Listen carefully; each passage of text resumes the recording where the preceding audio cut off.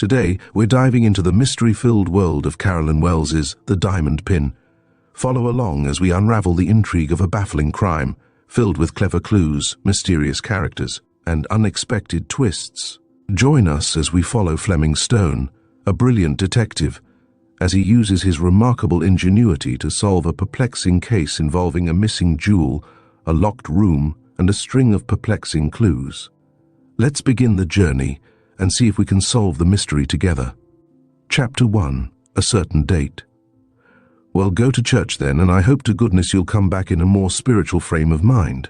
Though how you can feel spiritual in that flibbertigibbet dress is more than I know.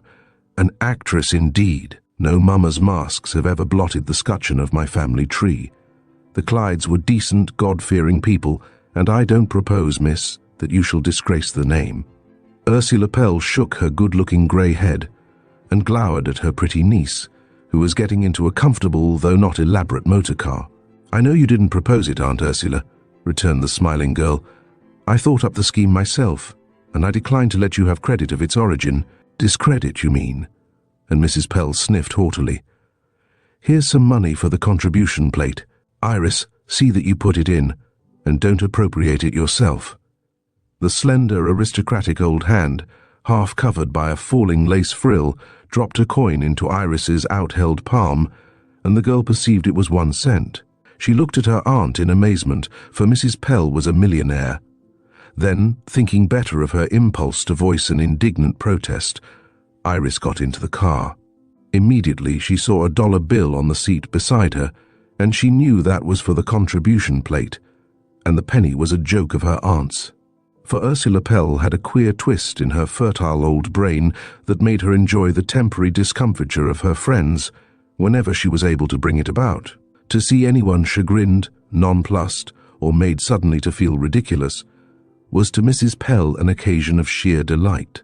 To do her justice, her whimsical tricks usually ended in the gratification of the victim in some way, as now, when Iris, thinking her aunt had given her a penny for the collection, found the dollar ready for that worthy cause.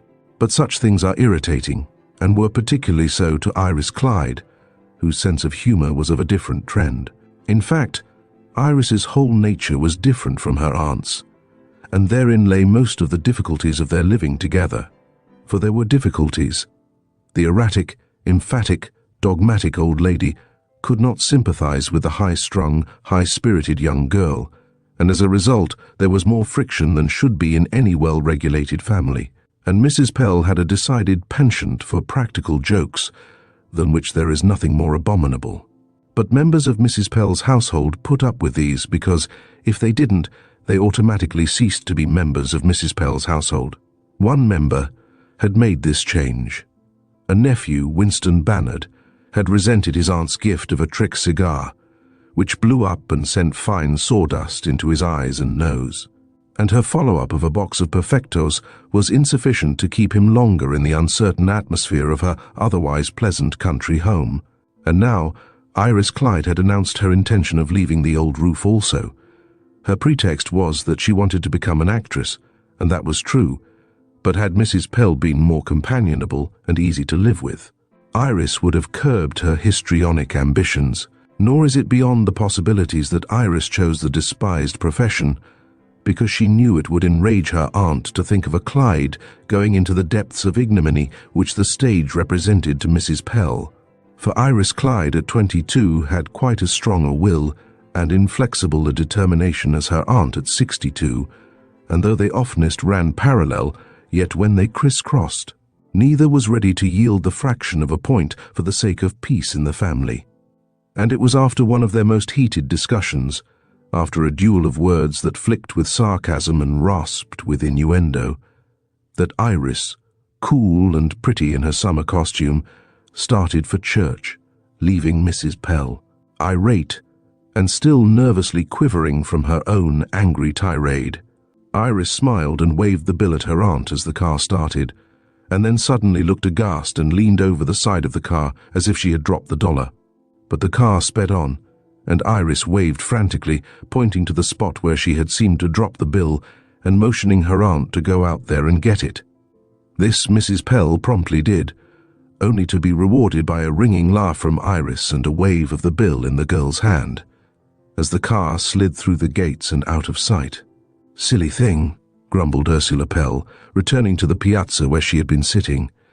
But she smiled at the way her niece had paid her back in her own coin, if a dollar bill can be considered coin. This, then, was the way the members of the Pell household were expected to conduct themselves. Nor was it only the family, but the servants also were frequent butts for the misplaced hilarity of their mistress. One cook left because of a tiny mouse imprisoned in her work basket. One first-class gardener couldn't stand a scarecrow made in a ridiculous caricature of himself, and one small scullery maid objected to unexpected and startling boos from dark corners. But servants could always be replaced, and so, for that matter, could relatives, for Mrs. Pell had many kinsfolk, and her wealth would prove a strong magnet to most of them. Indeed, as outsiders often exclaimed, "Why mind a harmless joke now and then?" Which was all very well for the outsiders, but it is far from pleasant to live in continual expectation of salt in one's tea or cotton in one's croquettes. So Winston had picked up his law books and sought refuge in New York City, and Iris, after a year's further endurance, was thinking seriously of following suit. And yet, Ursula Pell was most kind, generous, and indulgent. Iris had been with her for 10 years, and as a child or a very young girl, she had not minded her aunt's idiosyncrasy, had indeed rather enjoyed the foolish tricks. But of late, they had bored her, and their constant recurrence so wore on her nerves that she wanted to go away and order her life for herself. The stage attracted her, though not insistently. She planned to live in bachelor apartments with a girl chum who was an artist and hoped to find congenial occupation of some kind. She rather harped on the actress proposition because it so thoroughly annoyed her aunt, and matters between them had now come to such a pass that they teased each other in any and every way possible. This was entirely Mrs. Pell's fault, for if she hadn't had her peculiar trait of practical joking, Iris never would have dreamed of teasing her. On the whole, they were good friends, and often a few days would pass in perfect harmony by reason of Ursula not being moved by her imp of the perverse to cut up any silly prank. Then, Iris would drink from a glass of water, to find it had been tinctured with asafoetida, or brush her hair, and then learn that some drops of glue had been put on the bristles of her hairbrush. Anger or sulks at these performances were just what Mrs. Pell wanted, so Iris roared with laughter and pretended to think it all very funny, whereupon Mrs. Pell did the sulking and Iris scored. So it was not, perhaps, surprising that the girl concluded to leave her aunt's home and shift for herself. It would, she knew, probably mean disinheritance. But after all, money is not everything, and as the old lady grew older, her pranks became more and more an intolerable nuisance, and Iris wanted to go out into the world and meet people. The neighbors in the small town of Berrien, where they lived, were uninteresting, and there were few visitors from the outside world. Though less than 15 miles from New York, Iris rarely invited her friends to visit her because of the probability that her aunt would play some absurd trick on them. This had happened so many times, even though Mrs. Pell had promised that it should not occur, that Iris had resolved never to try it again. The best friends and advisers of the girl were Mr. Bowen, the rector, and his wife. The two were also friends of Mrs. Pell, and perhaps out of respect for his cloth, the old lady never played tricks on the Bowens. It was their habit to dine every Sunday at Pellbrook, and the occasion was always the pleasantest of the whole week. The farm was a large one, about a mile from the village, and included old-fashioned orchards and hayfields, as well as more modern greenhouses and gardens. There was a lovely brook, a sunny slope of hillside, and a delightful grove of maples, and added to these a long-distance view of hazy hills that made Pellbrook one of the most attractive country places for many miles around. Ursula Pell sat on her veranda quite contentedly gazing over the landscape and thinking about her multitudinous affairs. "I suppose I oughtn't to tease that child," she thought, smiling at the recollection. "I don't know what I'd do if she should leave me." Wynne went, "But land, you can't keep a young man down. A girl now's different. I guess I'll take Iris to New York next winter and let her have a little fling. I'll pretend I'm going alone, and leave her here to keep the house, And then I'll take her too. She'll be so surprised." The old lady's eyes twinkled, and she fairly revelled in the joke she would play on her niece. And, not to do her an injustice, she meant no harm. She really thought only of the girl's glad surprise at learning she was to go, and gave no heed to the misery that might be caused by the previous disappointment. A woman came out from the house to ask directions for dinner. "Yes, Polly," said Ursula Pell. "The Bowens will dine here as usual. Dinner at 1:30, sharp, as the rector has to leave at 3 to attend some meeting or other. Pity they had to have it on Sunday." There was some discussion of the menu, and then Polly, the old cook, shuffled away, and again Ursula Pell sat alone. "An actress," she ruminated. "My little Iris an actress? Well, I guess not. But I can persuade her out of that foolishness, I'll bet. Why, if I can't do it any other way, I'll take her traveling. I'll give her her inheritance now, and let her amuse herself being an heiress before I'm dead and gone. Why should I wait for that anyway? Suppose I give her the pin at once. I'd do it today, I believe, while the notion's on me, if I only had it here. I can get it from Mr. Chapin in a few days. And then, well then, Iris would have something to interest her. I wonder how she'd like a whole king's ransom of jewels. She's like a princess herself. And then too, that girl ought to marry, and marry well. I suppose I ought to have been thinking about this before. I must talk to the Bowens. Of course there's no one in Berrien. I did think one time Wynne might fall in love with her, but then he went away. And now he never comes up here any more. I wonder if Iris cares especially for Wynne. She never says anything about him, but that's no sign, one way or the other. I'd like her to marry Roger Downing, but she snubs him unmercifully. And he is a little countrified. With Iris's beauty and the fortune I shall leave her, she could marry anybody on earth. I believe I'll take her traveling a bit, say, to California, and then spend the winter in New York and give the girl a chance. And I must quit teasing her. But I do love to see that surprised look when I play some outlandish trick on her." The old lady's eyes assumed a vixenish expression, and her smile widened till it was a sly, almost diabolical grin. Quite evidently she was even then planning some new and particularly disagreeable joke on Iris. At length she rose and went into the house to write in her diary. Ursula Pell was of most methodical habits, and a daily journal was regularly kept. The main part of the house was 4 square, a wide hall running straight through the center, with doors front and back. On the left, as one entered, the big living room was in front, and behind it a smaller sitting room, which was Mrs. Pell's own. Not that anyone was unwelcome there, but it held many of her treasures and individual belongings, and served as her study or office, for the transaction of the various business matters in which she was involved. Frequently, her lawyer was closeted with her here for long confabs, for Ursula Pell was greatly given to the pleasurable entertainment of changing her will.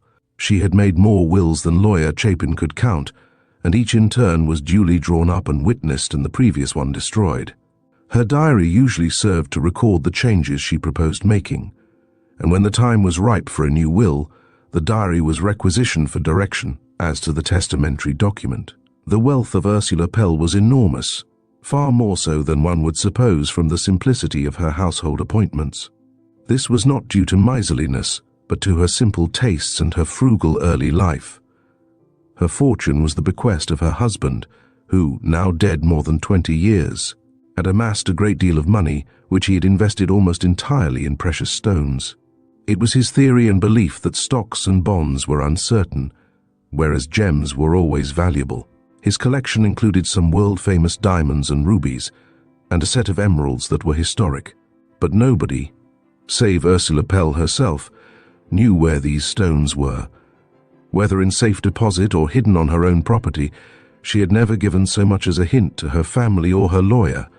James Chapin knew his eccentric old client better than to inquire concerning the whereabouts of her treasure, and made and remade the wills disposing of it, without comment. A few of the smaller gems Mrs. Pell had given to Iris and to young Bannard, and some, smaller still, to more distant relatives. But the bulk of the collection had never been seen by the present generation. She often told Iris that it should all be hers eventually, but Iris didn't seriously bank on the promise. for she knew her erratic aunt might quite conceivably will the jewels to some distant cousin in a moment of pique at her niece. For Iris was not diplomatic. Never had she catered to her aunt's whims or wishes with a selfish motive. She honestly tried to live peaceably with Mrs. Pell, but of late she had begun to believe that impossible and was planning to go away. As usual on Sunday morning, Ursula Pell had her house to herself. Her modest establishment consisted of only 4 servants, who engaged additional help as their duties required. Purdy, the old gardener, was the husband of Polly, the cook. Agnes, the waitress, also served as lady's maid when occasion called for it. Campbell, the chauffeur, completed the menage, and all other workers, and there were a good many, were employed by the day, and did not live at Pellbrook. Mrs. Pell rarely went to church, and on Sunday mornings Campbell took Iris to the village. Agnes accompanied them, as she too attended the Episcopal service. Purdy and his wife drove an old horse and still older buckboard to a small church nearby, which better suited their type of piety. Polly was a marvel of efficiency, and managed cleverly to go to meeting without in any way delaying or interfering with her preparations for the Sunday dinner. Indeed, Ursula Pell would have no one around her who was not efficient. Waste and waste motion were equally taboo in that household. The mistress of the place made her customary round of the kitchen quarters, and finding everything in its usual satisfactory condition, returned to her own sitting room and took her diary from her desk. At 12:30, the Purdys returned, and at 1 o'clock the motor car brought its load from the village. "Well, well, Mr. Bowen, how do you do?" The hostess greeted them as they arrived.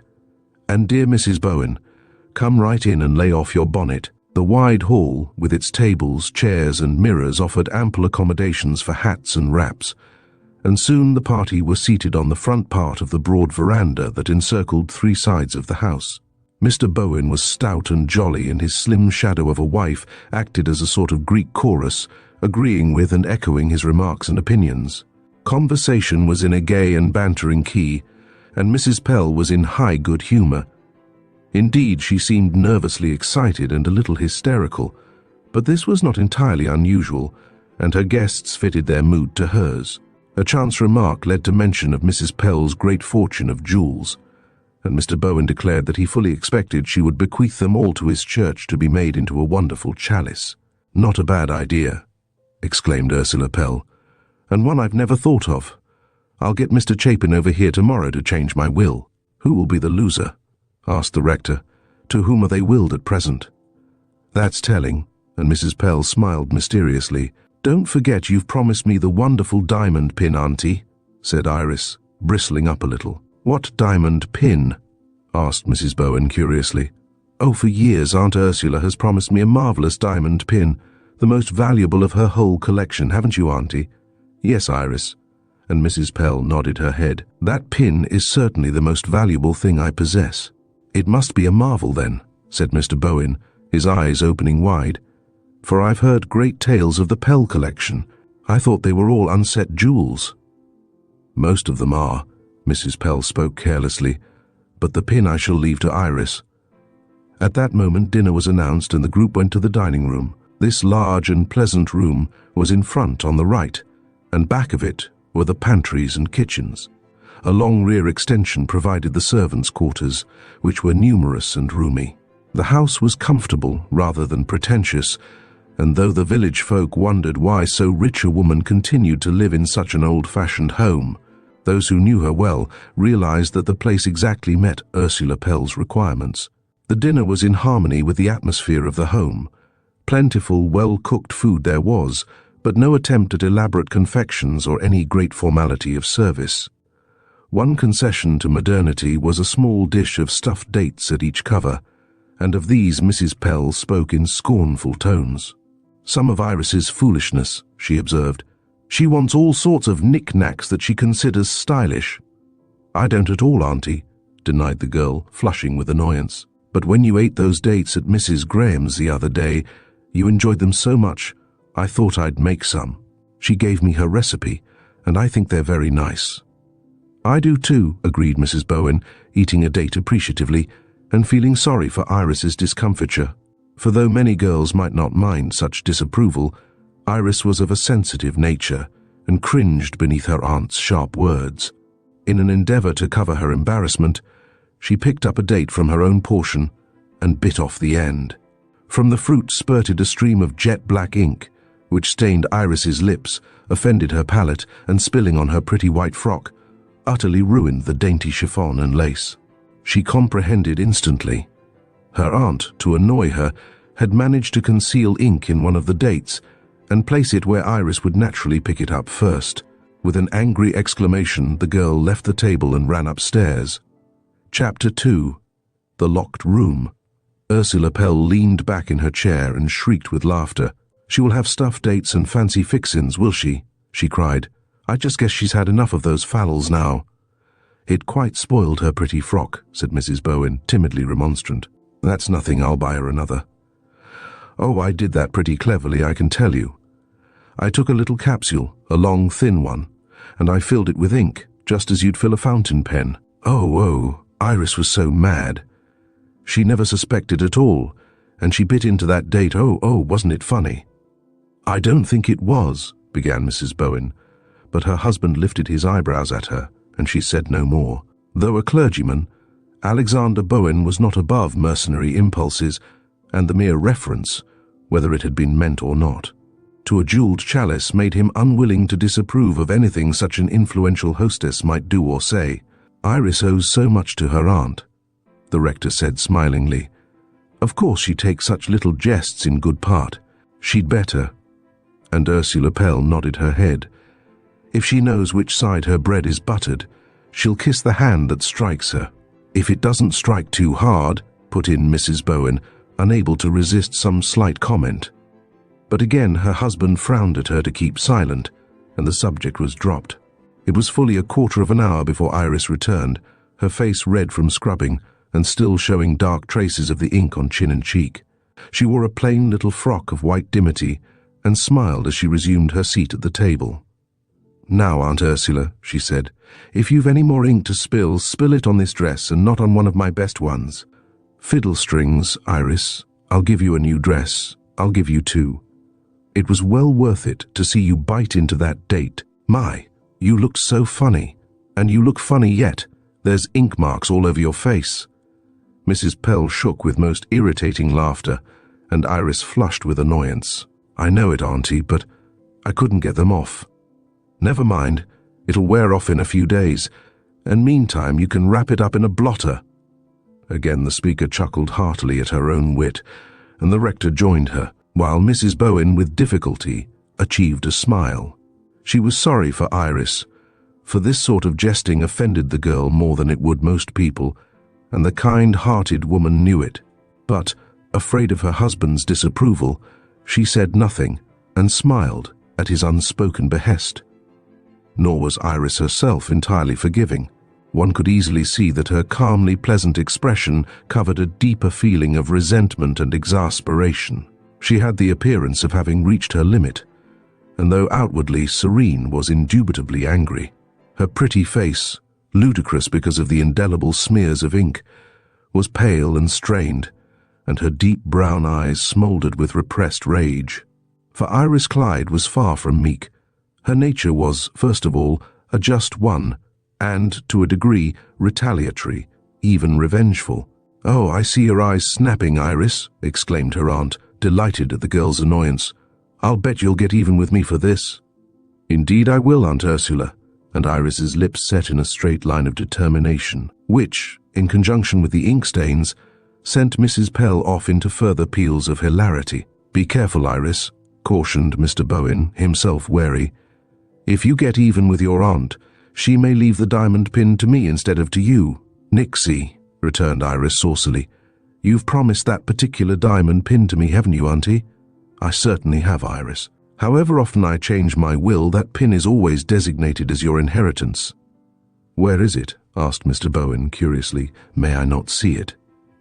"It is in a box in my lawyer's safe at this moment," replied Mrs. Pell. "Mr. Chapin has instructions to hand the box over to Iris after my departure from this life, which I suppose you'd like to expedite, eh, Iris?" "Well, I wouldn't go so far as to poison you," Iris smiled, but I confess I felt almost murderous when I ran up to my room just now and looked in the mirror." "I don't wonder," exclaimed Mrs. Bowen, unable to stifle her feelings longer. "Tut, tut," cried the rector. "What talk for Christian people?" "Oh, they don't mean it," said Mrs. Pell. "You must take our chaff in good part, Mr. Bowen." Dinner over, the Bowens almost immediately departed, and Iris, catching sight of her disfigured face in a mirror, turned angrily to her aunt.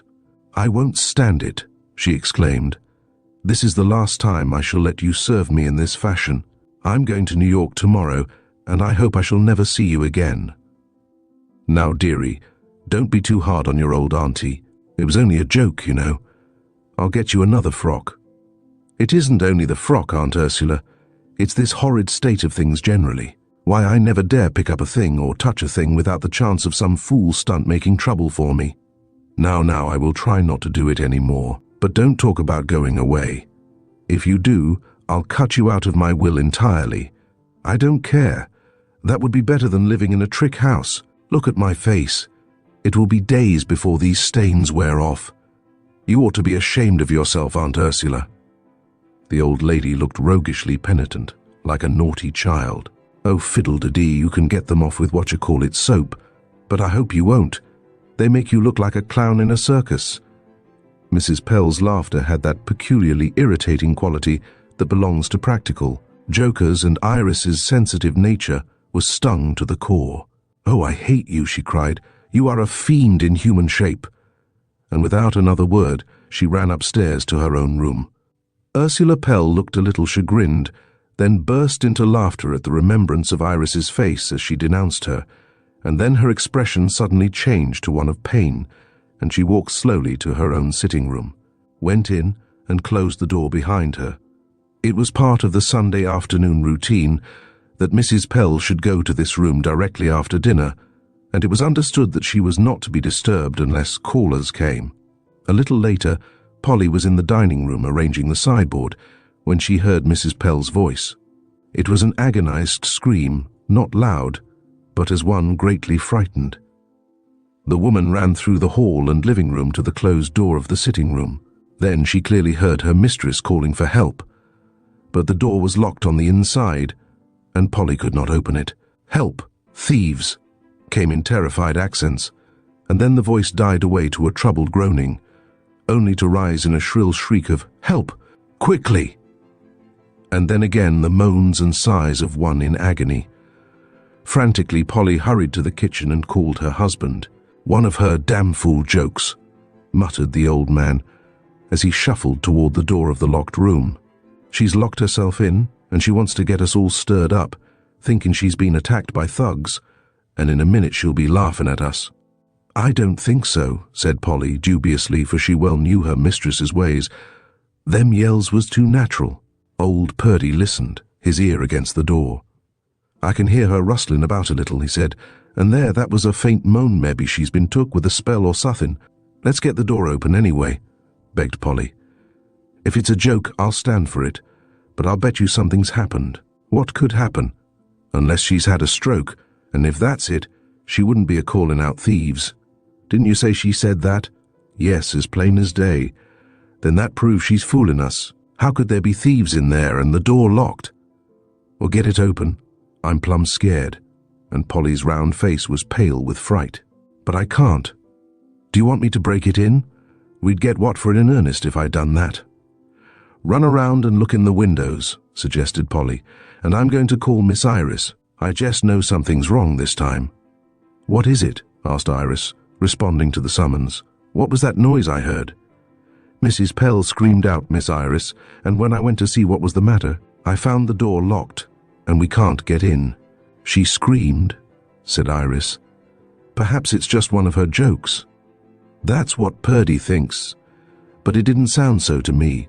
It sounded like she was in mortal danger. Here's Purdy now." "Well, I can't see in the windows," was his retort. "The shades is all pulled down, counter the sun. She always has 'em so afternoons. And you well know, nobody could get in them windows or out of 'em." Ursula Pell's sitting room was also her storehouse of many treasures. Collections of curios and coins left by her husband, Additional objects of value, bought by herself, made the room almost a museum. And, in addition, her desk contained money and important papers, wherefore she had had the windows secured by a strong steel lattice work that made ingress impossible to marauders. 2 windows faced south and 2 west, and there was but one door, that into the living room. This being locked, the room was inaccessible, and the drawn shades prevented even a glimpse of the interior. The windows were open, but the shades inside the steel gratings were not to be reached. There was no sound now from the room, and the listeners stood, looking at one another, uncertain what to do next. "Of course it's a joke," surmised Purdy, "but even so it's our duty to get into that room. If so be's we get laughed at for our pains. It won't be anything out of the common, and if Mrs. Pell has had a stroke, or anything has happened to her, we must see about it." "How will you get in?" asked Iris, looking frightened. "Bust the door down," said Purdy succinctly. "I'll have to get Campbell to help. While I'm gone after him, you try to persuade Mrs. Pell to come out if she's just tricking us." The old man went off, and Polly began to speak through the closed door. "Let us in, Mrs. Pell," she urged. "Do now, or Purdy'll spoil this good door." "Now what's the sense of that, if you're only a foolin'? Open the door, please do." But no response of any sort was made. The stillness was tragic, yet there was the possibility, even the likelihood, that the tricky mistress of the house would only laugh at them when they had forced an entrance. "Of course it's her foolishness," said Agnes, who had joined the group.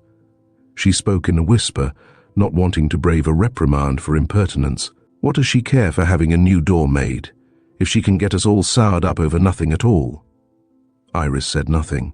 Only a faint, almost imperceptible tinge remained of the ink stains on her face. She had used vigorous measures and had succeeded in removing most of the disfigurement. Campbell returned with Purdy. "Ah, now, Miss Pell, come out of there," he wheedled. "Do now. It's a sin and a shame to bust in this here heavy door. Likewise, it ain't no easy matter nohow. I'm not sure me and Purdy can do it. Please, missus, unlock the door and save us all a lot of trouble." But no sound came in answer. "Let's all be awful still," suggested Purdy, "for quite a time, and see if she don't make some move." Accordingly, each and every one of them scarcely breathed, and the silence was intense. "I can't hear a sound," said Campbell at last, his ear against the keyhole, which was nearly filled by its own key. "I can't hear her breathing. You sure she's in there?" "Of course," said Polly. "Didn't I hear her screaming? I tell you, we got to get in. Joke or no joke, we got to."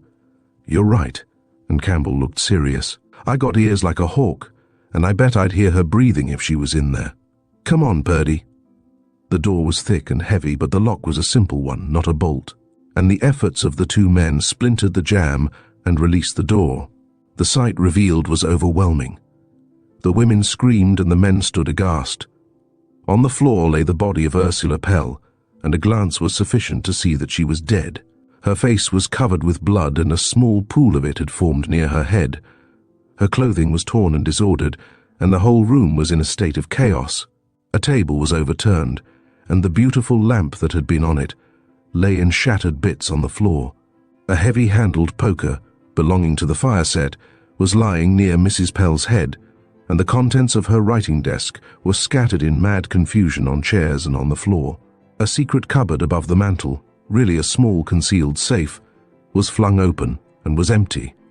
An empty pocketbook lay on one chair, and an empty handbag on another, but these details were lost sight of in the attention paid to Mrs. Pell herself.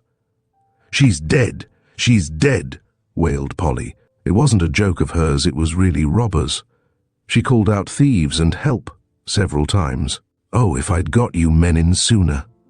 "But good land, Polly," cried Campbell, "what do you mean by thieves? How could anybody get in here with the door locked, or if he was in, how could he get out?"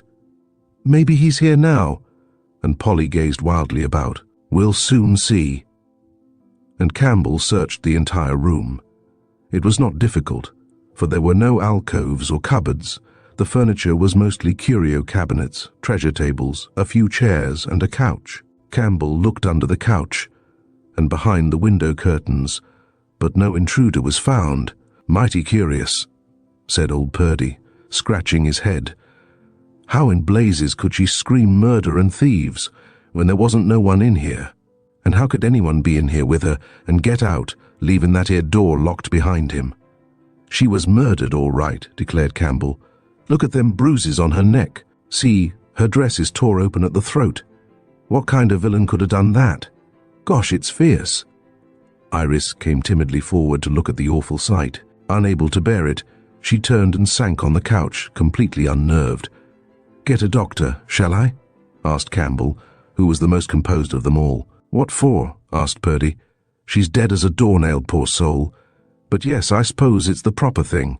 And we ought to get the crowner, and not touch nothing till he comes. The coroner. Iris's eyes stared at him. What for? Well, you see, Miss Iris, it's customary when there's a murder. But she couldn't have been murdered. Impossible. Who could have done it? It's an accident. I wish I could think so, Miss Iris. And Purdy's honest old face was very grave. But you look around. See, there's been robbery. Look at that there empty pocketbook and empty bag. And the way she's been hit. Why, see the marks on her chest. She's fair black and blue, and her skirt's tore. Good Lord, cried Polly. Her pocket's tore out. She always had a big pocket inside each dress skirt, and this one's why it's been cut out. There could be no doubt that the old lady had been fearfully attacked, nor could there be any doubt of robbery. The ransacked desk, the open safe, the cut-out pocket, added to the state of the body itself, left no room for theories of accident or self-destruction. Holler for the doctor, commanded Purdy, instinctively taking the helm. You telephone him, Campbell, and then he'll see about the coroner or whoever he wants. And I think we'd ought to call up Mr. Bowen. What say, Miss Iris? Mr. Bowen, why? Oh, I dunno. It seems sort of decent, that's all. Very well, do so. I suppose I ought to telephone to Mr. Bannard. Sure you ought to. But let's get the people up here first. Then you can get long distance to New York afterward. Once over the first shock of horror, Purdy's sense of responsibility asserted itself, and he was thoughtful and efficient. All of you go out of this room, he directed. I'll take charge of it till the police get here. This is a mighty strange case, and I can't see any light as to how it could have happened. But it did happen. Poor Mrs. Pell is done for, and I'll stand guard over her body till somebody with more authority gets here. You, Agnes, be ready to wait on the door, and Polly, you look after Miss Iris. Campbell, you telephone like I told you. Submissively they all obeyed him. Iris, with an effort, rose from the couch and went out to the living room.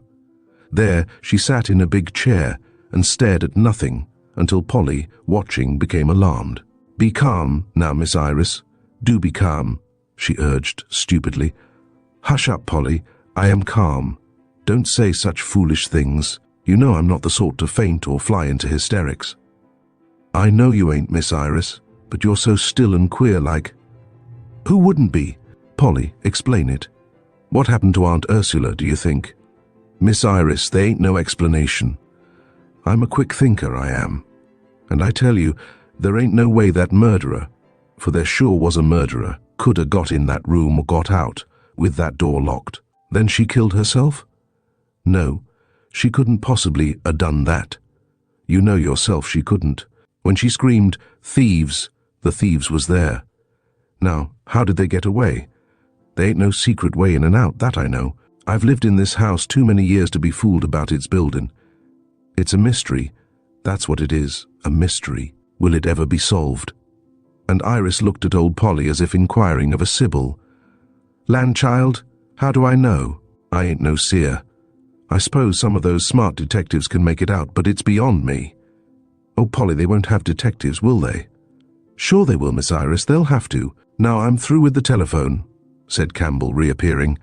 Shall I get New York for you, miss? No, said Iris, rising. I'll get the call myself. Chapter 3. The Evidence of the Checkbook.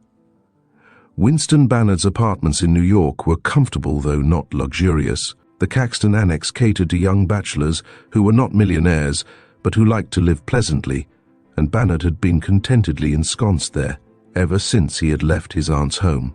He had always been glad he had made the move, for the city life was far more to his liking than the village ways of Berrien, and if his law practice could not be called enormous.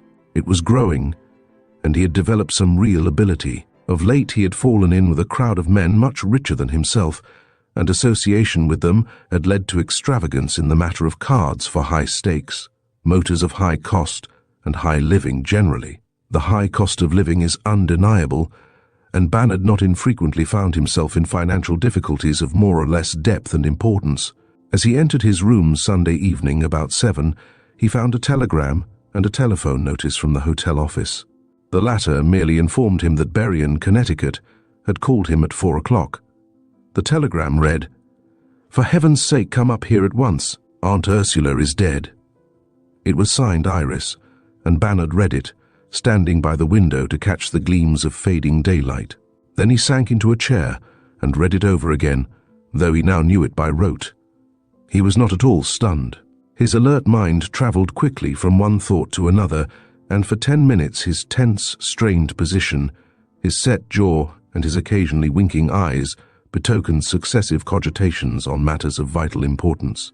Then he jumped up, looked at his watch, consulted a timetable, and, not waiting for an elevator, ran down the stairs through that atmosphere of Sunday afternoon quiet, which is perhaps nowhere more noticeable than in a city hotel. A taxicab, a barely caught train, and before 9 o'clock, Winston Bannard was at the Berrien railroad station. Campbell was there to meet him, and as they drove to the house, Bannard sat beside the chauffeur that he might learn details of the tragedy.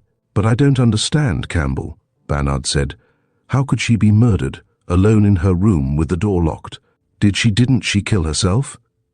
But the chauffeur was close-mouthed. "I don't know, Mr. Bannard," he returned.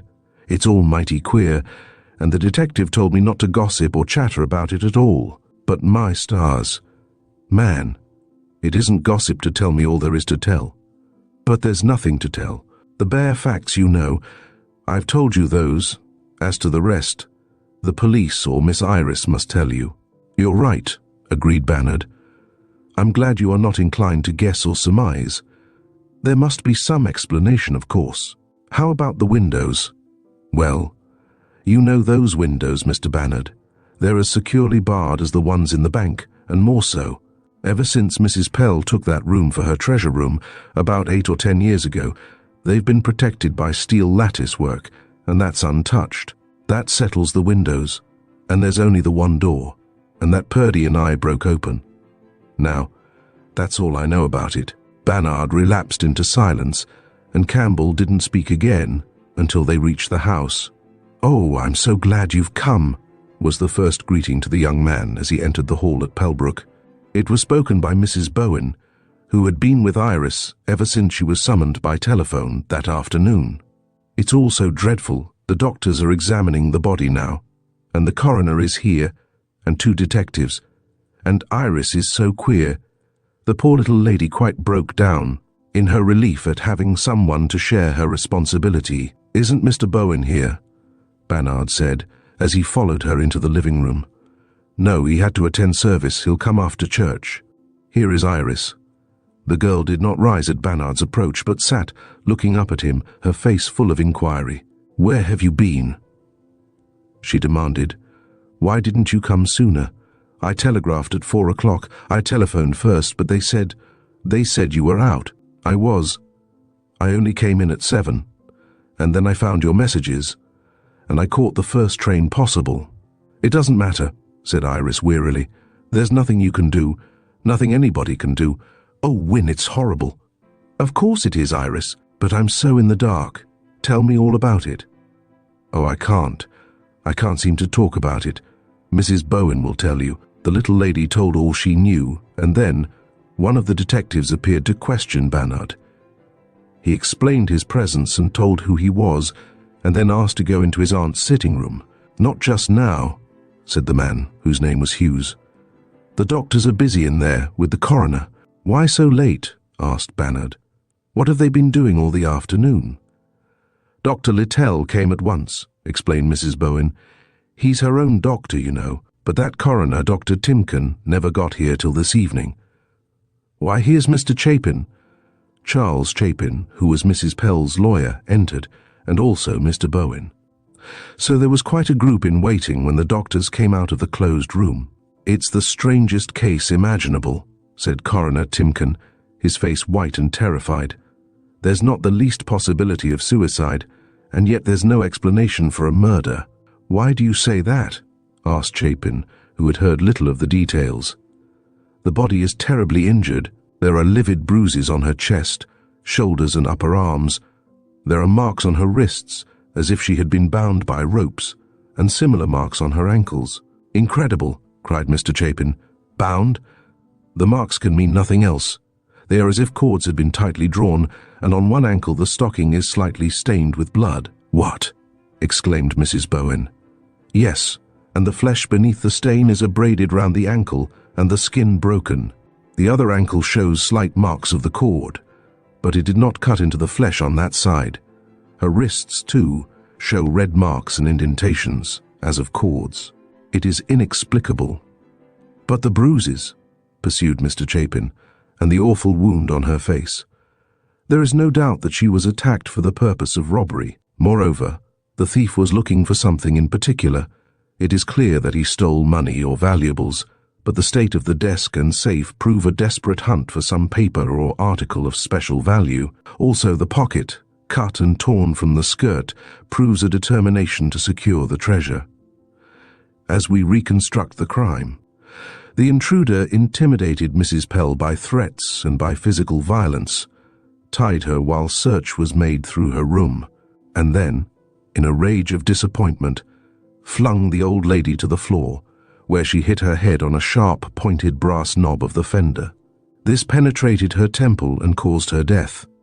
These things are facts, also the state of the room, the overturned table and chairs, the broken lamp, the ransacked desk and safe. All these are facts, but what theory can account for the disappearance of the murderer from the locked room?" There was no answer until Detective Hughes said, "I've always been told that the more mysterious and insoluble a crime seems to be, the easier it is to solve it." "You have, eh?" returned the coroner.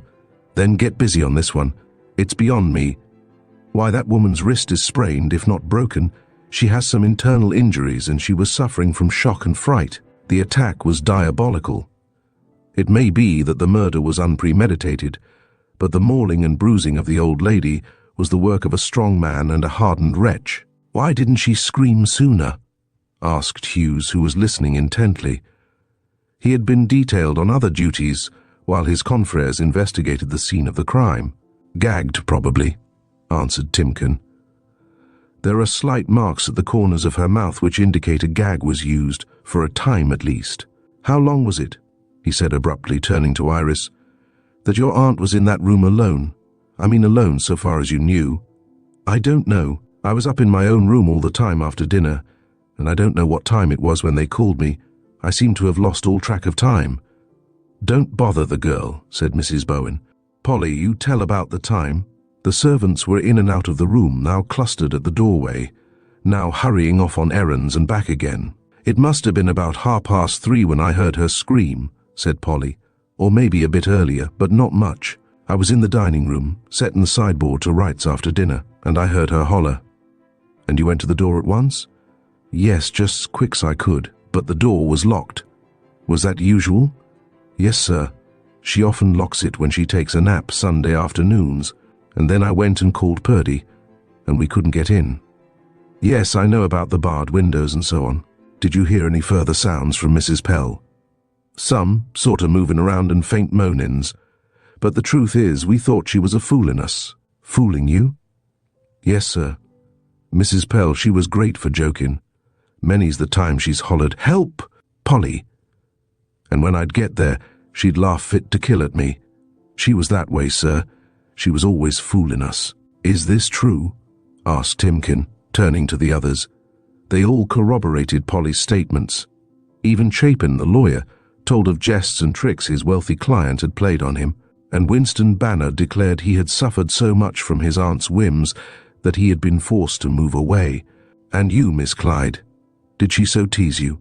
"Indeed she did," said Iris. "I think I was her favorite victim. Scarcely a day passed that she did not annoy and distress me by some practical joke. You know about the ink this noon?" She turned to Mrs. Bowen. "Yes," said that lady, but she looked grave and thoughtful. But surely, pursued the coroner, one could tell the difference between the screams of a victim in mortal agony and those of a jest. No, sir, and Polly shook her head. Mrs. Pell was that clever. She'd make you think she'd been hurt awful when she was just tricking you. But anyways, sir, me and Purdy, we did all we could, and we couldn't get in. Then Campbell, he come and helped to break down the door. And you're sure the murderer couldn't have slipped through as you opened the door? Not a chance, spoke up Campbell. We smashed it open. The lock just splintered out of the jamb, as you can see for yourself, and we were all gathered in a clump on this side. No, sir, the room was quiet as death and empty, save for Mrs. Pell herself. And she was dead then? Yes, sir, asseverated Purdy solemnly. I ain't no doctor, but I made sure she was dead. She died within a minute or so. She was most as warm as in life, and the blood was still a-flowing from her head where she was struck. Did you move anything in the room? No, sir, only so much as was necessary to get around. The table that was upset had an electric lamp on it, which had a long dangling green cord, 'cause it was put in after the reg'lar wiring was done. I coiled up that air cord and picked up the pieces of broken glass so's we could step around, but I left the bag and pocketbook and all just where they was flung, and the litter from the desk all over the floor. I didn't touch that, neither nor I didn't touch the body. Purdy's voice faltered, and his old eyes filled with tears.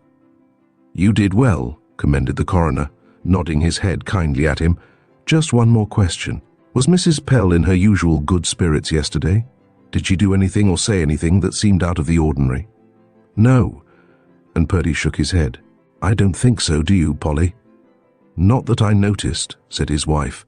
She cut up an awful trick on Miss Iris, but that wasn't to say unusual. What was it? And the coroner listened to an account of the date with ink in it. The story was told by Mrs. Bowen, as Iris refused to talk at all. A pretty mean trick, was the coroner's opinion. Didn't you resent it, Miss Clyde? She did not, spoke up the rector in a decided way. Miss Clyde is a young woman of too much sense, and also of too much affection for her dear aunt, to resent a good-humoured jest. Good-humoured jest, exclaimed Hughes. Going some. A jest like that spoiling a young girl's pretty Sunday frock. Never mind, Hughes, reproved Timken. We're not judging Mrs. Pell's conduct now. This is an investigation, a preliminary inquiry rather, but not a judgment seat. Miss Clyde, I must ask that you answer me a few questions. You left your aunt's presence directly after your guests had departed. Within a few moments of their leaving. She was then in her usual health and good spirits? So far as I know. Any conversation passed between you? Only a little. Amicable? What do you mean by that? Friendly, affectionate, not quarrelsome. It was not exactly affectionate, as I told her I was displeased at her spoiling my gown. Ah. And what did she say? That she would buy me another. Did that content you? I wasn't discontented. I was annoyed at her unkind trick, and I told her so. That is all. Of course that is all, again interrupted Mr. Bowen. I can answer for the cordial relationship between aunt and niece, and I can vouch for the fact that these merry jests didn't really stir up dissension between these two estimable people. Why, only today, Mrs. Pell was dilating on the wonderful legacies she meant to bestow on Miss Clyde. She also referred to a jeweled chalice for my church, but I am sure these remarks were in no way prompted by any thought of immediate death. On the contrary, she was in gayer spirits than I have ever seen her. I think she was overexcited, said Mrs. Bowen thoughtfully. Don't you, Iris? She was giggling in an almost hysterical manner, it seemed to me. I didn't notice, said Iris wearily. Aunt Ursula was a creature of moods. She was grave or gay without apparent reason. I put up with her silly jokes usually, but today's performance seemed unnecessary and unkind. However, it doesn't matter now. No, declared Winston Bannard, and it does no good to rake over the old lady's queer ways. We all know about her habit of playing tricks, and I, for one, don't wonder that Polly thought she screamed out to trick somebody, nor does it matter. If Polly hadn't thought that, she couldn't have done any more than she did do to get into that room as soon as possible. Could she now? No, agreed the coroner. Nor does it really affect our problem of how the murder was committed. "Let me have a look into that room," said Bannard suddenly. "You a detective?" asked Timken. "Not a bit of it, but I want to see its condition." "Come on in," said the other. "They've put Mrs. Pell's body on the couch, but except for that, nothing's been touched." Hughes went in with Bannard and the coroner, and the three men were joined by lawyer Chapin. Silently they took in the details. The still figure on the couch, with face solemnly covered, seemed to make conversation undesirable. Hughes alertly moved about, peering at things but touching almost nothing. Bannard and Mr. Chapin stood motionless, gazing at the evidences of crime. "Got a cigarette?" whispered Hughes to Bannard, and mechanically the young man took out his case and offered it. The detective took one and then continued his minute examination of the room and its appointments. At last he sat down in front of the desk and began to look through such papers as remained in place. There were many pigeonholes and compartments, which held small memorandum books and old letters and stationery. Hughes opened and closed several books, and then suddenly turned to Bannard with this question. "You haven't been up here today, have you, Mr. Bannard? I mean, before you came up this evening?" "No, certainly not," was the answer, and the man looked decidedly annoyed. "What are you getting at, Mr. Hughes?" "Oh, nothing. Where have you been all day, Mr. Bannard?" "In New York City. Not been out of it."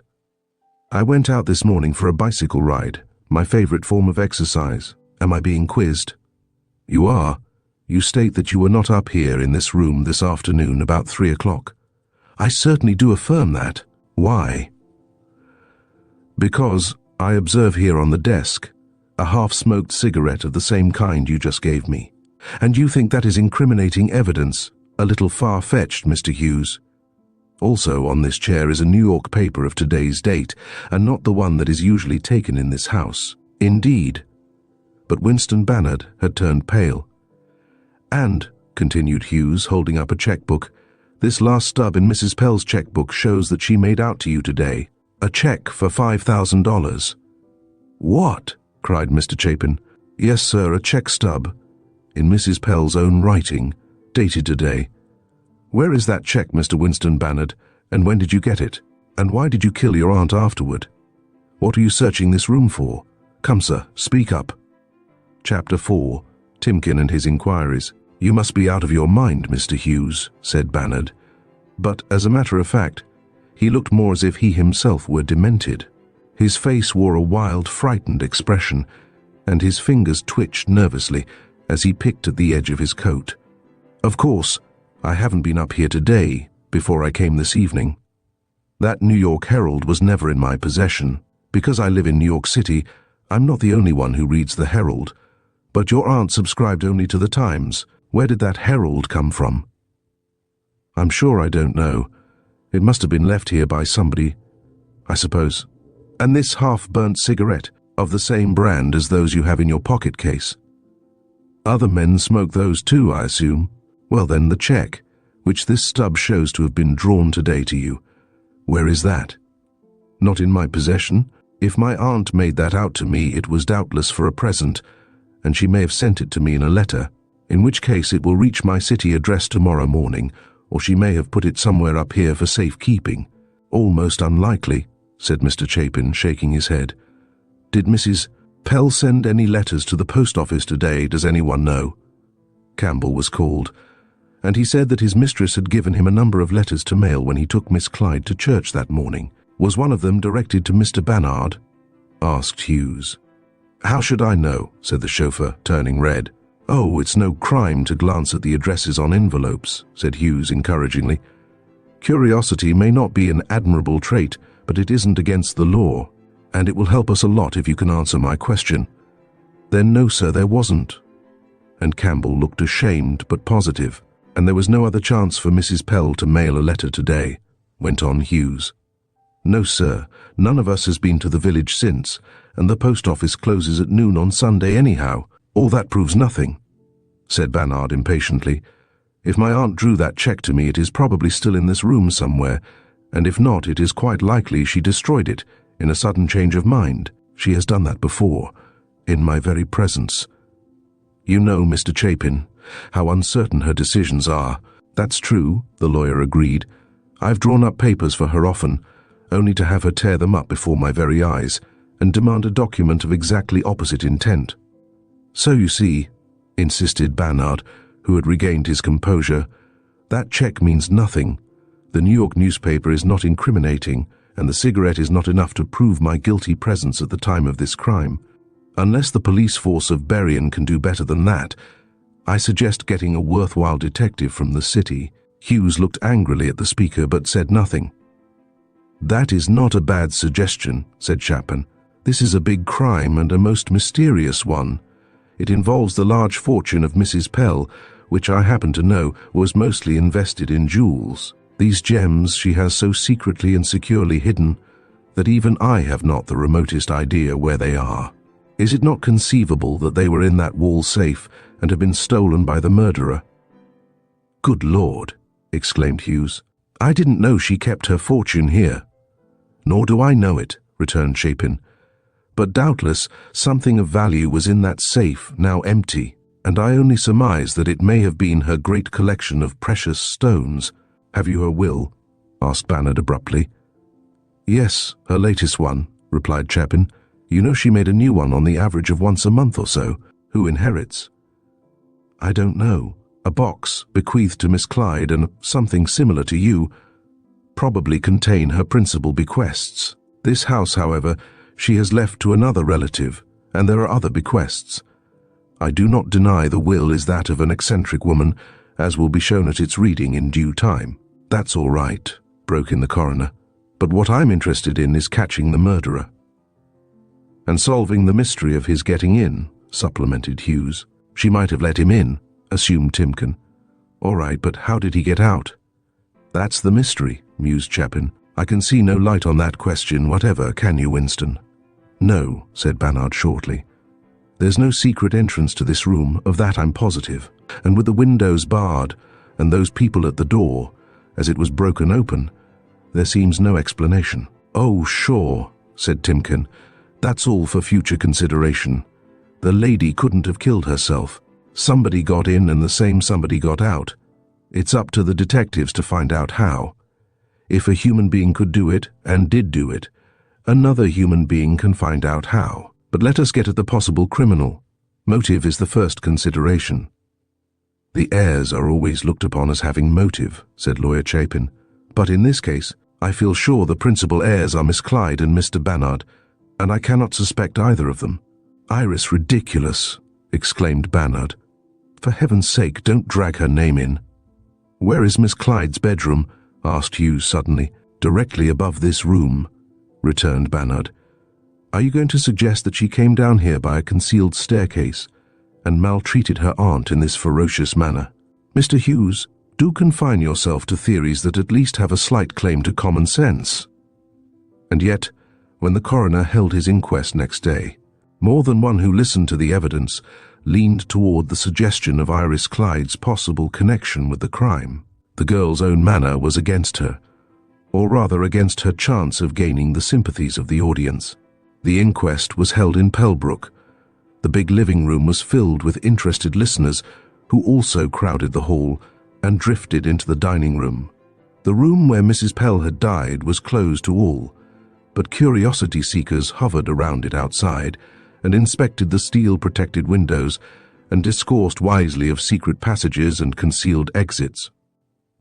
As the one known to have last spoken with her aunt, Iris was closely questioned, but her replies were of no help in getting at the truth. She admitted that she and her aunt quarreled often and agreed that that was the real reason she had decided to go to New York to live. But her answers were curt, even angry at times, and her manner was haughty and resentful. Great emphasis was laid by the coroner on the tenor of the last words that passed between Iris and her aunt.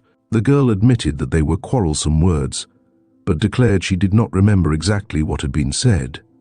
Something in the expression of the maid, Agnes, caught the eye of the coroner, and he suddenly turned to her, saying, "Did you overhear this conversation?" Taken aback by the unexpected question, Agnes stammered, "Yes, sir, I did." "Where were you?" "In the dining room, clearing the table." "Where was Miss Clyde?" "In the hall, just about to go upstairs." "And Mrs. Pell?" "In the hall by the living room door." "Why were they in the hall?" "Mr. and Mrs. Bowen had just left, and the ladies had said goodbye to them at the front door, and then they stood talking to each other a few moments. What were they talking about? Agnes hesitated, but on further insistence of the coroner, she said, Miss Iris was complaining to Mrs. Pell about her habit of playing tricks. Was Miss Clyde angry at her aunt? She sounded so. Certainly I was, broke in Iris. I had stood that foolishness just as long as I could. You are not the witness for the moment, Miss Clyde, said the coroner, severely. Agnes, what did Mrs. Pell say to her niece in response to her chiding? She only laughed and said that Miss Iris looked like a circus clown. Then what did Miss Clyde say? She said that Mrs. Pell was a fiend in human shape and that she hated her. Then she ran upstairs and went into her own room and slammed the door. Have you any reason to think, Agnes, that there is any secret mode of connection between Mrs. Pell's sitting room and Miss Clyde's bedroom, directly above it?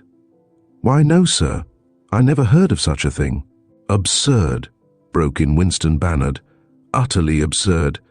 If there were such a thing, it could certainly be discovered by your expert detectives. There isn't any, declared Hughes positively. I've sounded the walls and examined the floor and ceiling, and there's not a chance of it. The way the murderer got out of that locked room is a profound mystery, but it won't be solved by means of a secret entrance. Yet what other possibility can be suggested? Went on Timken thoughtfully. And the connection needn't be directly with Miss Clyde's room. Suppose there is a sliding wall panel or an exit to the cellar in some way. But there isn't, insisted Hughes. I'm not altogether ignorant of architecture, and there is no such thing in any part of that room. Moreover, how could any outsider come to the house, get in and get into that room, without any member of the household seeing his approach? The two women servants were in the house, but Campbell, the chauffeur, and Purdy, the gardener, were out of doors, and could have seen anyone who came in at the gate. Might not the intruder have entered while the family was at dinner, and concealed himself in Mrs. Pell's sitting room, until she went in there after dinner? Possibly, agreed Hughes, but, in that case, how did the intruder get out? And that was the sticking point with every theory. No one could think of or imagine any way to account for the exit of the criminal.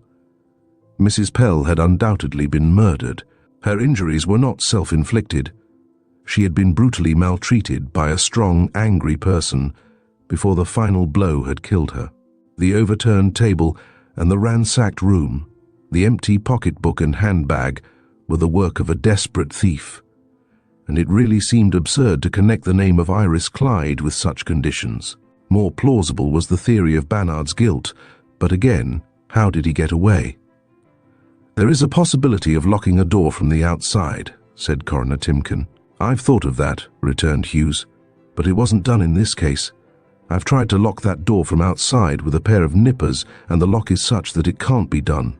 And, too, Polly heard Mrs. Pell's screams at the moment of her murder. The criminal couldn't have run out and locked the door outside and gone through this room without having been seen by someone. You were in the dining room, Polly? Yes, sir, and I ran right in here. There was no time for anybody to get away without my seeing him. The facts, as testified to, were so clear-cut and definite that there seemed little to probe into. It was a deadlock. Mrs. Pell had been robbed and murdered. Apparently there was no way in which this could have been done, and yet it had been done. The two who could be said to have a motive were Iris Clyde and Winston Bannard. It might even be said that they had opportunity, yet it was clearly shown that they could not have escaped unseen. Bannard was further questioned as to his movements on Sunday. He declared that he had risen late and had gone for a bicycle ride, a recreation of which he was fond. Where did you ride? Asked Timken. Up Broadway and on along its continuation as far as Red Fox Inn. That's about halfway up here. I know it. I stopped there for luncheon about noon, and after that I returned to New York. You lunched at the inn at noon? Shortly after 12, I think it was. The inn people will verify this. They know you? Not personally, but doubtless the waiter who served me will remember my presence. And after luncheon, you returned to the city. I did. Reaching your home at what time? Oh, I didn't go to my rooms until about twilight. It was a lovely day, and I came home slowly, stopping here and there when I passed a bit of woods or a pleasant spot to rest. I often spend a day in the open. You had your newspaper with you? I did. What one? The Herald. But even as Bannard said the words, he caught himself and looked positively frightened. Ah, yes. There is even now a Herald of yesterday's date in Mrs. Pell's sitting room. But that isn't mine. That one isn't unfolded. I mean, it hasn't been unfolded. You can see that by its condition. Mine, I read through and refolded it untidily, even inside out. Fine talk, said Timken with a slight sneer. But it doesn't get you anywhere. That New York paper, that cigarette end, and that check stub seem to me to need pretty strict accounting for. Your explanations are glib but a little thin. I don't see how you got out of the room, or Miss Clyde either. But that consideration would apply equally to any other intruder, and we have no other direction in which to look for the person who robbed Mrs. Pell. Leave Miss Clyde's name out, said Bannard shortly. If you want to suspect me, go ahead, but it's too absurd to fasten it on a woman. Perhaps you both know more than you've told. I don't, declared Iris, her eyes snapping at the implication. I was angry at my aunt. I've told you the truth about that, but I didn't kill her. Nor did her nephew. Because we are her probable heirs does not mean that we're her murderers. Your protestation doesn't carry much weight, said Timken coldly. We're after proofs, and we'll get them yet. Mr. Bowen, will you take the stand? The rector somewhat ponderously acquiesced, and the coroner put some questions to him, which, like the preceding queries, brought little new light on the mystery. But one statement roused a slight wave of suspicion toward Iris Clyde. This was the assertion that Mrs. Pell had said she would call her lawyer to her the next day, to change her will. With what intent? Asked Timken. She promised that she would have all her jewels set into a chalice and present it to me for my church. Oh, she didn't mean that, Mr. Bowen, Iris exclaimed. Why didn't she? She said it, and I have no reason to think she was not sincere. She may have meant it when she said it, put in Lawyer Chapin. But she was likely to change her mind before she changed her will. That's mere supposition on your part, objected Mr. Bowen. But I know my late client better than you do. She changed her will frequently, but her fortune was always left to her relatives, not to any institution or charity. She said that she had never thought of it before, Mr. Bowen related, but that she considered it a fine idea. Oh, then you proposed it, said Timken. Yes, I did, replied the clergyman. I suggested it half-jestingly, but when Mrs. Pell acquiesced with evident gladness, I certainly hoped she would put at least part of her fortune into such a good cause. You heard this discussion, Miss Clyde? Asked the coroner. Of course I did. It occurred at the dinner table. And were you not afraid your aunt would make good her promise? She didn't really promise. Afraid then that she would carry out the minister's suggestion, I didn't really think much about it. If you mean, did I kill her to prevent such a possibility, I answer I certainly did not. And so the futile inquiry went on. Nobody could offer any evidence that pointed toward a solution of the mysterious murder.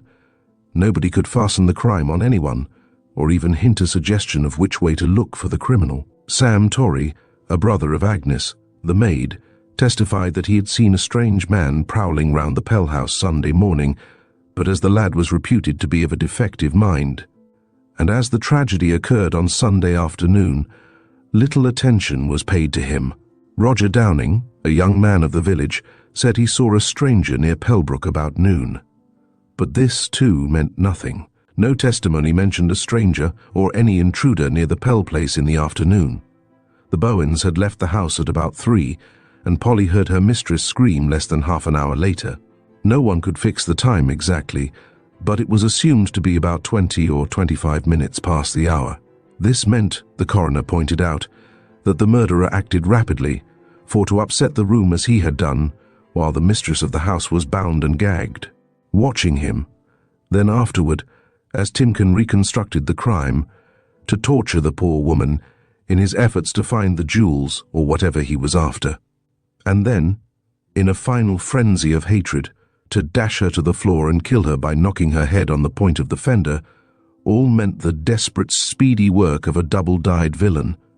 As to his immediate disappearance, which took place between the time when he dashed her to the floor and when Purdy broke in the door, the coroner was unable to offer any explanation whatever.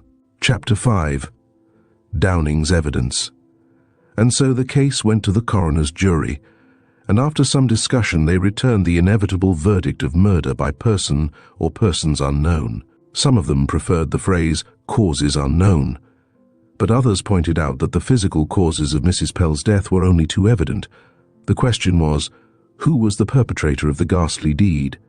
And so the foreman somewhat importantly announced that the deceased met her death at the hands of persons unknown, and in most mysterious and inexplicable circumstances, but recommended that every possible effort be made to trace any connection that might exist between the tragedy and the heirs to the fortune of the deceased.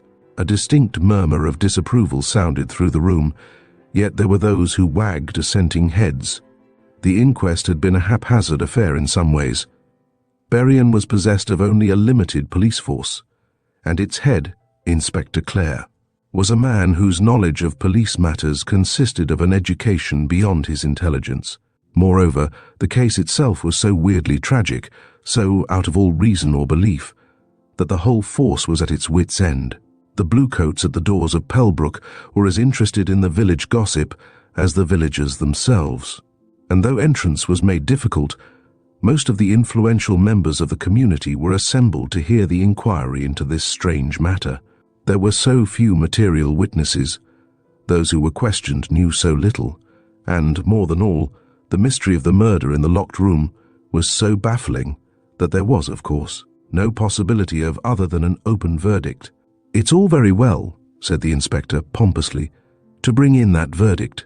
Yes, that's all very well. But the murderers must be found.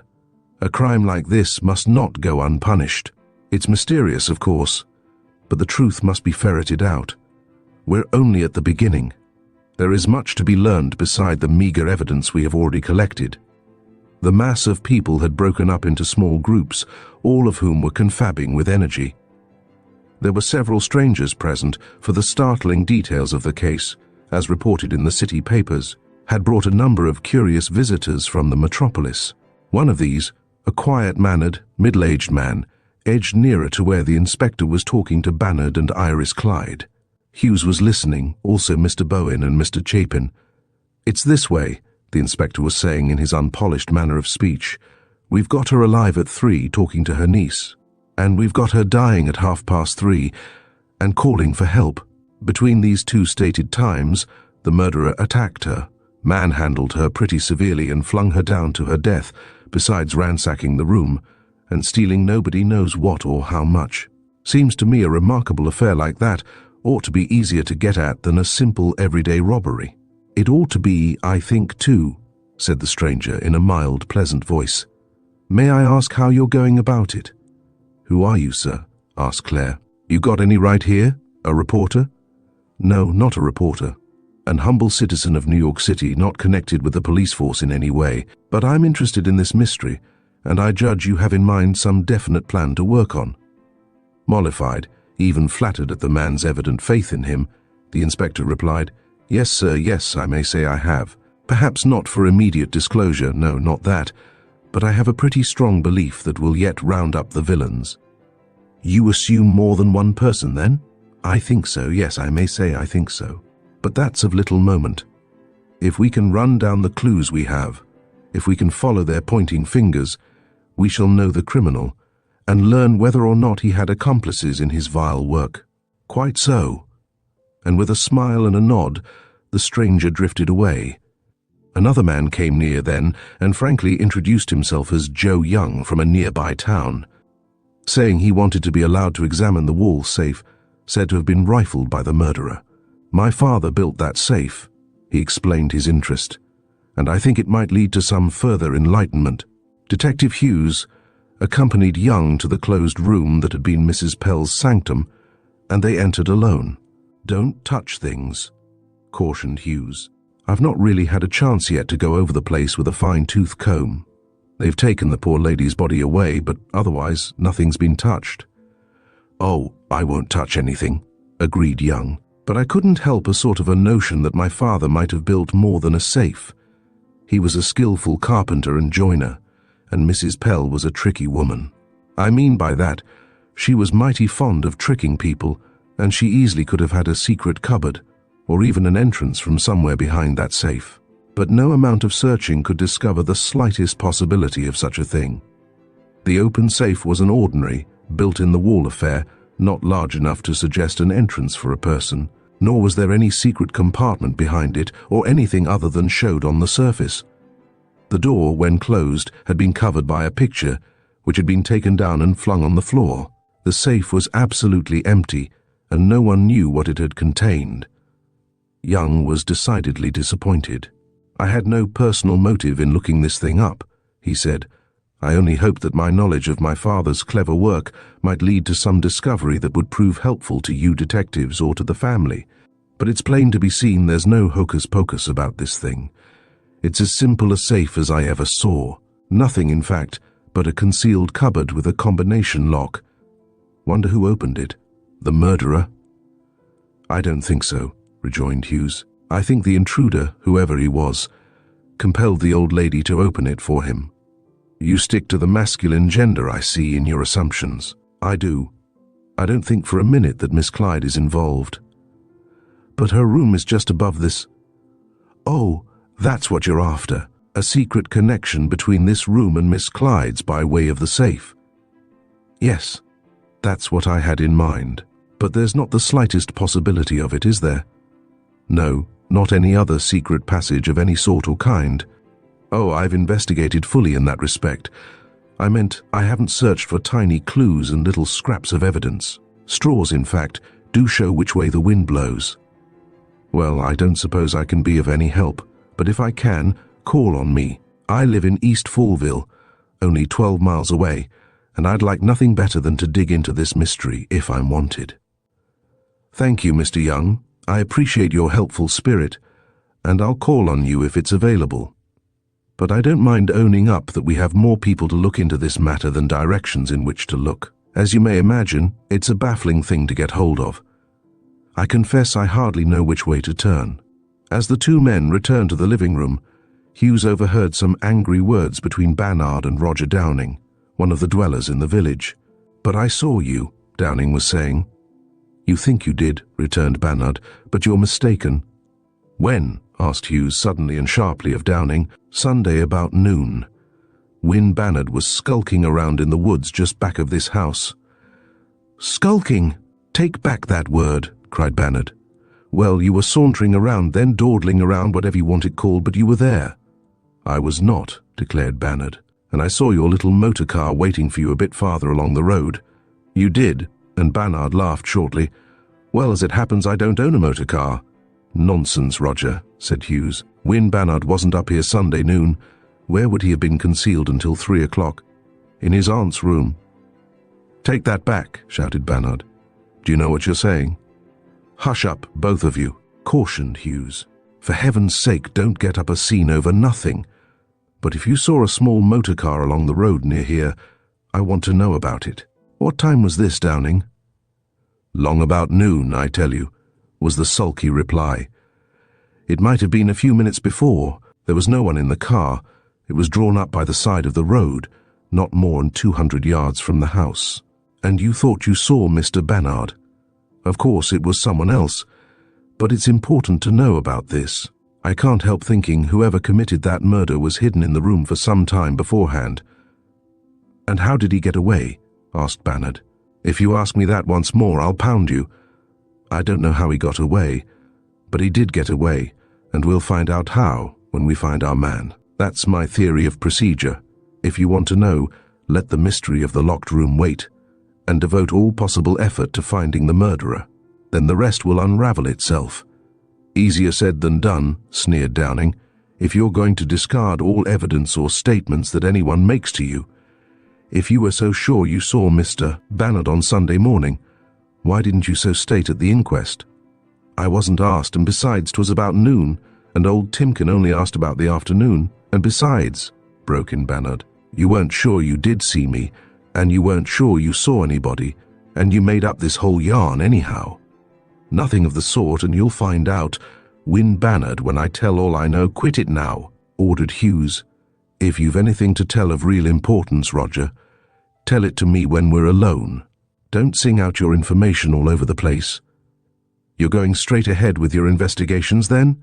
Bannard asked of the detective. Yes, but we can't do much till after the funeral and what? And after the reading of the will.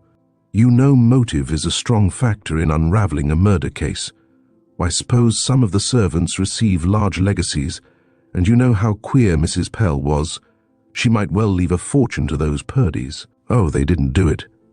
And Bannard tossed off the idea as absurd. You don't know. Leaving out, as I said before, the question of how the villain got in or out, it might easily have been one or more of the servants, and other help is hired beside the regular house crowd.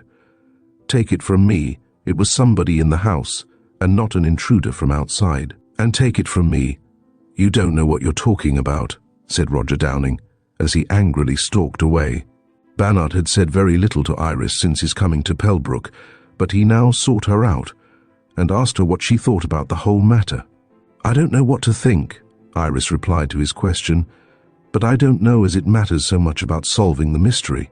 Poor Aunt Ursula's dead, she was killed, but I don't see how we can find out who did it. I think, Wynne, it must have been somebody we don't know about. Say, someone connected with her early life. You know, she has had a more or less varied career. How do you mean? She lived here very quietly. Yes, but before she came here, before we knew her, even before we were born. And then, her jewels. Nobody ever owned a splendid collection of jewels, but what they were beset by robbers and burglars to get the treasure. Then you think it an ordinary jewel robbery? Not ordinary. Far from that. But I can't help thinking that was what the thieves were after. Why, you know her jewels are world famous. What do you mean by world famous? Well, maybe not that, but well known among jewelers and jewel collectors, so they would of course be known to professional jewel thieves. That's so. Where are they anyway? The thieves? No, the jewels. I haven't the least idea. Haven't you? Honestly. Indeed, I haven't. I don't believe you. Why, Wynne Bannard, what do you mean? Oh, I oughtn't to say that. But truly, Iris, I supposed of course you knew where Aunt Ursula kept them. Well, I don't. I've not the slightest notion of her hiding place. Hiding place? Aren't they in a safe deposit or something of that sort? They may be, but I don't think so. But it will be told in the will. Mr. Chepin is so ridiculously secretive about the will. Sometimes I think she may have left them all to someone else after all. Someone else? Yes, someone besides us. I think, don't you, that we ought to be her principal heirs? But she promised me, always, her wonderful diamond pin. Huh. I don't think one diamond pin so much. Why, she has. I know, but she always spoke of this particular diamond pin that she destined for me as something especially valuable. I expect it is a sort of Koh-i-Noor. Oh, I didn't know about that. And what is she going to leave me to match up to that? I don't know, I'm sure, but we sound very mercenary, talking like this, before the poor lady is even buried. To be honest, Iris, I'm terribly sorry for the way the poor thing was killed, but I can't grieve very deeply unless I'm a hypocrite. As you know, Aunt Ursula and I weren't good friends. Who could be friends with Aunt Ursula? I tried my best, Wynne, my very best, but she was too trying to live with. You've no idea what I went through. Oh yes, I've an idea. I lived with her some years myself. Well, we'll say nothing but good of her now she's gone. I say, Iris, let's take a walk down to the village and see Brown, the jeweler. What for? Ask him about her jewels. Oh no, I think that would be horrid. You go if you like. I shan't. But Iris went out on the veranda with Bannard, and they ran into Sam Torrey, the brother of Agnes. Hello, Sam, said Bannard. What's that you were saying about seeing a man around here Sunday morning? Not morning, but noon, declared Sam, gazing with lackluster eyes at his questioner. Brace up now, Sam. Tell me all you know. And Bannard looked the boy squarely in the eye. Sam, about 17 or so, was of undeveloped intellect, called by the neighbours half-witted. But if pinned down to a subject and his attention kept on it, he could talk pretty nearly rationally. No, lots. Saw man here, there, near edge of woods, nice little car. Oh, awful nice little car. Yes, go on, what did he do? Do? Oh, nothing. Walked around. Hold on, you said he was in a car. No, walked around, Sly. Oh, so sly. Rubbish. "You're making up." "Of course he is," said Iris. "He can't tell a connected story. Who was the man, Sam?" "Don't know name, but he was at the show today." "At the inquest, no," Bannard exclaimed. "Yes, he was. Same man." "Oh, I know him. He killed Missy Pell." "How did he get in the house?" Bannard tried to draw him on to further absurd assertions. "Dunno," and Sam shook his uncertain head. "But he did. And he kill. And so he come to show." "Fool talk," and Bannard scowled at the defective lad. "No, sir, Sam no fool." "Yes, you are, and you know it," Iris declared. But she smiled at him, for she had known the unfortunate boy a long time and always treated him kindly, but not as a rational human being. And just then, Brown, the local jeweler, appeared. He had been sent for by Hughes in order that they might get some idea of the whereabouts of Mrs. Pell's jewel collection. No one really thought they had all been stored in the small wall safe.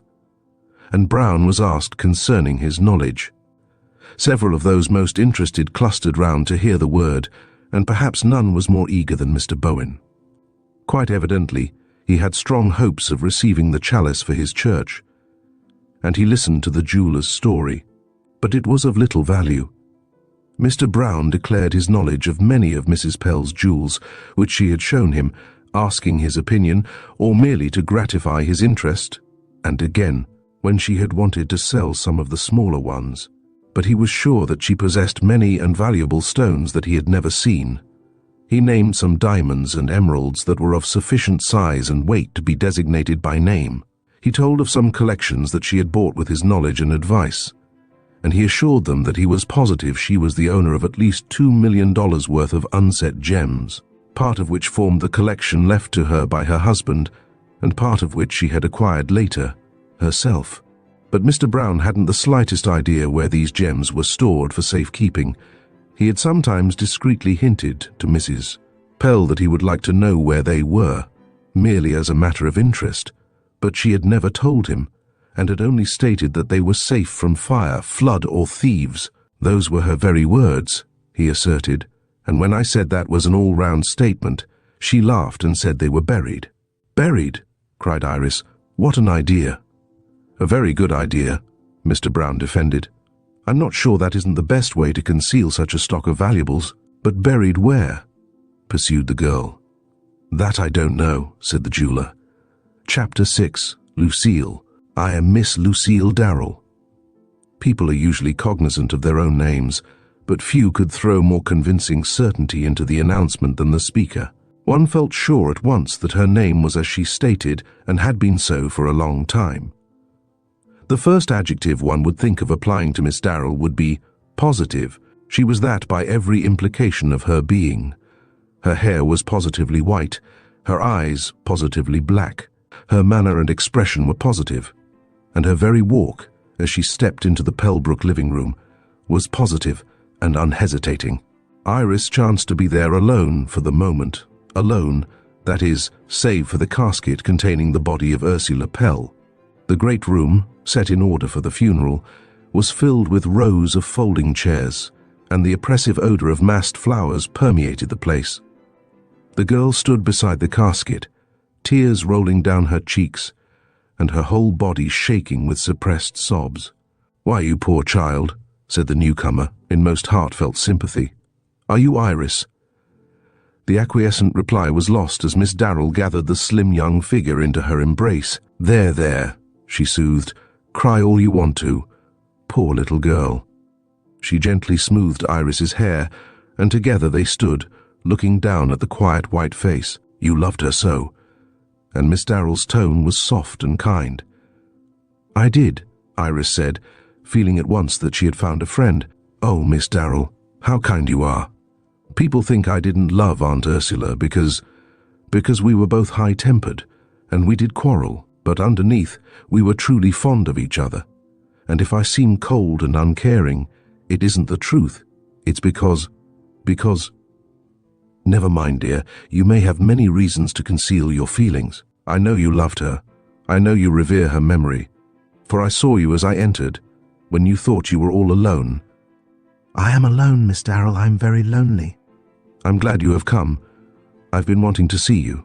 It's all so terrible, so mysterious, and they suspect me." Iris's dark eyes stared with fear into the kind ones that met hers, and again she began to tremble. Now, my child, don't talk like that. I'm here, and I'll look after you." "Suspect you indeed? What nonsense! But it's most inexplicable, isn't it? I know so little, only what I've read in the papers. I came from Albany last night. I started as soon as I possibly could, and travelled as fast as I could. I want to hear all about it, but not from you. You're worn out, you poor dear. You ought to be in bed this minute." "Oh no, Miss Darrell, I'm all right. Only I've a lot on my mind, you see. And Again Iris, with a glance of distress at the cold, dead face, burst into tumultuous weeping. "Come out of this room," said Miss Darrell positively. "It only shakes your nerves to stay here. Come, show me to my room. Where shall I lodge? This house is mine now, or soon will be. You knew that, didn't you?" "Yes," said Iris listlessly. "I knew Aunt Ursula meant to leave it to you, but I don't know whether she did or not. And I don't care. I only care for one thing." But Miss Darrell was not listening. She was observing and admiring the house itself, the colonial staircase, the well-proportioned rooms and halls, and the attractive furnishings. "I'll give you the rose guest room," Iris said, leading her toward it, as they reached the upper hall. "Winston Bannard is here, but no other visitors. If there are other heirs, I suppose Mr. Chapin has notified them." "I suppose so," returned Miss Darrell preoccupiedly. "When will the services be held?" "This afternoon at 2. It will be a large funeral.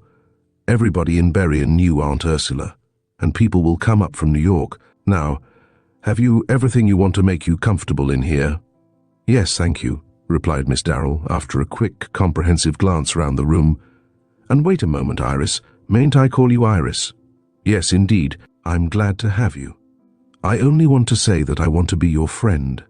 Please let me and come to me freely for comfort or advice, or anything I can do to help you." "Thank you, Miss Darrell. I am indeed glad to have a friend, for I am lonely and frightened. But I can't say more now. Someone is calling me." Iris ran downstairs and found Winston Bannard eagerly asking for her. "I've unearthed Aunt Ursula's diary," he exclaimed. "Was it hidden?" "Not exactly, but old Hughes wouldn't let me rummage around in the desk much, so I took a chance when he was out of the way and it was in an upper drawer. Come on, let's go and read it." "Why? Now?" "Yes. Look here, Iris. You want to trust me in this thing. You want to let me take care of you." "Thank you, Win. I'm glad to have you." But Iris spoke constrainedly. "By the way, Miss Darrell is here. Who's she?" "Oh, that cousin of Aunt Ursula's." "Not really her cousin, but a relative of Mr. Pell's. I never knew her, did you?" "No, what's she like?" "Oh, she's lovely. Kind and capable, but rather dictatorial, or at least decided." "Does she get the house?" "She says so. And I know Auntie spoke of leaving it to her because I believe Mr. Pell had wished it." "What about the jewels, Iris?" "Oh, Win, I wish you wouldn't talk or think about those things till after the funeral. I know it seems strange, I know I seem mercenary and all that, but it isn't so, Iris. There's something wrong going on, and unless we are careful and alert, we'll lose our inheritance yet." "What do you mean?" "Never mind, but come with me and let's take a glimpse into the diary. I tell you we ought to do it. It may mean everything." Iris followed him to a small enclosed porch off the dining room, and they put their heads together over the book. It was funny, for Ursula Pell couldn't help being funny. One entry read, "Felt like the old scratch today, so took it out on Iris. Poor girl, I am ashamed of myself to tease her so, but she's such a good-natured little ninny. She stands it as few girls would. I must make it up to her in some way." And another read at random, "Up a stump today for some mischief to get into. Satan doesn't look out properly for my idle hands. I manicured them carefully and sat waiting for some real nice mischief to come along, but none did, so I hunted up some for myself. It's Agnes's night out, and I stuffed the kitchen door keyhole with putty. Won't she be mad? She'll have to ring Polly up, and she'll be mad too. I'll give Agnes my black lace parasol to make up. What a scamp I am. I feel like little Toddy in Helen's Babies, who used to pray, "Dear Lord, not make me show bad." Well, I suppose 'tis my nature to. These are late dates, said Bernard, running over the leaves. Let's look further back. It was not a yearly diary, but a good-sized blank book, in which the writer had jotted down her notes as she felt inclined. Something was written every day, but it might be a short paragraph or several pages in length. Here's something about us. And Bernard pointed to a page. The entry ran, "Today I gave the box for Iris into Mr. Chapin's keeping. I shall never see it again. After I am gone, he will give it to I, and she can have it for what it is worth. I'll leave the pocketbook to Winston. The house must go to Lucille, but the young people won't mind that, as they will have enough. That's all right, isn't it, Iris? Looks as if we were the principal heirs. You can't tell, Win. She may have changed her mind a dozen times. That's so. Let's see if there's anything about Mr. Bowen and his chalice. Oh, she only thought of that last Sunday. Don't be too sure. I shouldn't be surprised if the old chap got round her long ago and had the matter all fixed up, and she pretended it was a new idea. I can't think that. You can't, eh? Well, listen here. Sometimes I think it would be a good deed to use half of the jewels for a gift to the church. If I should take the whole Anderson lot, there would be plenty left for W and I. What is the Anderson lot? Iris asked. A certain purchase that the old man got through a dealer or an agent named Anderson. Aunt Ursula used to talk over these things with me, and all of a sudden she shut up on the subject and never mentioned jewels to me again. She talked of them to me sometimes, but never anything of definite importance. She spoke of the Baltimore emeralds, but I know nothing of them. They're mentioned here, see? The Balto. Emeralds will make a wonderful necklace for I, when she gets older. I hope I may live long enough to see the child decked out in them. I believe I'll tell her the jewels are all in the crypt. In the crypt? Oh, Win. You know Mr. Brown said he thought they were buried. Isn't a crypt a burial place in a church? Yes, but a crypt may be anywhere. Any vault is a crypt, really. But a bank vault wouldn't be called a crypt, would it? Not generally speaking, no. But she probably changed the hiding place a dozen times since this was written. Well, we'll know all when we hear the will. Isn't it a queer thing to put all of one's fortune in jewels? She didn't do it, her husband did. And everybody says he was a shrewd old chap. And you know he made wonderful collections of coins and curios and all sorts of things. Yes, up in the attic is a big portfolio of steel engravings. I can't admire them much, but they're valuable, Auntie said once. It seems Uncle Pell was a perfect crank on engravings of all sorts. I know. She gave me an intaglio topaz for a watch fob. I didn't care much about it. I'm crazy to see my diamond pin. I've heard about that for years.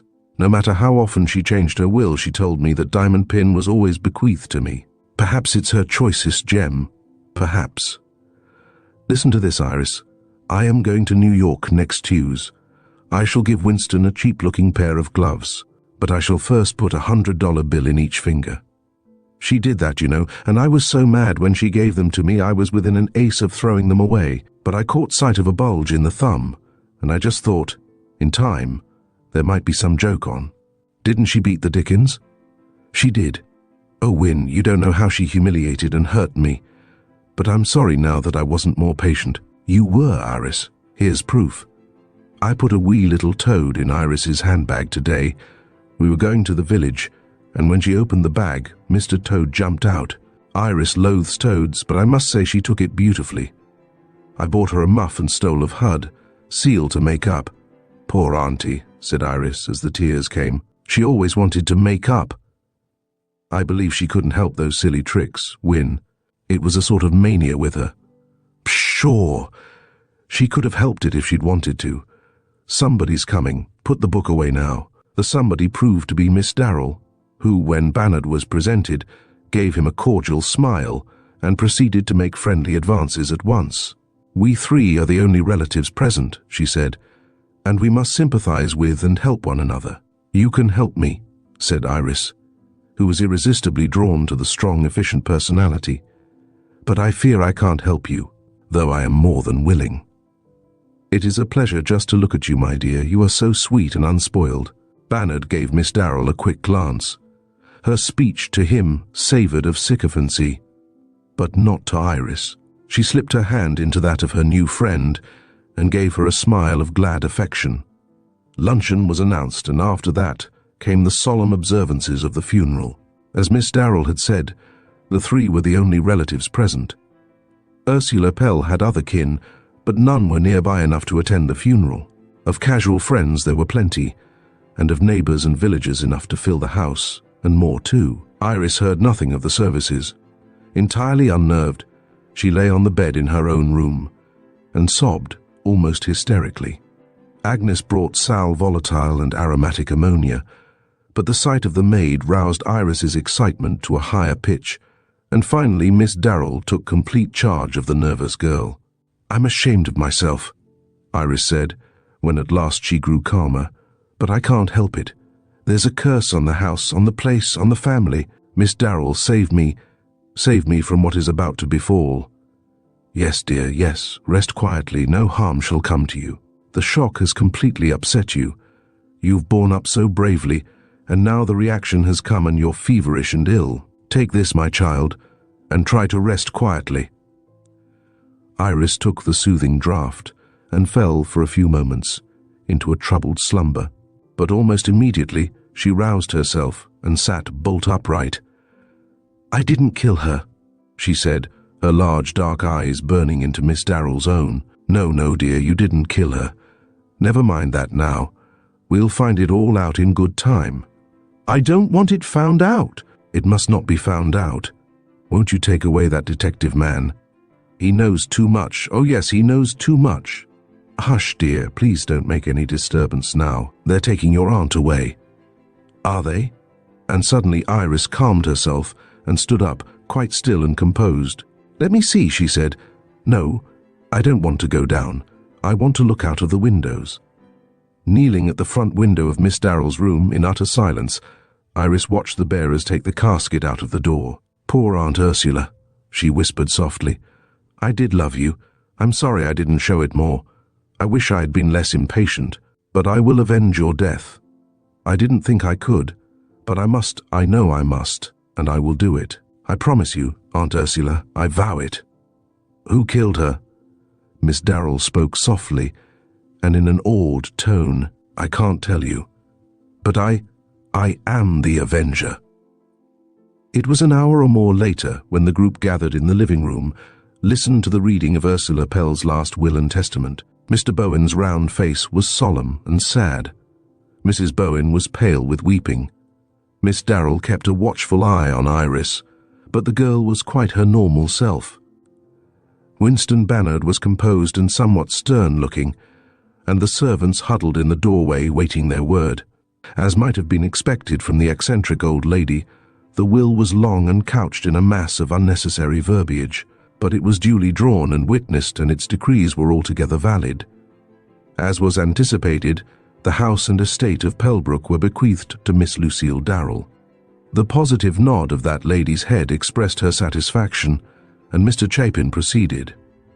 Followed a few legacies of money or valuables to several more distant relatives and friends, and then came the list of servants. A beautiful set of cameos was given to Agnes, a collection of rare coins to the Purdys, and a wonderful gold watch with a jewelled fob to Campbell.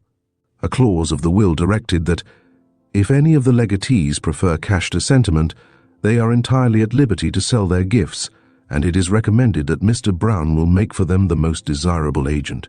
"The greater part of my earthly possessions," the will continued, "is in the form of precious stones. These gems are safely put away, and their whereabouts will doubtless be disclosed in due time. The entire collection is together in one place, and it is to be shared alike by my two nearest and dearest of kin, Iris Clyde and Winston Bannard, and I trust that, in the possession and enjoyment of this wealth, they will forgive and forget any silly tricks their foolish old aunt may have played upon them. Also, I give and bequeath to my niece, Iris Clyde, the box tied with a blue silk thread, now in the possession of Charles Chapin. This box contains the special legacy which I have frequently told her should be hers. Also, I give and bequeath to my husband's nephew, Winston Bannard, the Florentine pocketbook, which is in the upper right-hand compartment of the desk in my sitting room, and which contains a receipt from Craig, Marsden and Company of Chicago. This receipt he will find of interest." "That pocketbook," cried Bannard. "Why, that's the one the thief emptied." Everyone looked up aghast. The empty pocketbook, found flung on the floor of the ransacked room, was certainly of Florentine illuminated leather, but whether it was the one meant in the will, who knew? After concluding the reading of the will, Mr. Chapin handed to Iris the box that had been entrusted to his care. It was very carefully sealed and tied with a blue silk thread. Slowly, almost reverently, Iris broke the seals and opened the box. From it she took the covering bit of crumpled white tissue paper and found beneath it a silver 10-cent piece and a common pin. "A diamond pin!" cried Bannard instantly. "One of Aunt Ursula's jokes. Well, if that isn't the limit." Iris was white with indignation. "I might have known," she said. "I might have known." With an angry gesture she threw the dime far out of the window and cast the pin away, letting it fall where it would. Chapter 7. The Case Against Bannard. "It's just this way," said Lucille Darrell positively. "This house is mine, and I want it to myself. Ursula Pell is dead and buried, and she can't play any more tricks on anybody." "I admit that was a hard joke on you, Iris, to get a diamond pin, when for years you've been expecting a diamond pin.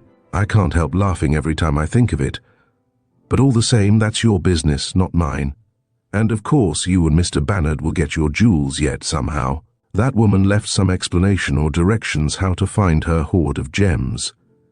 You needn't tell me she didn't. That's just it, Miss Darrell." And Iris looked deeply perplexed. "I've never known Aunt Ursula to play one of her foolish tricks, but what she made it up, as she called it, to her victim. Why, her diary is full of planned jokes and played jokes, but always it records the amends she made. I think yet that somewhere in that diary we'll find the record of where her jewels are." "I don't," declared Bannard. "I've read the thing through twice, and it does seem to have vague hints, but nothing of real importance. I've read it too, at least some of it." And Miss Darrell looked thoughtful.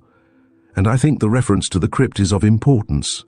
Also, I think her idea of having a jeweled chalice made is in keeping with the idea of a crypt as a hiding place. What more like Ursula Pell than to manage to hide her gems in the crypt of a church and then desire to leave a chalice to that church? There's no crypt in the Episcopal Church here," objected Iris. "I didn't say here. The church, I take it, is in some other place. She had no notion of giving a chalice to Mr. Bowen. She just teased him about that, but she meant it for some church in Chicago, where she used to live, or up in that little Maine town where she was brought up, and where her father was a minister." "This may all be so," Bannard admitted, "but it's pure supposition on your part." "Have you any better supposition? Any other theory? Any clear direction in which to look?" "No," and the young man frowned. "I haven't. I think that diamond pin business unspeakably small and mean. I put up with those tricks as long as I could stand them, but to have them pursue me after Mrs. Pell is dead is a little too much. It's none of it her family's fortune anyway. My uncle, Mr. Pell, owned the jewels and left them to her. She did quite right in dividing them between her own niece and myself, but far from right in so secreting them that they can't be found. And they never will be found. Of that I'm certain. The will itself said they would doubtless be discovered. What a way to put it." "That's all so, Win," Iris spoke wearily, "but we must try to find them. Couldn't that crypt be in this house, not in any church?" Bannard looked at the girl curiously. "Do you think so?" he said briefly. "You mean a concealed place, I suppose," put in Miss Darrell. "Well, remember, this house is mine now, and I don't want any digging into its foundations promiscuously. If you can prove to me by some good architect's investigation that there is such a place or any chance of such a place, you may open it up. But I won't have the foundations undermined and the cellars dug into, hunting for a crypt that isn't there." "Of course we can't prove it's here until we find it or find some indications of it," Iris agreed. "But you've invited us both to stay here for a week or two." "I know I did, but I wish I hadn't if you're going to tear down my house. Now, Miss Darrell." Bannard couldn't help laughing at her angry face. "We're not going to pull the house down about your ears. And if you don't want Iris and me to visit you, as you asked us to, just say so, and we'll mighty soon make ourselves scarce. We'll go to the village inn today if you like." No, don't be so hasty. Take a week, Iris, to get your things together, and you stay that long too, Mr. Bannard. But, of course, it isn't strange that I should want my house to myself after a time. Not at all, Miss Lucille, Iris smiled pleasantly. You are quite justified. I will stay a few days, and then I shall go to New York and live with a girlfriend of mine, who will be very glad to have me, and I will remain but a day or two here, said Bannard. And though I may be back and forth a few times, I'll stay mostly in my New York rooms. I admit I rather want to look around here, for it seems to me that, as heirs to a large fortune of jewels, it's up to Iris and myself to look first in the most likely hiding places for them, and where more probable than the testator's own house. Also, Miss Darrell, there will yet be much investigation here. In an endeavor to find the murderer, you will have to submit to that. Of course, I shall put no obstacles in the way of the law. That Detective Hughes is a most determined man. He said yesterday, just before the funeral, that today he should begin his real investigations, and the detective made good his promise. He arrived at Pembroke and announced his determination to make a thorough search of the place, house and grounds. That crypt business, he declared, for he had read the diary, means a whole lot. It's no church vault, my way of thinking. It's a crypt in this here house, and the jewels are there. Mark that.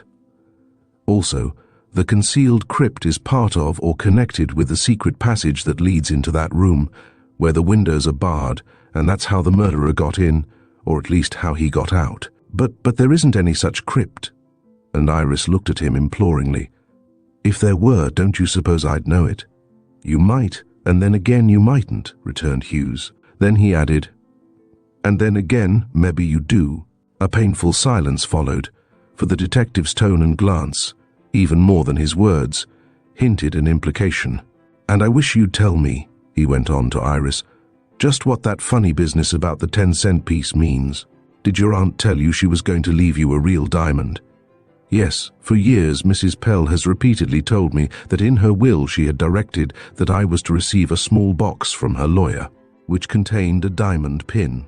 That is, I thought she said a diamond pin, but of course I know now that she really said a diamond pin. That is not at all surprising, for it was the delight of her life to tease people in some such way. But she knew you thought she meant a diamond pin. Of course she did. She never put it in writing. No, then she would have had to spell it and spoil the joke. I don't resent that little trick. It was part of her nature to do those things. Did she never refer to its value? Not definitely. She sometimes spoke of the valuable pin that would someday be mine, or the important legacy I should receive, or the great treasure she had bequeathed to me. But I never remember of hearing her say it was a costly gem or a valuable stone. She was always particular to tell the literal truth, while intentionally misleading her hearer. You see, I am so familiar with her jests that I know all these details. It seems to me now that I ought to have realized from the way she said diamond pin that she was tricking me. But few people pronounce diamond with punctilious care.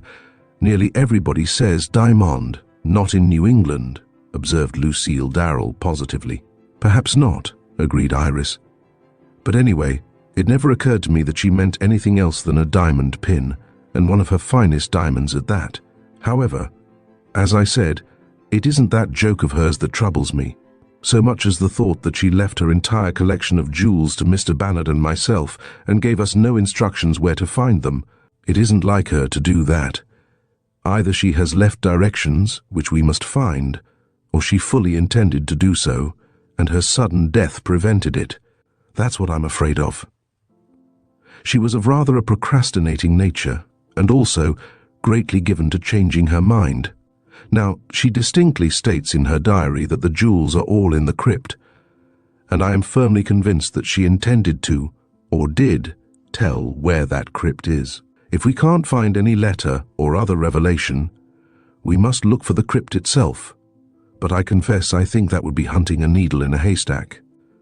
For Aunt Ursula had a varied life, and before she settled down here she lived in a dozen different cities in many parts of the world. You're right, Miss Clyde. And Hughes nodded. She probably left some paper telling where that crypt is situated. I believe it's in this house, but all the same, we've got to look mighty sharp. I don't want to miss it, I can tell you. Sorry, Miss Darrell, but we'll have to go through your cellar with a keen search. That's all right, Miss Darrell acquiesced.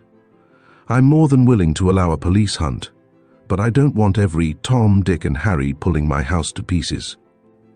Lucky my name's Winston, said Bannard good-naturedly. Do you mind if I go with the strong arm of the law? No, said his hostess, and don't misunderstand me, young man. I've nothing against you personally, but I don't admit your rights, as I do those of the police. I know, I understand, and Bannard followed the detective down the cellar stairs. All this occurred the day after Ursula Pell's funeral. In the 4 days that had elapsed since her inexplicable death, no progress had been made towards solving the mystery. The coroner's inquest had brought out no important evidence. There were no clues that promised help, and though the police were determined and energetic, they had so little to work on that it was discouraging. But Hughes was a man of bulldog grit and perseverance. He argued that a mysterious murder had been committed, and the mystery had to be solved and the murderer punished. That was all there was about it. So to work. And his work began, in accordance with the dictates of his judgment, in the cellar of Ursula Pell's house. And it ended there. For that day, no amount of scrutiny, of sounding walls or measuring dimensions brought forth the slightest suspicion, hope, or even possibility of a secret vault or crypt within the 4 walls. Hughes had 2 assistants, skilled builders both. Bannard added his efforts, but no stone or board was there that hadn't its own honest use and place. Coal bins, ash pits, wood boxes, cupboards, and portable receptacles were investigated with meticulous care, and the result was absolutely nothing to bear out the theory of a crypt of any sort or size, concealed or otherwise. And that settles that notion, summed up Hughes, as he made his report to the 2 interested women. Of course, you must see, there's 2 ways to approach this case, one being from the question of how the murderer got in and out of that room, and the other being who the murderer was. Of course, if we find out either of those things, we're a heap forrader toward finding out the other. See? I see, said Miss Darrell, but I should think you'd find it easier to work on your first question, for here's the room, the door, the lock, and all those things. But as to the murderer, he's gone. Clearly put, ma'am, and quite true. But the room and lock in plain sight though they are, don't seem to be of any help, whereas the murderer, though he's gone, may not be able to stay gone. Just what do you mean by that? Asked Bannard. 2 things, sir. One is that they do say a murderer always returns to the scene of his crime. Rubbish! I've heard that before. It doesn't mean a thing, any more than the old saw that murder will out is true. All right, sir, that's one. Then again, there's a chance that said murderer may not be able to stay away because we may catch him. That's the talk, said Bannard. Now you've said something worthwhile. Get your man and then find out from him how he accomplished the impossible, or rather, the seemingly impossible. For, since somebody did enter that room, there was a way to enter it. It isn't the entering, you know, Mr. Bannard. Everybody was out of the living room at the time, and the intruder could have walked right in the side door of that room and through into Mrs. Pell's sitting room. The question is, how did he get out, after ransacking the room and killing the lady, and yet leave the door locked after him? All right, that's your problem then. But as I said, if he did do it, or since he did do it, somebody ought to be able to find out how. I'll subscribe to that. Somebody ought to be able to. But who is the somebody? Don't ask me, I'm no detective. No, sir. Now, Mr. Bannard, what about this? Do you think that Florentine pocketbook that was found emptied, as if by the robber, is the one that your aunt left you in her will? I think it is, Mr. Hughes, but I am by no means certain. Indeed, I suppose it, only because it looks as if it had held something of value which the intruder cared enough for to carry off with him. You think it looks that way? I don't, interposed Iris. I think there was nothing in it, and that's why it was flung down. If it had had contents, the thief would have taken pocketbook and all. Not necessarily, said Bannard, but it's all supposition. If that's the pocketbook my aunt willed to me, it's worthless now. If there is another Florentine pocketbook, I hope I can find it. You see, Miss Darrell, we'll have to make a search of my aunt's belongings. Why all the jewels may be hidden in among her clothing. No, and Iris shook her head decidedly. Aunt Ursula never would have done that. Oh, I don't think so either, but we must hunt up things. She may have had a dozen Florentine pocketbooks for all I know. But the will said in the desk, Iris reminded him, and there's no other in the desk. And that one has been there for a long time. I've often seen it there. You have, said Hughes, a little surprised. What was in it? I never noticed.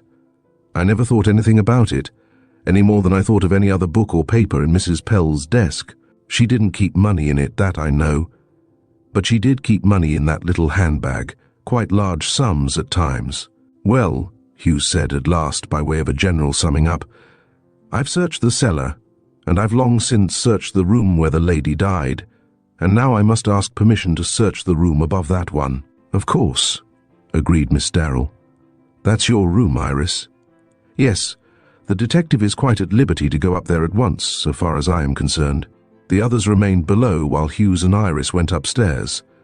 But after a few minutes they returned, and Hughes declared that all thought of any secret passage from Iris's room down to her aunt's sitting room was absolutely out of the question. This house is built about as complicatedly as a packing box. He laughed. There's no cubby or corner unaccounted for. There are no thickened walls or unexplained bulges or measurements that don't G. No, Sir E. However that wretch got out of that locked room, it was not by means of a secret exit. I'll stake my reputation on that. Now, having for the moment dismissed the question of means or method from my mind, I want to ask a few questions of one concerning whom, I frankly admit, I am in doubt. Mr. Bannard, you've no objection, of course, to replying? Of course not, returned Bannard, but he suddenly paled. Iris, too, turned white and caught her breath quickly. Don't you answer, Wynne, she cried. Don't you say a word without counsel. Why, Iris, nonsense. Mr. Hughes isn't accusing me. I'll put the questions, and you can do as you like about answering. Hughes spoke a little more gruffly than he had been doing, and looked sternly at his man. Were you up in this locality on Sunday afternoon, Mr. Bannard? I was not. I've told you so before. That doesn't make it true. How do you explain the fact that Mrs. Pell made out to you a check dated last Sunday? I've already discussed that.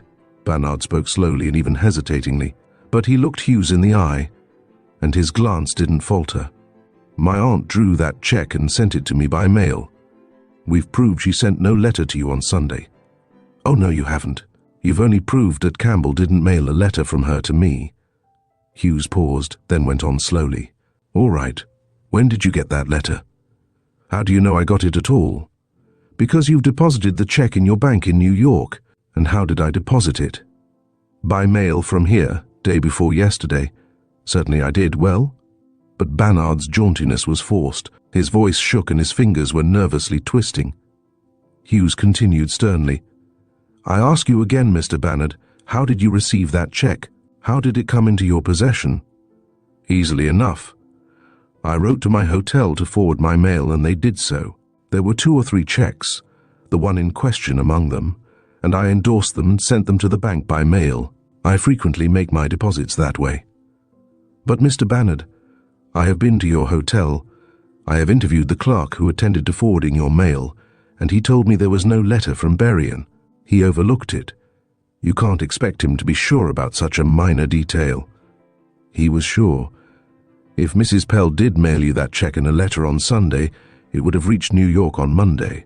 By that time, the papers had published accounts of the mysterious tragedy up here, and any letter from this town would attract attention, especially one addressed to the nephew of the victim of the crime. That's what happened, however, and Bannard succeeded in forcing a smile. If you don't believe it, the burden of proof rests with you. No, sir, we don't believe it. We believe that you were up here on Sunday, that you received that check from the lady's own hand, that the half-burned cigarette was left in that room by you, and the New York paper also. In addition to this, We believe that you abstracted the paper of value from the Florentine pocketbook, and that you were the means of Mrs. Pell's death, whether by actual murder, or by attacking her in a fit of anger and cruelly maltreating her, finally flinging her to the floor, with murderous intent. You were seen hanging around the nearby woods about noon, and concealed yourself somewhere in the house while the family were at dinner. These things are enough to warrant us in charging you with this crime, and you are under arrest." A shrill whistle brought 2 men in from outside, and Winston Bannard was marched to jail. Chapter 8. Rodney Pollock appears. The shock of Bannard's arrest caused the complete collapse of Iris. Miss Darrell put the girl to bed and sent for Dr. Littell. He prescribed only rest and quiet and ordinary care, saying that a nurse was unnecessary, as Iris's physical health was unaffected, and he knew her well enough to feel sure that she would recuperate quickly. And she did. A day or 2 later, she was herself again, and ready to follow up her determination to avenge the death of Ursula Pell. "It's too absurd to suspect Wynne," she said to the Bowens, who called often. "That boy is no more guilty than I am. Of course he wasn't up here last Sunday, but no one will believe in his innocence until the real murderer is found.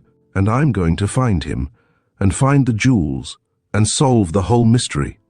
There, Iris," Miss Darrell said soothingly, for she thought the girl still hysterical. "Don't think about those things now." "Not think about them," cried Iris.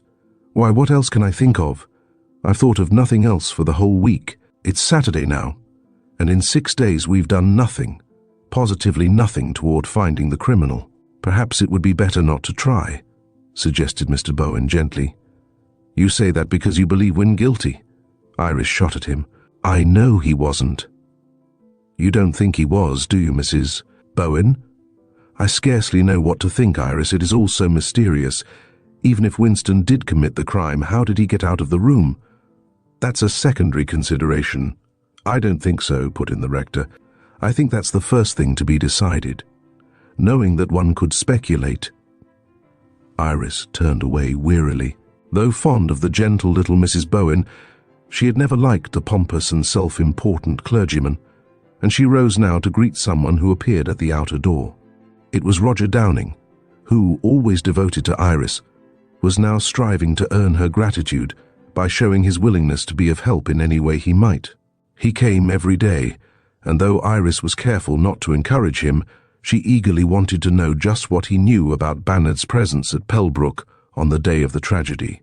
"It's this way," Downing expressed it.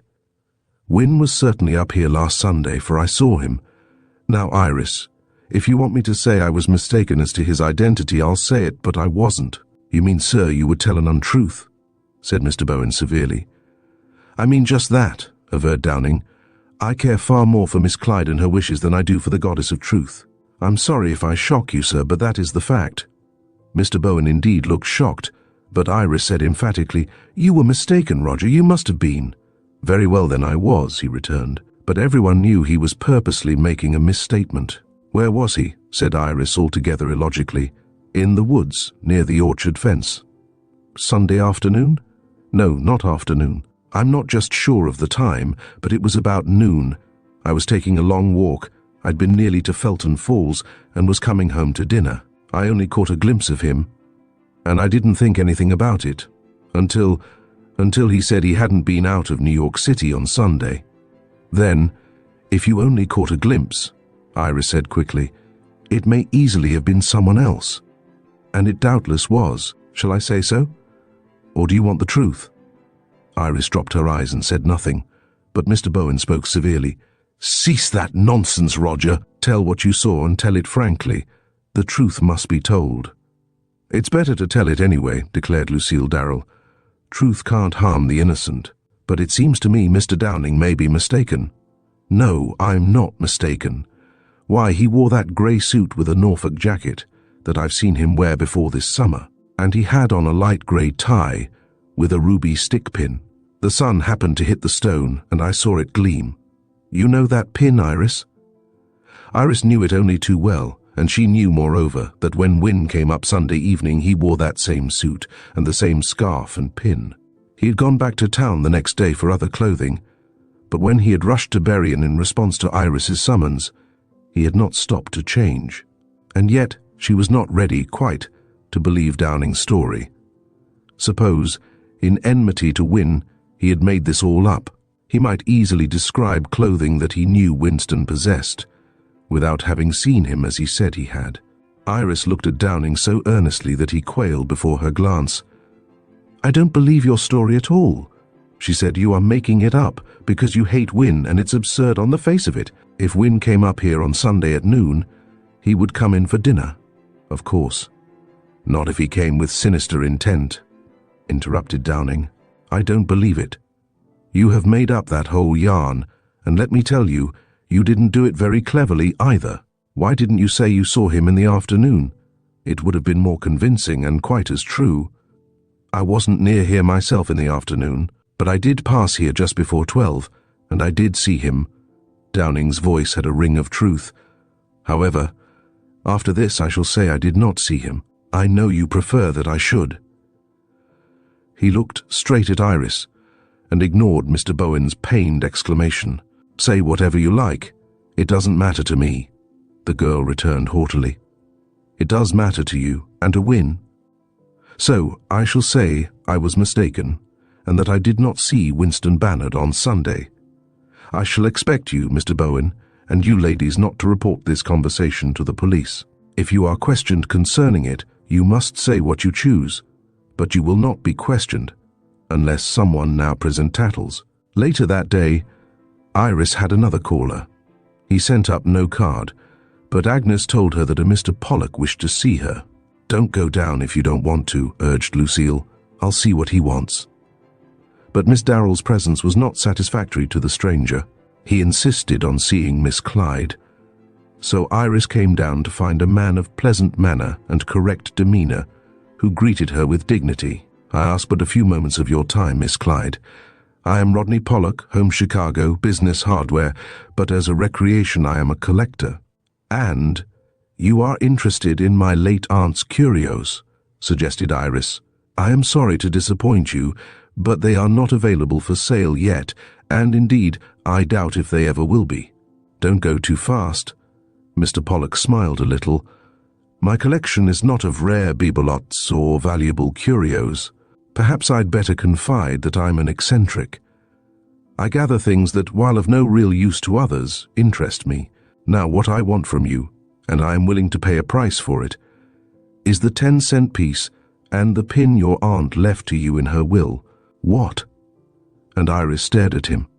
"I told you I was eccentric," he said quietly. "More, I am a monomaniac perhaps, but also I am a philosopher, and I know that, as old Dr. Coates said, if you want to be happy, make a collection. So I collect trifles that, valueless in themselves, have a dramatic or historic interest. And I wish," he beamed with pride, "you could see my treasures. Why, I have a pencil that President Garfield carried in his pocket the day he was shot, and I have a shoelace that belonged to Charlie Ross, and what very strange things to collect. Yes, they are, but they interest me. My business, hardware, is prosaic, and having an imaginative nature, I let my fancy stray to these tragic mementos of crime or disaster. I have a menu card from the Lusitania, and a piece of queerly twisted glass from the Big Tom explosion. I look reverently upon the relics of sad disasters, and I value my collection as a numismatist his coins, or an art collector his pictures. But it seems so absurd to ask for a common pin." "It may, but I would greatly like to have it. You see, it was an unusual gift. You didn't care for it. In fact, I have heard you indignantly spurned it." "I did. They say you expected a diamond pin, and your aunt left you a diamond pin. Is that so?" "That is so. Pardon my smiling, but I think it's the funniest thing I ever heard, and I would greatly like to have that pin and that dime. I'm sorry to say it's impossible, as I flung them away, and I've no idea where they landed." "If you had them, would you sell them to me?" "I'd give them to you if I had them. Why, it was merely an ordinary dime, not an old or rare coin. And the pin was a common one." "Yes, I know that. But the idea, you see, the strange bequest. Oh, I greatly desire to have one or the other of those two things. Can't we find them?" Where did you throw them? The dime I remember throwing out of the window. It must have fallen in the grass. You never could find that. The pin I tossed on the floor, I think. Has the room been swept since? No, it has not. It should have been, but we have been so upset in the house. I quite understand. I have a home and family, and I know what housekeeping means. However, since the room has not been swept, may I look around a bit in it? It is this room, the room we are in. I sat right here when I opened the box. I threw the dime out of that window, and I flung the pin over that way. I confess to a quick temper, and I was decidedly indignant. Let us look for the pin, and if we find it, you may have it. Iris was pleasantly impressed by Mr. Pollock's manner, and set him down in her mind as a ridiculous but good-natured lunatic. Not really insane, of course, but a little hipped on the subject of mementos. At her permission, her visitor fell on hands and knees and went quickly over the floor of the whole room. Iris with difficulty restrained her laughter at the nimble figure hopping about like a frog and peering into corners and under the furniture. She looked about also, but from the more dignified position of standing, or sitting on a chair or footstool. The search grew interesting, and at last they considered it completed. Their joint result was 4 pins and a needle. Mr. Pollock presented a chagrined face. "It may be any one of these," he said, ruefully looking at the 4 pins. "That's true," Iris agreed. "But you may have them all if you wish. Can't you judge which it is? See, this one is extra large." "Then that's not it. I know it was of ordinary size. I scarcely looked at it, but I know that. Nor was it this crooked one. It was straight, I'm sure, but it may easily have been either of these other 2. Suppose I take these 2 then, and put them in my collection, with the surety that one or other is the identical pin. Do so if you like," and Iris gave him a humoring smile. "Now, do you care to hunt for the dime? If you do, there's the lawn, but I won't help you. The sun is too warm." "I think I won't hunt, or if I do, it will be only a little. I have this pin, and that is sufficient for a memento of this case. I am on my way to a house in Vermont, where I hope to get a button that figured in a sensational tragedy up there. I thank you for being so kind, and I would greatly prefer to pay you for this pin. I am not a poor man." "Nonsense. I couldn't take money for a pin. You're more than welcome to it. And one of those 2 must be the one, for I'm sure there's no other pin on this floor." "I'm sure of that too." I looked most carefully. "Goodbye, Miss Clyde, and accept the gratitude of a man who has a foolish but innocent fad." Iris bowed a farewell at the front door and returned to the living room smiling at the funny adventure. Almost involuntarily she began to look over the floor again, searching for pins. "Have you lost anything?" asked Agnes, coming by. "No, I've been looking for a pin." "Want one, Miss Iris? Here's one." "No, I don't want a pin. I don't want a pin." Iris concluded her sentence rather lamely, for she had been half inclined to tell Agnes the story of her visitor when something restrained her.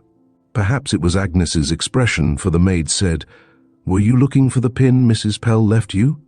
"Yes, I was," said Iris, astonished at the query. "I have it," Agnes went on. "I picked it up the day you threw it away." "For gracious sake, why did you do that?" "Because that's a lucky pin. Miss Iris, your aunt had that pin for years." "I know it. It's been years in that box Mr. Chapin held for me, but before that, when I first came to live with Mrs. Pell, she always wore a pin stuck in the front of her dress. Once I took it out, it looked so silly, you know. She blew me up terribly, and said if I ever disturbed her things again she'd discharge me, and I gave it back to her. I had stuck it in my own dress, and she wore it for a short time more, and then she didn't wear it. Even then, I wouldn't have thought anything much about it. But a maid who lived here before I did said she lost a pin once that had been in the waist of Mrs. Pell's gown, and they had an awful time about it. Did they find it?" "I don't know. I think not. I think she took another pin for a luck." "Why, Polly knew about it. She said when she heard what Mrs. Pell had left to you, that it might be the lucky pin." "Oh, what foolishness! Well, Agnes, have you really got the pin that Aunt Ursula left to me?" "Yes, ma'am. As soon as I saw you throw it away, I watched my chance to go and pick it up before Polly could get it. Do you want to keep it?" "Not if you want it, Miss Iris. If not, I'd like to have it. I suppose it's superstitious, but it seems lucky to me. Go and get it, Agnes, and let me see it." But the maid returned without the pin. "I can't find it, Miss Iris. I put it on the underside of my own pincushion, and there's none there now. I asked Polly, and she said she didn't touch it. Where could it have gone?" "You used it unthinkingly. It doesn't matter. There's no such thing as a lucky pin, Agnes. You can just as well take any other pin out of Aunt Ursula's cushion, take one if you like, and call that your luck. Don't be a silly." Iris smiled to think that neither of the pins her strange visitor carried off with him was the right one after all. But, she thought, it makes no difference anyway, as he thinks he has it. He's sure it's one of the two he has. If there were 3 uncertain ones, it would be too complicated. Let the poor man rest satisfied. I wonder if he found the dime. But looking from the window, she could see no sign of her late caller, and she dismissed the subject from her mind at once. Yet she had not heard the last of it. In the evening mail, a letter came for her. It was in an unfamiliar handwriting and was written on a single plain sheet of paper. The note ran, "Miss Clyde, dear Madam, I will pay you $100 for the pin left to you by your aunt. Please make every effort to find it and lay it on the south gate post tonight at 10 o'clock. Don't let anybody see you. You will receive the money tomorrow by registered mail. No harm is meant, but I want to get ahead of that other man who is making a collection. Put it in a box and be sly about it. I'll get it all right. You don't know me, but I would scorn to write an anonymous letter, and I willingly sign my name, William Ashton." That evening, Iris told Lucille all about it. "What awful rubbish," commented that lady, "but I know people who make just such foolish collections. One friend of mine collects buttons from her friends' dresses. Why, I'm afraid to go there. With a gown trimmed with fancy buttons, she rips one off when you're not looking. It's really a mania with her. Now 2 men are after your pin. Have you got it? I'd sell it for $100 if I were you, and that man will pay. Those collectors are generally honest. No, I haven't it." And Iris proceeded to tell of Agnes's connection with the matter. A luck. I've heard of them too. Sometimes they're worth keeping. Oh no, I'm not really superstitious, but an old luck is greatly to be reverenced, if nothing more. If that pin was Ursula's luck, you ought to keep it, my dear. But I haven't it. If it is a luck, and if its possession would help to free win, I'd like to see the collector that could get it away from me. Oh, it mightn't be so potent as all that, but after all, a luck is a luck, and I'd be careful how I let one get away. But it has got away. And too, I let friend Pollock go off with the idea that he had it. Now, if I were to let somebody else take it, Mr. Pollock would have good reason to chide me. But how did this other man know about it? I've no idea, unless he and Pollock are friends and compare notes. But how did, what's his name, Ashton, know it was lost? That's so, how did he?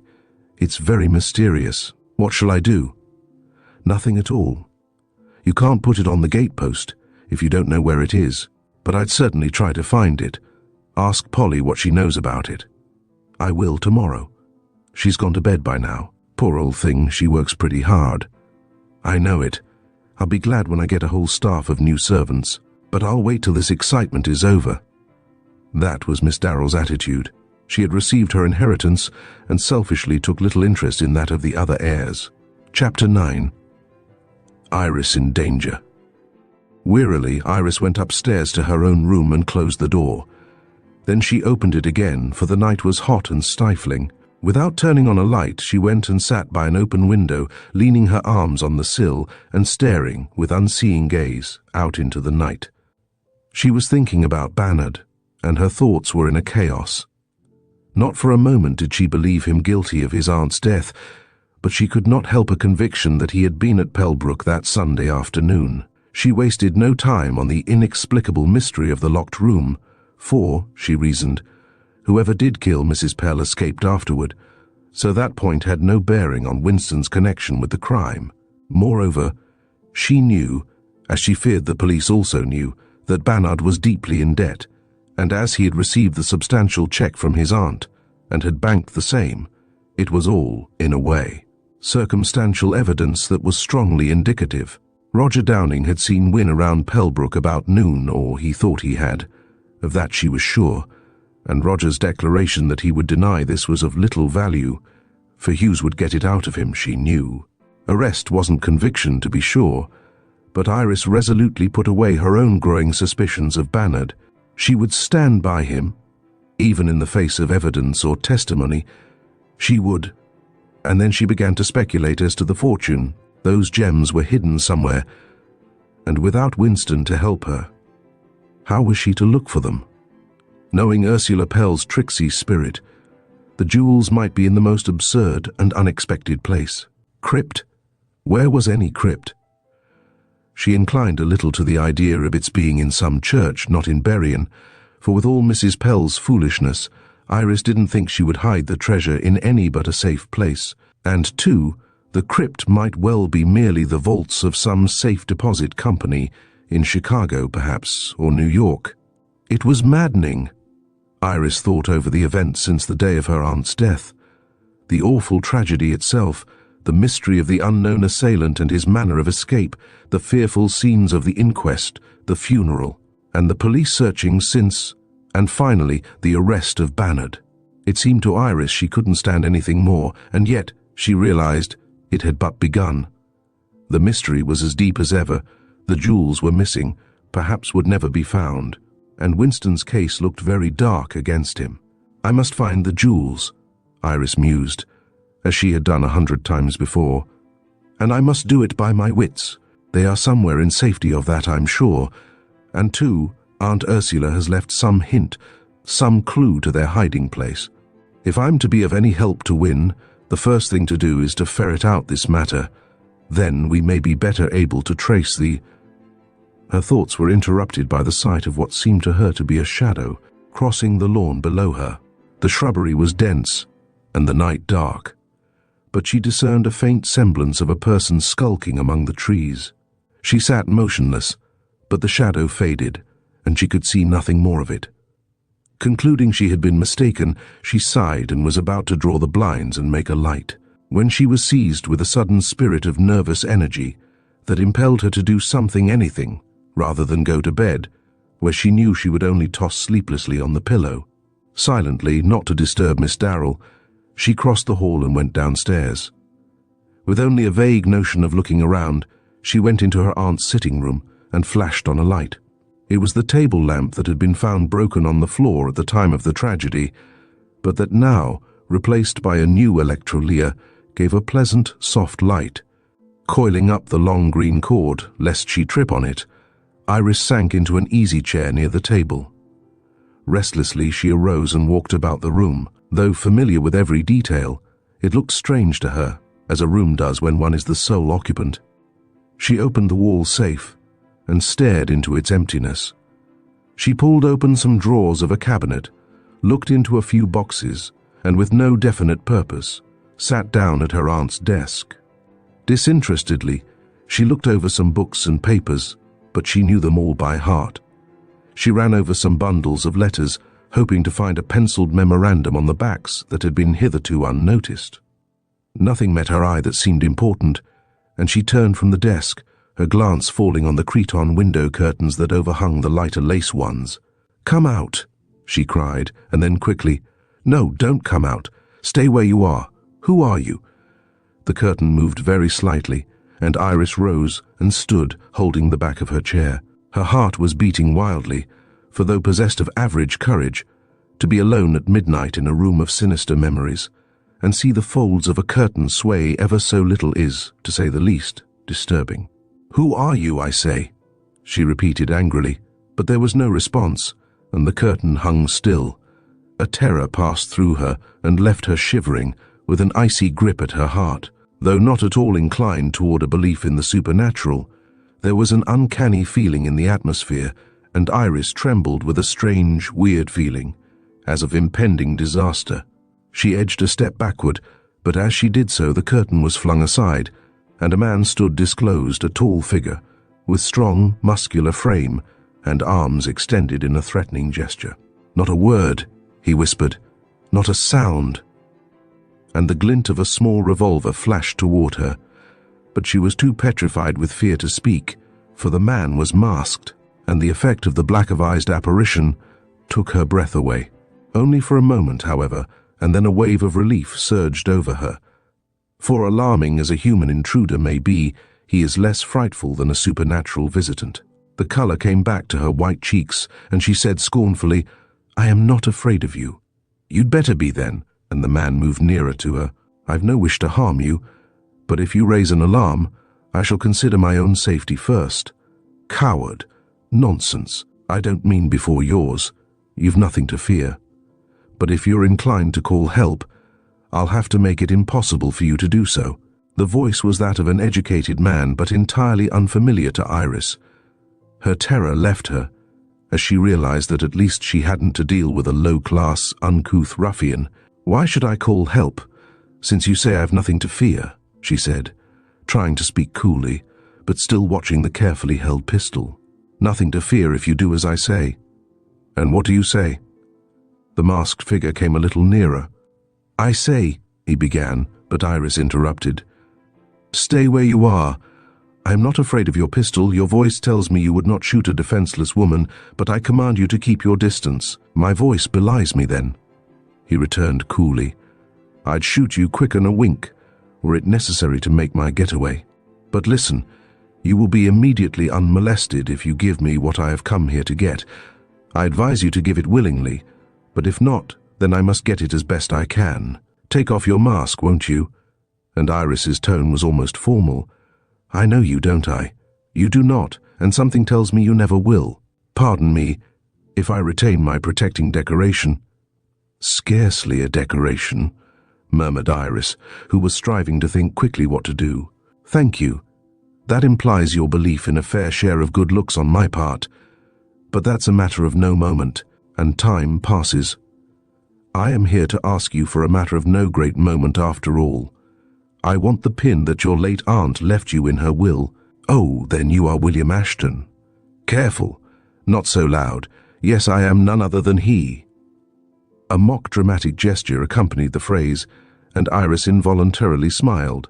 "You are charming when you smile," the visitor went on. "I may say that, since I am not making a social call." "You seem to be, I think," Iris interrupted him. "Far from it. You are under a distinct misapprehension. But alas, your smiles and charms are not the prize I'm seeking. I want that pin." For the first time he spoke a little roughly, "and I'm going to have it." "What under the heavens do you want of that pin?" exclaimed Iris, surprised beyond all thought of fear. She had at first supposed he was after the jewels, or money at least. "Never mind what for. You going to hand it over? I suppose you are making a collection of dramatic trifles like Mr. Pollock. It seems to be a popular pursuit, this gathering material for a miniature junk shop." "So? Well, are you going to give it to me? Why didn't you put it on the gate post tonight?" "For the very good reason that I haven't got it." "Don't talk that useless chatter. Of course you have it." "But I haven't. I threw it away when the lawyer gave it to me and—" "No, you didn't. You only pretended to. Come now, where is it? Will you go away if I give it to you?" Iris was struck with an idea. "If you give me your word of honor that you're giving me the right one." This dissuaded her, for she had intended to give him one from her belt ribbon. "I tell you I don't know where it is. Now, cease this useless interview, please, and leave me. I'll do nothing of the sort. You know where that pin is, and I'm sure it's hidden in this room." "How utterly absurd you are. Why do you want it? I believe you're crazy." "I'm not, as you'll find out, but I intend to have the pin, so make up your mind to that." He sprang toward her, laying his automatic on a table, and with a single gesture. It seemed to Iris he had a soft silk handkerchief tied over her mouth, and around her head, in such fashion that she couldn't utter a sound. "I'm sorry, as I told you," he went on, in a businesslike voice, "but I must obtain that little piece of property. Will you change your mind and tell me where it is?" Iris shook her head vigorously, meaning that she did not know where it was, but he chose to think she meant a mere negative. "Then I'll make you," and he took hold of her arm and twisted it. She moaned with pain, but he picked up the revolver and threatened her. Iris was now really frightened, and realized that his gentler mood had passed. and she was in desperate danger. She cast appealing glances at him, but he was oblivious to her piteous eyes and demanded the pin. Suddenly the thought came to her that the man was crazy, really a maniac, and in view of this, she determined to use her wits to extricate herself from this dangerous situation. If demented, he might shoot her as likely as not, and she thought deeply and carefully what it was best to do. He was distinctly clever, as she had heard maniacs often are, so she dared not fool him too openly. Therefore, she acted rather defiantly, until, as she had hoped, this attitude on her part brought a rough, hard twist of her slender arm that really brought the tears to her eyes. With a limp gesture of surrender, she nodded her head at him, while pain contorted her face. "Sorry," he said again, "but there's no other way. Does that mean you're going to give me the pin?" Iris nodded acquiescence, and he stipulated, "The real one." Again she nodded, salving her conscience by the thought that her falsehood was told in self-defense. "Where is it?" "No, you needn't speak yet. Indicate where it is, and I'll get it." Iris nodded her head toward the desk, and the man went to it. He ran his fingers lightly over the various compartments, watching her the while, and as he touched one, she nodded. She had remembered a small packet of papers, pinned with an old and somewhat rusty pin, and she determined to pass this pin off on him if she could make herself dramatically convincing. "I've always thought I could be an actress," the poor child said to herself. "Now's my time to make good." So, by dint of indicative nods and glances, she easily made her visitor discover the packet and the pin. The papers were valueless, and the pin, which held a paper band round them, was an ordinary, dull, old-looking one. It was Iris's clever play of her eyes and her hands that betokened a great unwillingness to part with it, but did so under duress, that succeeded in making the thief believe it was the pin he was after. He scrutinized the papers and threw them aside. "A good hiding place," he said, putting the papers back where they had been, as obvious as Poe's purloined letter. "I don't ask you if this is the pin, for your speaking countenance has told me it is. I only bid you a very good evening." He rose quickly, and without a further glance at Iris, he turned off the electric light on the table, and she heard him step softly through the living room, and out of one of the low windows that gave on to the veranda. She sat where he had left her, not really in pain, but in some discomfort. Then, lifting her hands, she managed to untie the handkerchief gag. It wasn't difficult, though the tight knot took a few moments to loosen. She was tempted to turn on the light and look at the silk handkerchief still in her hand, but she feared her visitor might discover the fraud and return. She crept softly into the living room, closed and locked the window through which she had heard him go, and wondered whether it had been left unfastened or he had forced the catch. But that could wait till morning. She locked the living room door on the hall side for further safety, and returned to her room, determined to have additional bolts and bars attached here and there the next day. Then she remembered the house was not hers, and though she might suggest, she could not dictate. Hours she lay awake, thinking it all over. In the security of her own room she felt no fear, and the dawn had begun to show before she slept. "He's a crazy man," she told herself finally, just as at last slumber came to her. "But it's queer the same mania attacked two people at the same time." Next day she told Lucille Darrell the story. "No, I don't think he was crazy," Miss Darrell said. "I think he's an agent of that other man, and they wanted to find out if you had given the first man the right pin. You see, when you made the second man— what's his name, Ashton?" "Yes, and the first was Pollock. Well, when Pollock doubted that you'd given him the right pin, he sent Ashton to find out. And then when you were so clever as to fool Ashton so fully, he thought you had been frightened into it at last. But what do they want the pin, just as Pollock said, to add to a collection of such things? You know that diamond pin joke is in all the papers. Everybody knows about it. But why so desperately anxious to get the very one? If they did have another, nobody would ever be the wiser. Not unless you withheld the real one and then gave it or sold it to somebody else later. That would make Pollock's pin a fraud. Now he's sure he has the very pin. Well, of all rubbish. But you're right. I suppose friend Ashton went to the gatepost, and not finding it there, he hovered around the house hoping to get in and hunt for himself. Just that. And he did get in. I'm not sure he wouldn't have taken something more valuable than the pin if you hadn't caught him. I don't know. He didn't seem at all like an ordinary thief. Now I'm going to see if Polly knows anything about the real pin. It was nearly time for the Sunday dinner, and Iris, going to the kitchen, found the old cook busy with her preparations. "Oh, don't bother me about that now, Miss Iris," Polly said. "I've got to set this custard." "Behave yourself, Polly. It won't hurt your old custard to take 1 minute to answer my question. Did you take a pin out of the underside of Agnes's pincushion?" "Come outside here," and the cook drew Iris out to the kitchen porch. "Now," she whispered, "don't you talk so free about that pin. Yes, Miss Iris, I got it, and you kin be mighty glad. That's a valuable pin, that is, and don't you forget it." "Valuable how, and where is it?" "Well, you know Mrs. Pell, she set great store by that pin. Many's the time, when she's been going to New York or somewhere, she said to me, 'Polly, you keep this safe till I get home,' and she'd hand me that self-same pin, and would I guard it? Well, wouldn't I? But why, Polly, did she set such store by it?" "It was her luck, Miss Iris." "Luck, fiddlesticks. Aunt Ursula wasn't a fool.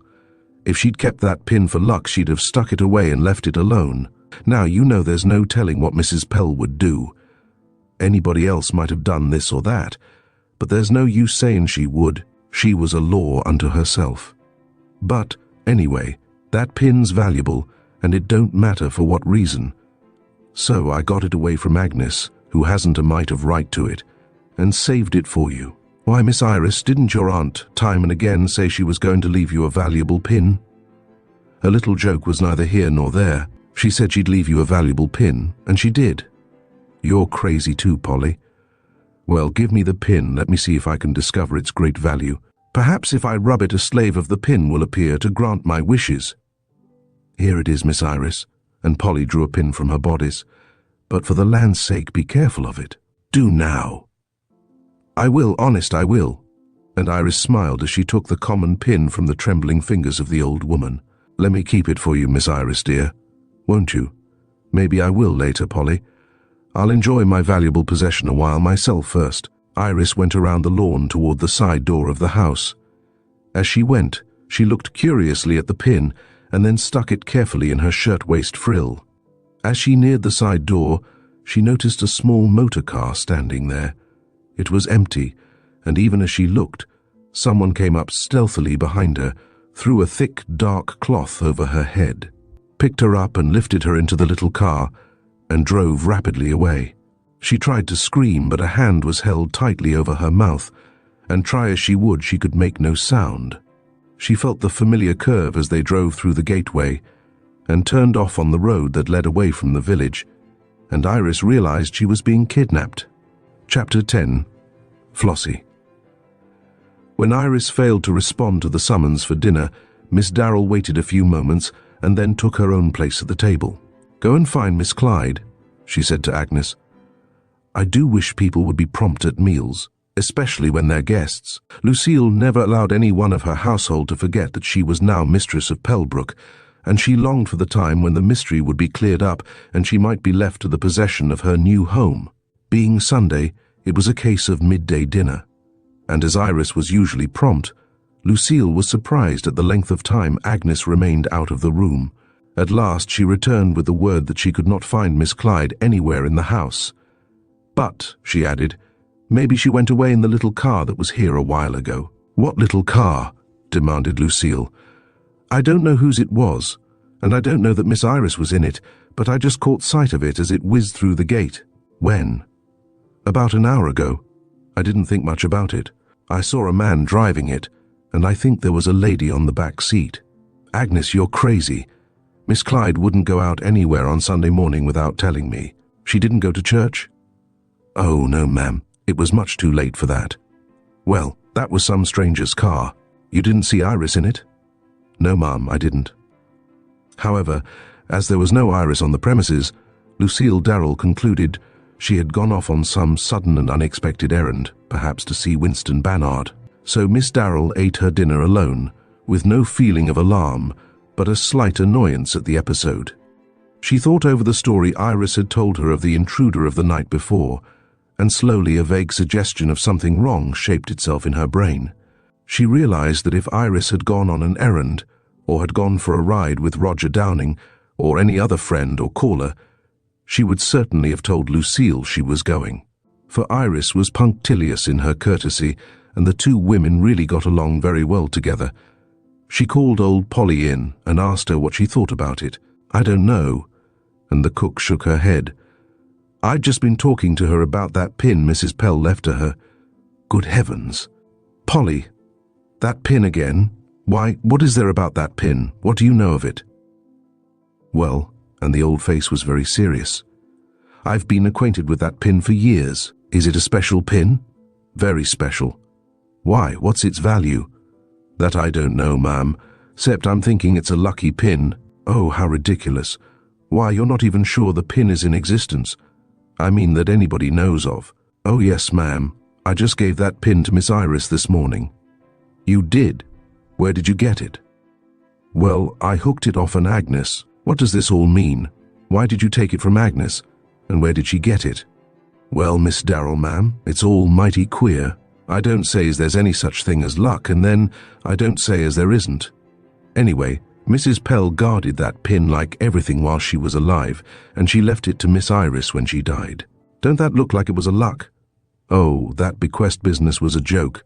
Surely you know that." "Not altogether it wasn't. The dime part was, maybe. But that pin, why, I know that pin, I tell you." "Do you mean you'd know that pin apart from a lot of other common pins?" "No, I don't know as I can say that, but, well, maybe I could tell it." "Polly, you're out of your head. But never mind all that now. Tell me what you think of Miss Iris's absence. You know her. Would she run off anywhere just before dinner on Sunday without telling anyone?" "That she would not. Miss Iris is most considerate and thoughtful. She'd never go away without seeing you first." "That's what I think. Then where is she?" "I don't know, ma'am, but I'm awful scared." And flinging her apron over her face as she burst into sobs, Polly ran out of the room. Thoroughly alarmed, Lucille spoke again to Agnes. "You're not sure you saw Miss Clyde in that car?" "Oh no, ma'am. I didn't see her at all. Only I didn't know the car, and I thought she might be in it. I know Mr. Downing's car and Mr. Chapin's, and I think I'll telephone Mr. Chapin. What with murderings and maraudings, this house is a frightful place. I almost wish it wasn't mine." She called Mr. Chapin on the telephone, and he came over as quickly as he could.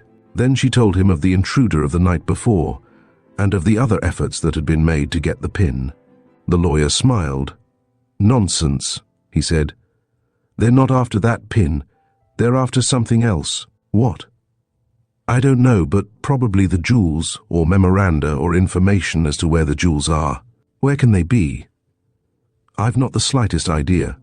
I wish now I'd insisted more strongly on having Mrs. Pell's confidence. But she told me that her whole fortune was left to Iris and Win Bannard, and that it was all disclosed in the will's directions.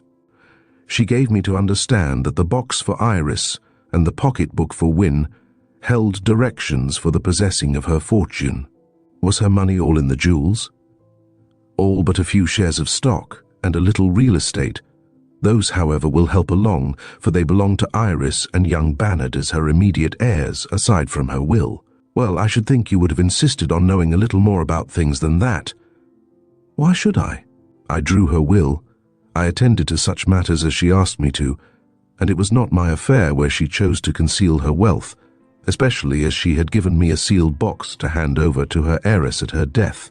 And too, Miss Darrell, you didn't know my late client as well as I did. Indeed, I doubt if many people knew her as I did. A lawyer often has queer clients, but I'm sure she set a record for eccentricities. I suppose I drew up a score of wills for her, and Lord knows how many codicils were added. Then, too, I never knew when she would perpetrate one of her silly jokes on me. I've been called over here late at night to take her dying testamentary directions, only to arrive and find her perfectly well and laughing at me. I've been given an extra fee for some trifling service, only to find that payment had been stopped at the bank before I could present the check. And you stood for such treatment?" "What could I do?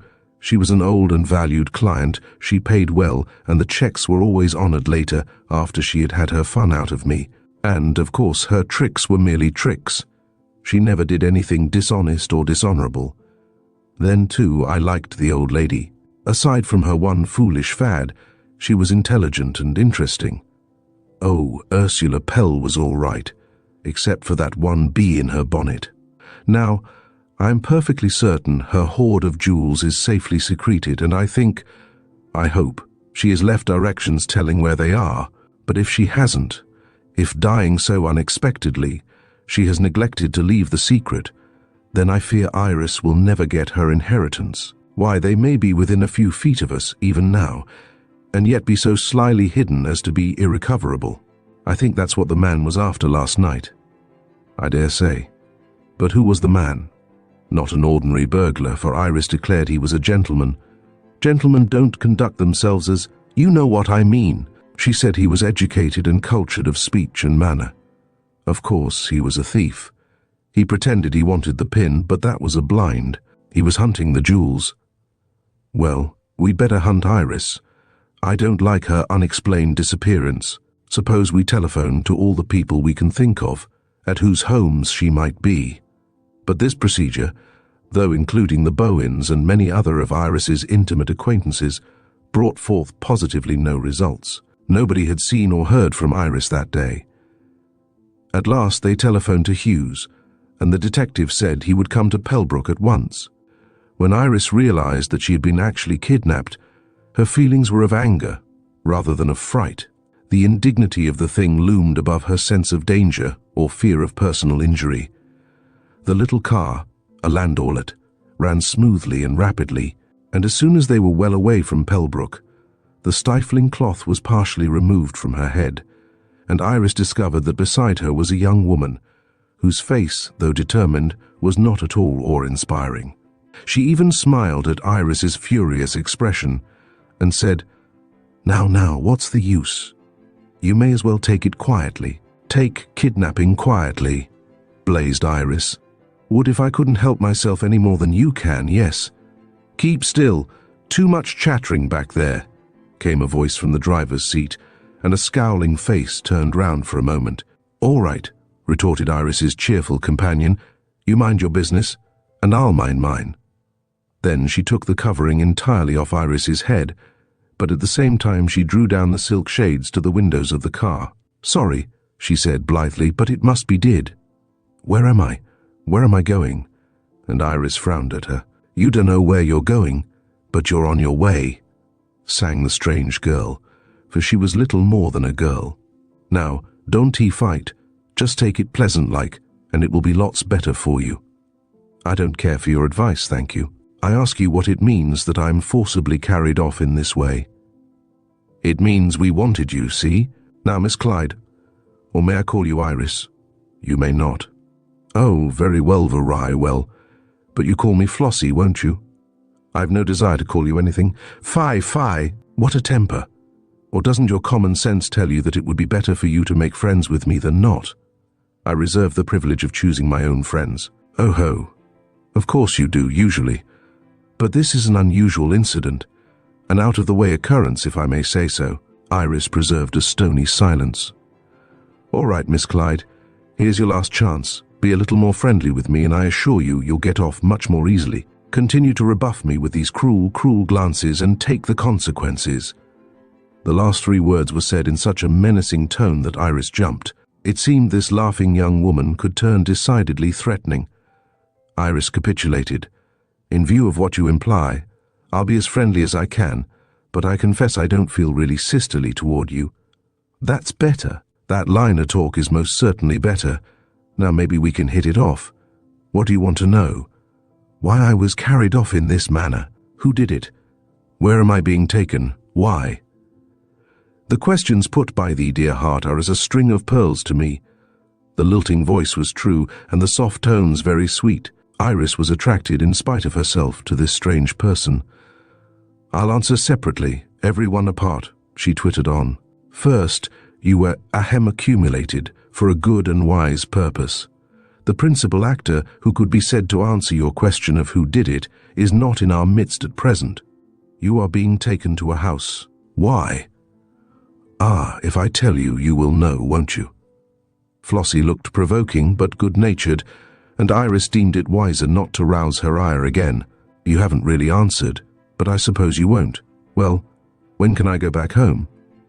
If you're goody girl, you can return in, say, a couple of hours. If not... Ah, if not... Suddenly a light broke upon Iris. It was that pin. These strange people were after the pin, and it was sticking in her shirtwaist frill, just where she had put it when Polly gave it to her. They must not get it. Now, if ever, she must use her wits. For if anybody wanted that pin so desperately it must be valuable. Also, if Ursula Pell had cherished that pin as old Polly described, it surely was valuable. Iris thought quickly. This sharp-eyed girl would be difficult to hoodwink, yet it must be done. Had she seen the pin? A furtive glance at the full ruffle of lawn and lace showed Iris that the pin was not prominently visible, though she could see it. Why did they want it? But that didn't matter now. Now she must hide it. Would she be searched, she wondered. Surely she would not be submitted to such an insult. Yet it might be. At any rate, it must be hidden. This was the real pin. The others had not been, and these people who were after it knew that. What the pin meant, or why they wanted it, must be left undecided, but the pin must be made safe. Iris thought of dropping it out of the window, which was open, though the shade was down, but concluded that her ever finding it again would be too doubtful. She thought of concealing it in her abundant hair, but suppose she were made to take down her hair. A sort of intuition told her that she would be searched, and she must be ready. At last she thought of a hiding place, and as a start she drew Flossie's attention to a slightly loose shade tassel, while, with a gesture as of straightening a tiny velvet bow at her throat, she drew her hand down the frill and brought the pin with it. Concealed in her left hand, and stealthily watching her companion's eyes, she waited her chance, and then, unnoticed, she thrust it, head end first, into the hem of her white serge skirt. The loose weave of the material made this possible, and the pin disappeared into the inch-wide hem. It might be safe there, and it might not. Iris thought it would, and at any rate she could think of no better place to conceal it. Also, getting another pin from her belt, she placed it where the valuable pin had been for further precaution, nor did she accomplish her work much too soon, for very shortly they drove in at a gate and stopped at the door of a small house. There was no attempt at hiding now, and Iris was handed out of the car by the man who had driven them. With no appearance of stealth, Flossie ushered her into the house, which proved to be an ordinary, middle-class dwelling of country people. The sitting room they went into had a table with a red cover, some books of no interest, and an old-fashioned lamp on a wool work mat. The patent rocker and a few other worn chairs betokened family furnishings bought in the 80s, and not renewed since. Flossie closed the door and spoke to Iris, in a new and very decided tone. "Miss Clyde," she said with respect and politeness, "I'm truly sorry, but you are here and I am here in order that I may take from you a pin, which you have somewhere in your clothing. I deeply regret the necessity, but it is imperative that I make sure of getting every pin that is on your person. Please do not make it harder for me, for both of us, than is necessary. For, I assure you, I shall do my duty." "A pin?" said Iris innocently. "Here is one." She took one from her belt, in which there chanced to be several, and thanked her lucky stars that she had hidden the real one. It might be found, for this girl was surely energetic, but Iris trusted much to her own dramatic ability now. "Not one, but all," said Flossie gravely. "I'm afraid you don't understand." "I'm sure I don't," interrupted Iris. "What about a pin?" "I won't waste words with you, if you please. I am here to take from you every pin you have in your clothing. You will please undress slowly, that I may get them all. Here is a paper of new ones to replace them. Will you please take off your shirtwaist, or shall I?" Iris looked aghast. Then she concluded it would be best to submit. "Will you lock the door?"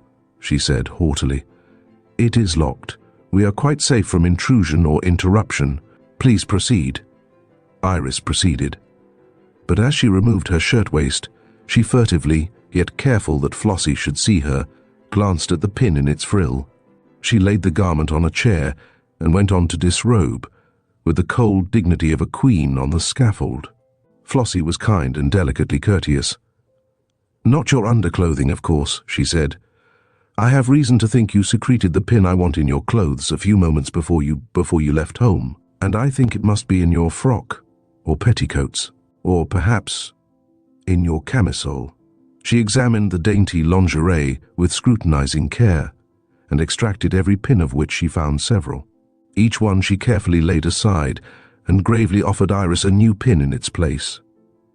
Pretty sure now that her pin would not be found, Iris let herself be amused at the whole performance. "Do you do this as a profession?" she asked. "Or are you an amateur?" "Both," was the unsmiling answer. "Will you give me your word there are no more pins on you?" "I will give you my word there is only this one, and you are welcome to it." Iris took a pin from a loop of ribbon that adorned her petticoat ruffle. "But I must ask for one to replace it.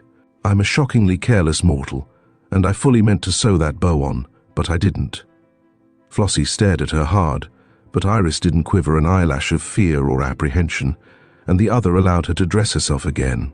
"That is all," Flossie said shortly, as once more Iris was in full costume. "We will go now." They re-entered the car, which was still at the door, and started back the way they had come. Chapter 11. Gone Again. "The murder mystery is bad enough," said Hughes, "but this disappearance of Miss Clyde is also alarming. There is deep deviltry going on, and since Winston Bannard is in custody, it can't be assumed that he had any hand in the matter. Unless Iris is doing something for Win," suggested Miss Darrell. "They may be working in collusion," began Hughes, but Mr. Chapin interrupted. "Don't use such an expression. Working in collusion implies wrongdoing. If those two, or either of them, should be hunting the hidden jewels, they have a perfect right to do so. The jewels belong to them, if they can find them." "Iris Clyde isn't on any jewel hunt," declared Hughes, when at that very moment, in at the door came Iris herself.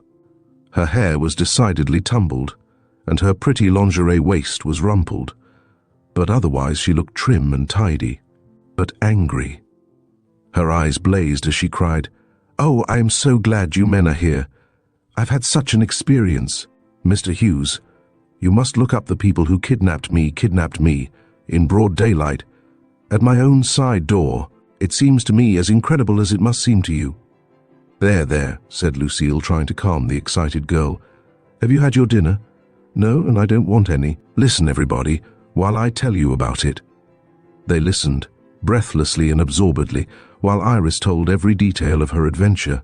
"And then," she wound up, "after Flossie had searched me as thoroughly as a police matron might have done, she allowed me to put on my things again, and we came back just as we went. I was put into the car with her. It was a little coupe affair, you know, and the same man drove it. We had the shades up part of the time, but as we made a turn she pulled them down, and as we neared this house she put the shawl over my head again. It was a nice white woolly shawl, and smelt faintly of violet. Well, when we got to the bend of the road below here, they asked me to get out and walk the rest of the way. I did so gladly enough. I was so relieved to see the house again that I just ran to it. They scooted, of course, and that's all. Now, Mr. Hughes, catch him." "Not so easy, Miss Clyde. The thing was carefully planned and carried out with equal care. Did they get the pin?" "They did not. Now, Mr. Hughes, Mr. Chapin, that pin must have some value. What can it be? To say it's a lucky pin is silly, I think." "But what else could be its value?" said Chapin wonderingly. "Let me see it." "I won't let anybody see it unless we draw the blinds and lock the doors," said Iris decidedly. "I tell you there is some value to this pin. Could it be made of radium or something like that?" "Let's see it," demanded Hughes. "All right, I will." And Iris locked the doors herself and drew down the window shades. Then, turning on an electric light, she turned up the hem of her white serge skirt and began feeling for the pin. And she found it, though the point had come through the material. But the head held it in, and Iris easily extricated it. "There," she said, holding it up. "That is the valuable pin Aunt Ursula bequeathed to me. What do you make of it?" Hughes took it first and looked at it curiously. "Just a common ordinary pin," he said. "No radium about that." "Did you ever see any radium?" asked Iris. "No, but I've seen common pins all my life, and that's one." "Of course it is," and Lucille Darrell's positive statement rather settled the matter. Mr. Chapin looked at it, but could see nothing unusual about it. It was not bright like a new pin, yet it was not yellowed with age. It was merely a pin, and nothing more could be made of it. "It's a blind," said Hughes with conviction. "Those people, whoever they may be, pretend they're after this pin, but really they think you have a real diamond pin left you by your aunt, and they're after that." "That might be," agreed Chapin. "Did the search indicate anything of the sort, Iris?" "I can't say. If so, at least that girl made a big bluff of hunting an ordinary pin. I tried to fool her. I had put a pin of hers in the frill of my blouse, and I kept looking toward it, but furtively, as if eluding her attention. She caught on, and she examined that frill in every plait. She found the pin I had put there, of course, and she took special care of it, though pretending it was of no particular importance. I put one, as if hidden, in my petticoat ruffle too, and she fairly pounced on that, but she gave me a glance to see if I noticed her satisfaction. Oh, we played our parts, and it was diamond cut diamond, I can tell you. I couldn't help liking her. She's really a nice girl, and she must have been made or hired to do what she did. She made me take down my hair, and she brushed it herself, in hope of finding a pin in it. And I did think of hiding it there at first, but I thought it safer where I put it. You see, it couldn't lose out, and there was little likelihood of her thinking to feel in the hem of my skirt. Very well done, you're a heroine, Miss Clyde, indeed you are, but I fear the end is not yet. When they find they haven't the right pin—" "How can they possibly know?" exclaimed Miss Darrell. "How can they tell that they haven't?" "They must be able to tell because they were not satisfied with the pins Mr. Pollock took from here." "Pollock!" cried Iris. "It wasn't Pollock who ran that car today." "No, but it's his affair. He sent the little car for you. How did he know I'd be out there and with the pin in my possession?" "He's been on the watch all day, likely."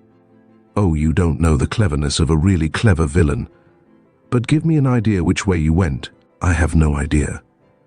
You see, all the time the shades were up, the shawl was over my head, and when she took the shawl off I couldn't see out at all. You've no notion what road you travelled?"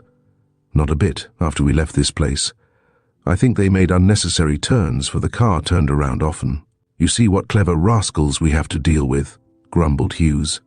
"And you recognized no landmarks?" "Not one." "What was the house like?"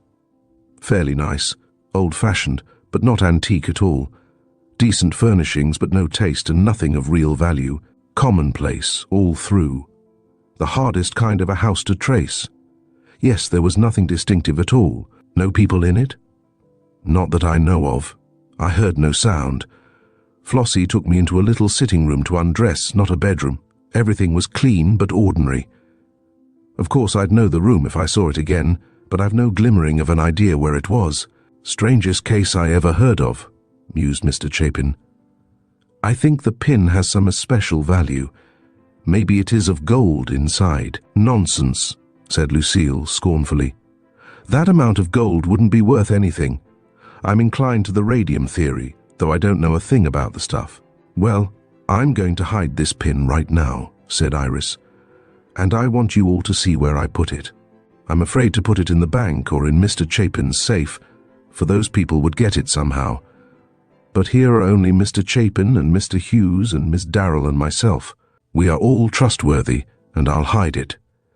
Then I shall devote my life to the solving of the mystery of the pin and Aunt Ursula's death, for I think they are very closely connected." "I believe you," cried Hughes, "and I agree that the best place to hide the thing is in this house." "Where now?" "In Auntie's room," said Iris solemnly, and she led the way to Ursula Pell's sitting room. "This place is barred, and we can lock the door to the other room and keep it locked. See, I shall put it in this big easy chair that Auntie loved to sit in. I'll tuck it well down in between the back and the seat upholstery, and no one can find it. Then, if we ever discover wherein its value lies, we know where the pin is and can get it." "I suppose that's all right," said Mr. Chapin, a little dubiously. "But in a safe, No, Miss Clyde's idea is best, asserted Hughes. How cleverly she hid the thing in her skirt hem, didn't she?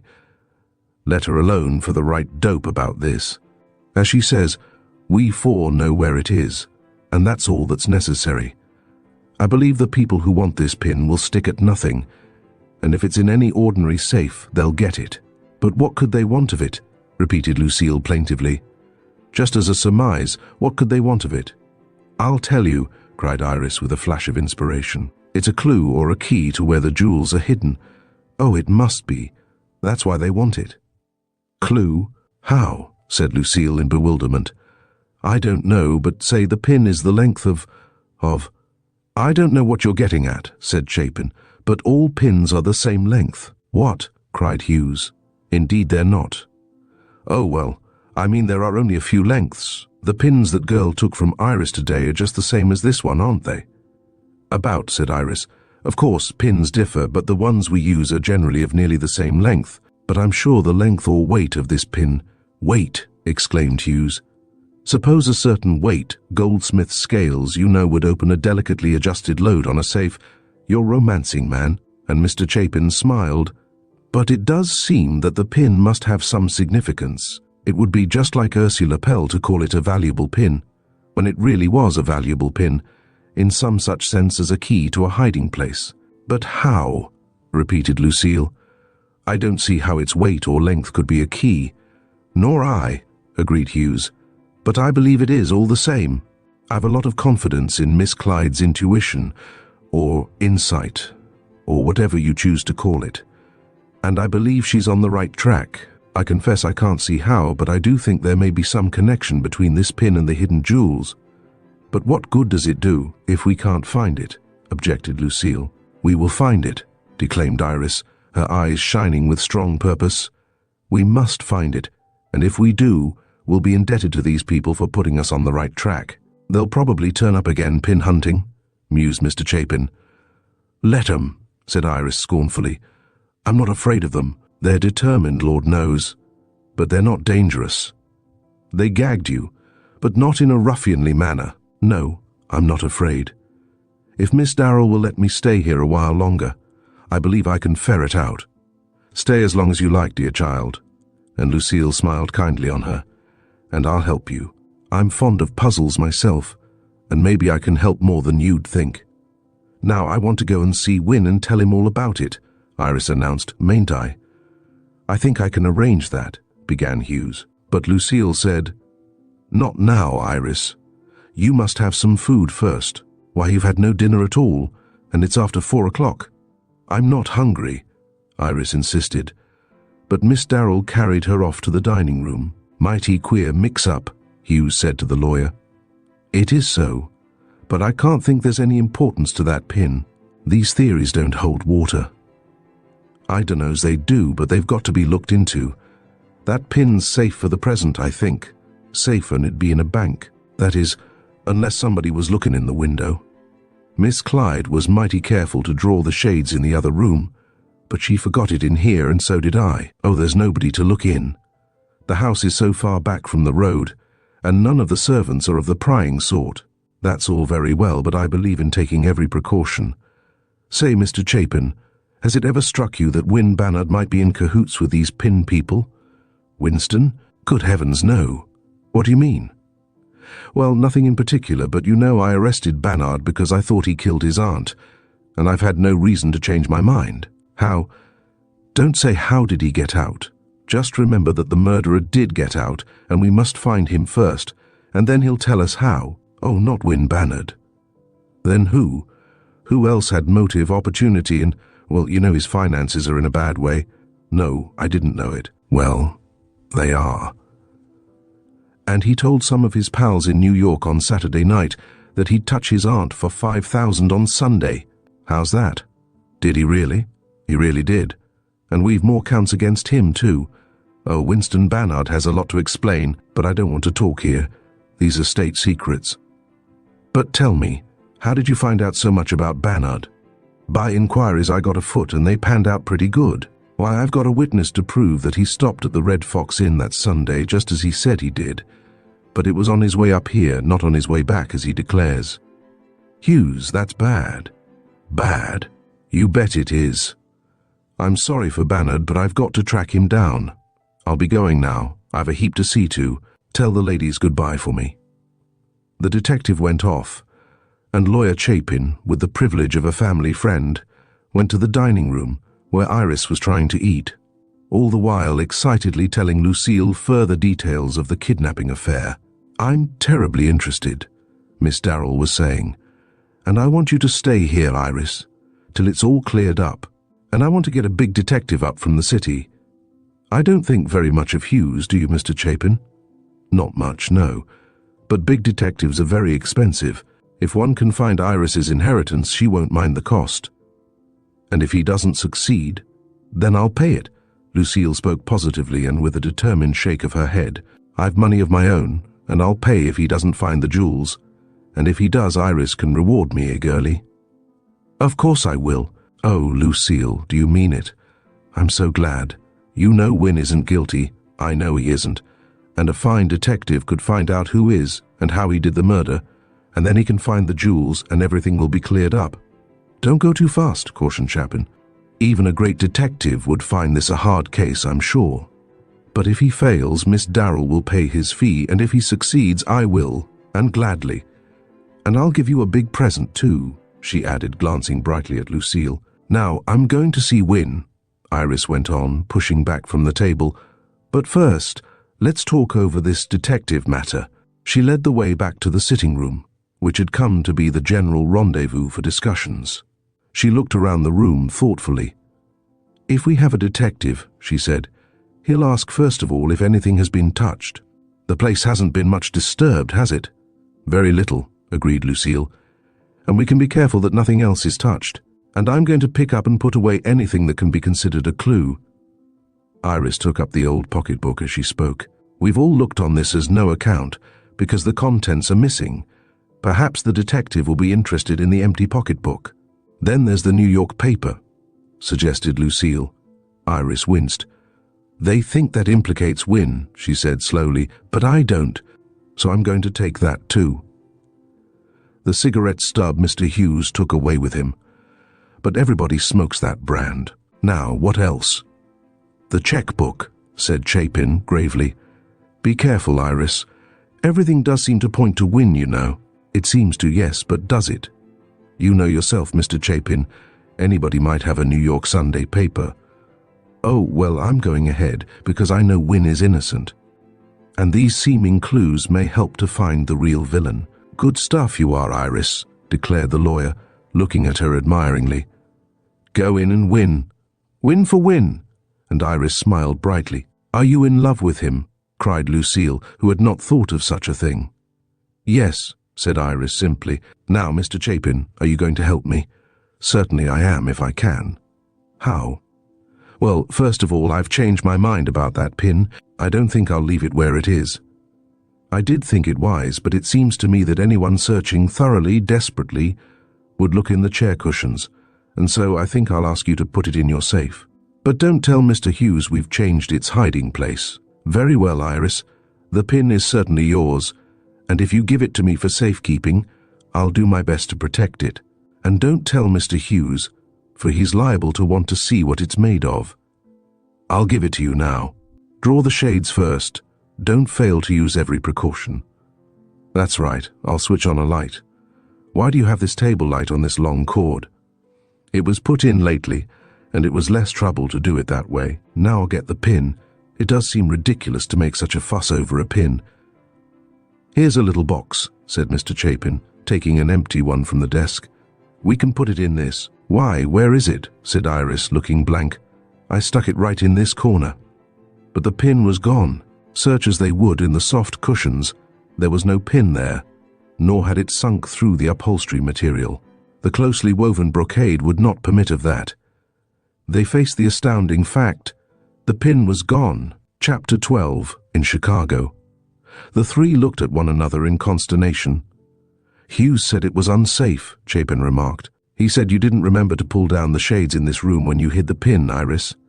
"No, I didn't. But who could get in? The windows are barred."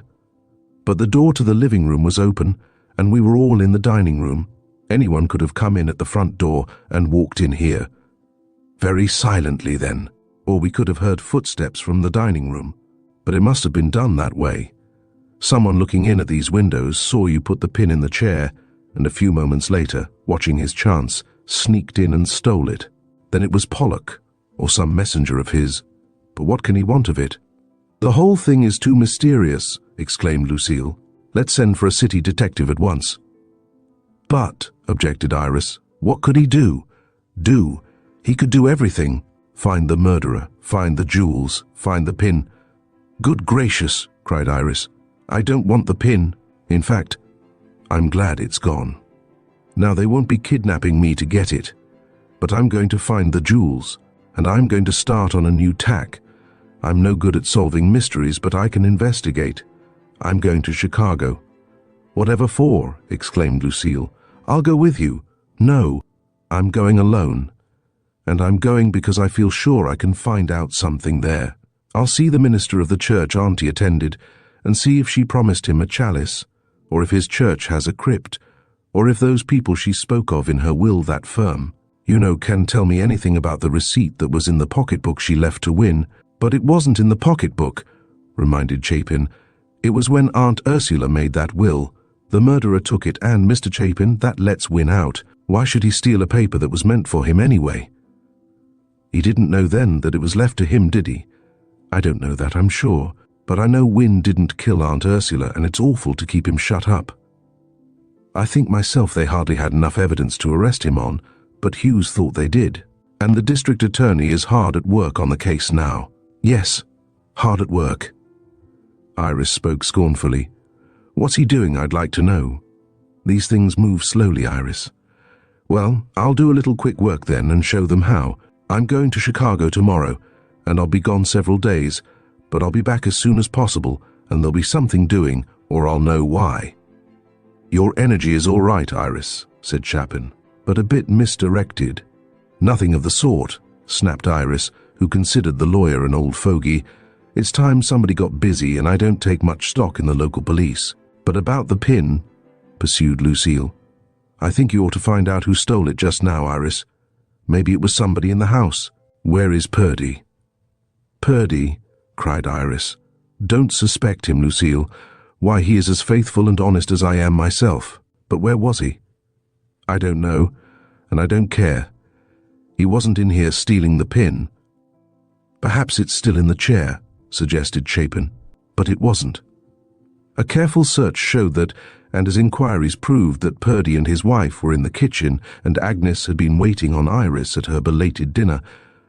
There was really no reason to suspect the servants. Campbell, the chauffeur, was in the garage, and there were no other servants about on Sunday. The disappearance of the pin was as inexplicable as the murder, and Iris decided to give up the house mysteries and look in Chicago for new light.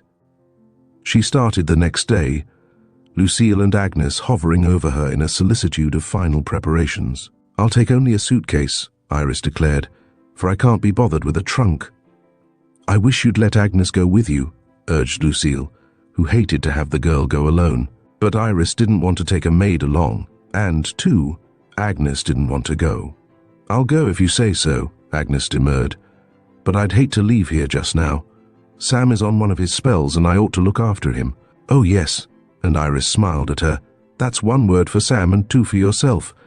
I think that good-looking young man who calls on you has more power to keep you in Berrien than poor Sam. Agnes blushed but didn't deny it. So Iris went to Chicago alone. She went to a woman's hotel and established herself there.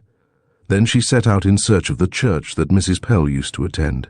The rector, Dr. Stevenson, was a kindly, courteous old man who received her with a pleasant welcome. He well remembered Ursula Pell and was deeply interested in the mystery of her tragic death. It was many years since she had lived in Chicago, and his definite memories of her were largely concerning the pranks she used to play, for even the minister had not been spared her annoying fooleries. But he knew nothing of any gift of a jeweled chalice, and said he really had no desire for such a thing.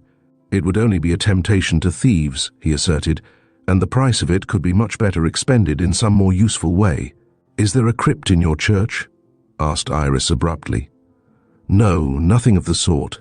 Or, well, that is, there is a room below the main floor that could be called a crypt, I suppose, but it is never used as a chapel or for mortuary purposes. Why? Iris told him of the entry in her aunt's diary, stating that the collection of jewels was in a crypt, and Dr. Stevenson smiled. Not in my church, he said. Of that, I'm positive. The basement I speak of has no hidden places, nor has anybody ever concealed anything there. You may search there if you choose, but it is useless. To my mind, it sounds more like a bank vault. That might be called a crypt, if one chose so to speak of it.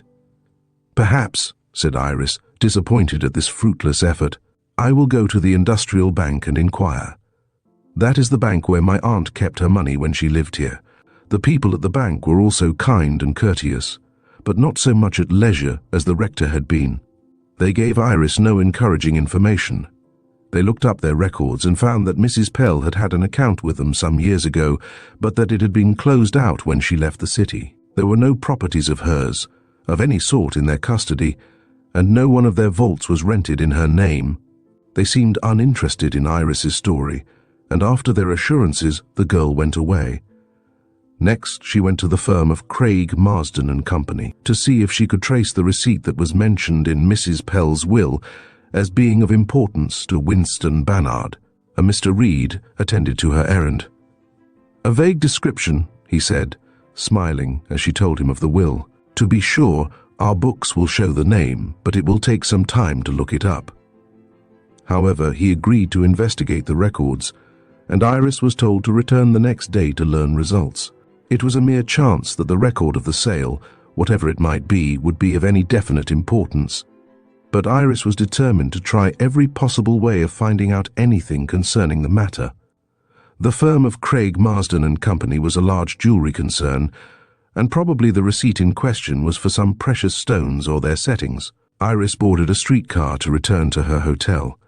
She sat, deeply engrossed in thought over the various difficulties that beset her path, when the man who sat next her drew a handkerchief from his pocket. Abstractedly, she noticed the handkerchief. It was of silk, and had a few lines of blue as a border. Then, suddenly, she realized that it was the exact counterpart of the one with which the midnight marauder had tied up her mouth the time he came to get the pin. Furtively, she glanced at the man. The burglar had been masked, but the size and general appearance of this man were not unlike him. Then, another surreptitious look revealed his features to her, and to her surprise she recognized her caller, named Pollock. Quickly she turned her own face aside. The man had not noticed her, and wondered what to do. Without a doubt it was Pollock, she was sure of that, and the peculiar handkerchief gave her an idea it was the midnight intruder also, that they were one and the same. She had surmised this before, and she now began to join the threads of the story. She felt sure that Pollock and the burglar and the kidnapper were all one, and that Pollock was determined to get the pin at any cost, and she couldn't believe it was for the reason he had asserted, merely as a memento of the dramatic tragedy. It had not been this man who drove the little car that carried her away on Sunday, but the driver, as well as the girl called Flossie, were probably Pollock's tools. At any rate, she concluded to trace Pollock and find out something about him. When he left the car, as he did shortly, she rose and followed him. He had not glanced at her, and was apparently absorbed in thought, so she had no difficulty in walking, unnoticed, behind him. She smiled at herself, as she realized she was really shadowing, and felt quite like a detective. Pollock went into a small restaurant, and Iris, through the wide window, saw him take a seat at a table. The deliberation with which he unfolded his napkin and looked over the menu made her assume that he would be there some time. Acting on the impulse of the moment, Iris ran to the nearest telephone she could find and called up a detective agency. Over the wire, she stated her desire to employ a detective at once and asked to have him sent to her where she was, which was in a drug shop. There was a maddening delay, and as Iris waited, she began to fear she had done a foolish thing. She suddenly realized that she had acted too quickly and perhaps unadvisedly, but she must stand by it now. It was half an hour before a man arrived and met her at the door of the drug shop. "I'm Mr. Dayton," he said, "from the agency. Is this Miss Clyde?" "Yes," said Iris, "and please hurry. I've just got on the track of a man who is a burglar, ma'am." And the detective looked sharply at this young girl who had called him to her. "Yes." And Iris grew impatient at his doubtful interest. "Now, don't stop to parley, but catch him. Where is he?" "He's in the restaurant, half a block away. I don't mean for you to arrest him, but trail him, shadow him, or whatever you call it, and find out who he is and what sort of a character he bears. If he's a correct and decent citizen, all right. If he's a man who might be a burglar, I want to know it. Now fly." "Wait a minute, Miss Clyde. Tell me more. How shall I know him?" "Oh, he's at the table by the first front window as you go from here. He's a tall man, and a strong-looking one. Come on, I'll point him out." They went toward the restaurant, and cautiously Iris looked in at the window, but her quarry had fled. There was no one at the table at all. "Come on in," she cried to the bewildered Dayton. "No, that won't do. He mustn't see me. You go in and get the waiter who served him, or the proprietor or somebody, and find out who the man was who ate at that table just now. Maybe he's still in the coat room." Iris stepped around a corner, and Dayton went in on his errand. But the waiter had no knowledge of the patron's name. He said he had never seen him before, to his knowledge, but he was a new waiter there, and the captain might know. However, neither the head waiter nor the cashier, nor indeed anyone about the place, knew the man. A few remembered seeing him, but the waiters at nearby tables, if they had noticed him, didn't know his name. One waiter said he thought he had seen him before, but wasn't sure. The man was gone, and no one knew which direction he had taken from the restaurant. Iris was disheartened at the report of her emissary. "If you'd only got here sooner," she reproached the detective. "Did my best," he assured her. "Describe your man more accurately." But Iris couldn't seem to think of any very distinguishing characteristics that fitted him. "His name is Pollock," she said, "and he's a collector. Oh, wait, I do know something more. He's in the hardware business. For himself or with a firm?" "I don't know." "Then I fear, Miss Clyde, we're wasting time in looking for a person so vaguely identified. If you say so, I can go over the hardware people for a Pollock, but it will be an unsatisfactory and expensive process. I don't want that." And Iris looked perplexed. "Oh, I don't know what I do want, but it's maddening to see him and then have him get away. He's also a collector." "Ah, that helps. A collector of what?" "Of mementos of crimes." "Of what?" "It sounds silly, I know, but he told me so. Not exactly crimes, more of prominent people, like a pencil that belonged to President Garfield and such things." "Oh, a freak. I hoped you meant a prominent collector of valuable things. Then we might trace him." "No, he collects queer things. It is a sort of harmless mania, I think." "Well, if we can't find him, we can't. How much do I owe you?" This matter was adjusted, and Iris turned disconsolately back to her hotel. She had accomplished nothing on her Chicago trip, and unless the Craig people could give her information of importance, there was no use prolonging her visit. The rest of that day and the morning of the next she spent in the vicinity of the restaurant, hoping Pollock would return. But she didn't see him, and in the afternoon she went back to Craig, Marsden and Company. Mr. Reed greeted her pleasantly, but he had no important information. "We've many records of sales to Mrs. Pell," he related, "and if you desire, I can give you a memorandum of them. Presumably she had receipts in every case. But as I do not know the particular receipt you want, I can't offer you any data concerning it." "What are the transactions?" asked Iris. "Jewels she bought?" "Yes, and setting and engraving. Mrs. Pell had a great deal of engraving done." "What sort of engraving?" "On silver or gold trinkets and ornaments." "Oh yes, I know. All her silver has not only initials, but names and dates, and sometimes quotations or lines of poetry." "Yes, and she was most particular about that work. It was always done by our best engraver, and unless it just suited her, we were treated to her finest sarcasm. Mrs. Pell was a wealthy and extravagant patron, but not affable or easy to please."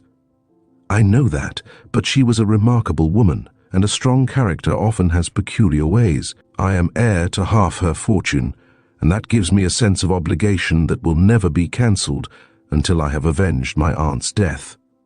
Iris did not tell this man about the missing jewels, for it seemed of no use, but they discussed at length the jewels that he knew that Mrs. Pell had possessed, and Iris was amazed at the size and value of the amount. "Really?" she exclaimed. "Do you know that my aunt had such an enormous fortune as that, in gems?" "I know that she had at the time of her dealings with us. That was 10 years ago or so, but then we had the handling of more than $1 million worth, and I know she added to her store after that." "Oh, where are they?" cried Iris, forgetting her determination not to discuss this matter here. "Do you mean to say you don't know?" exclaimed Mr. Reed, astounded.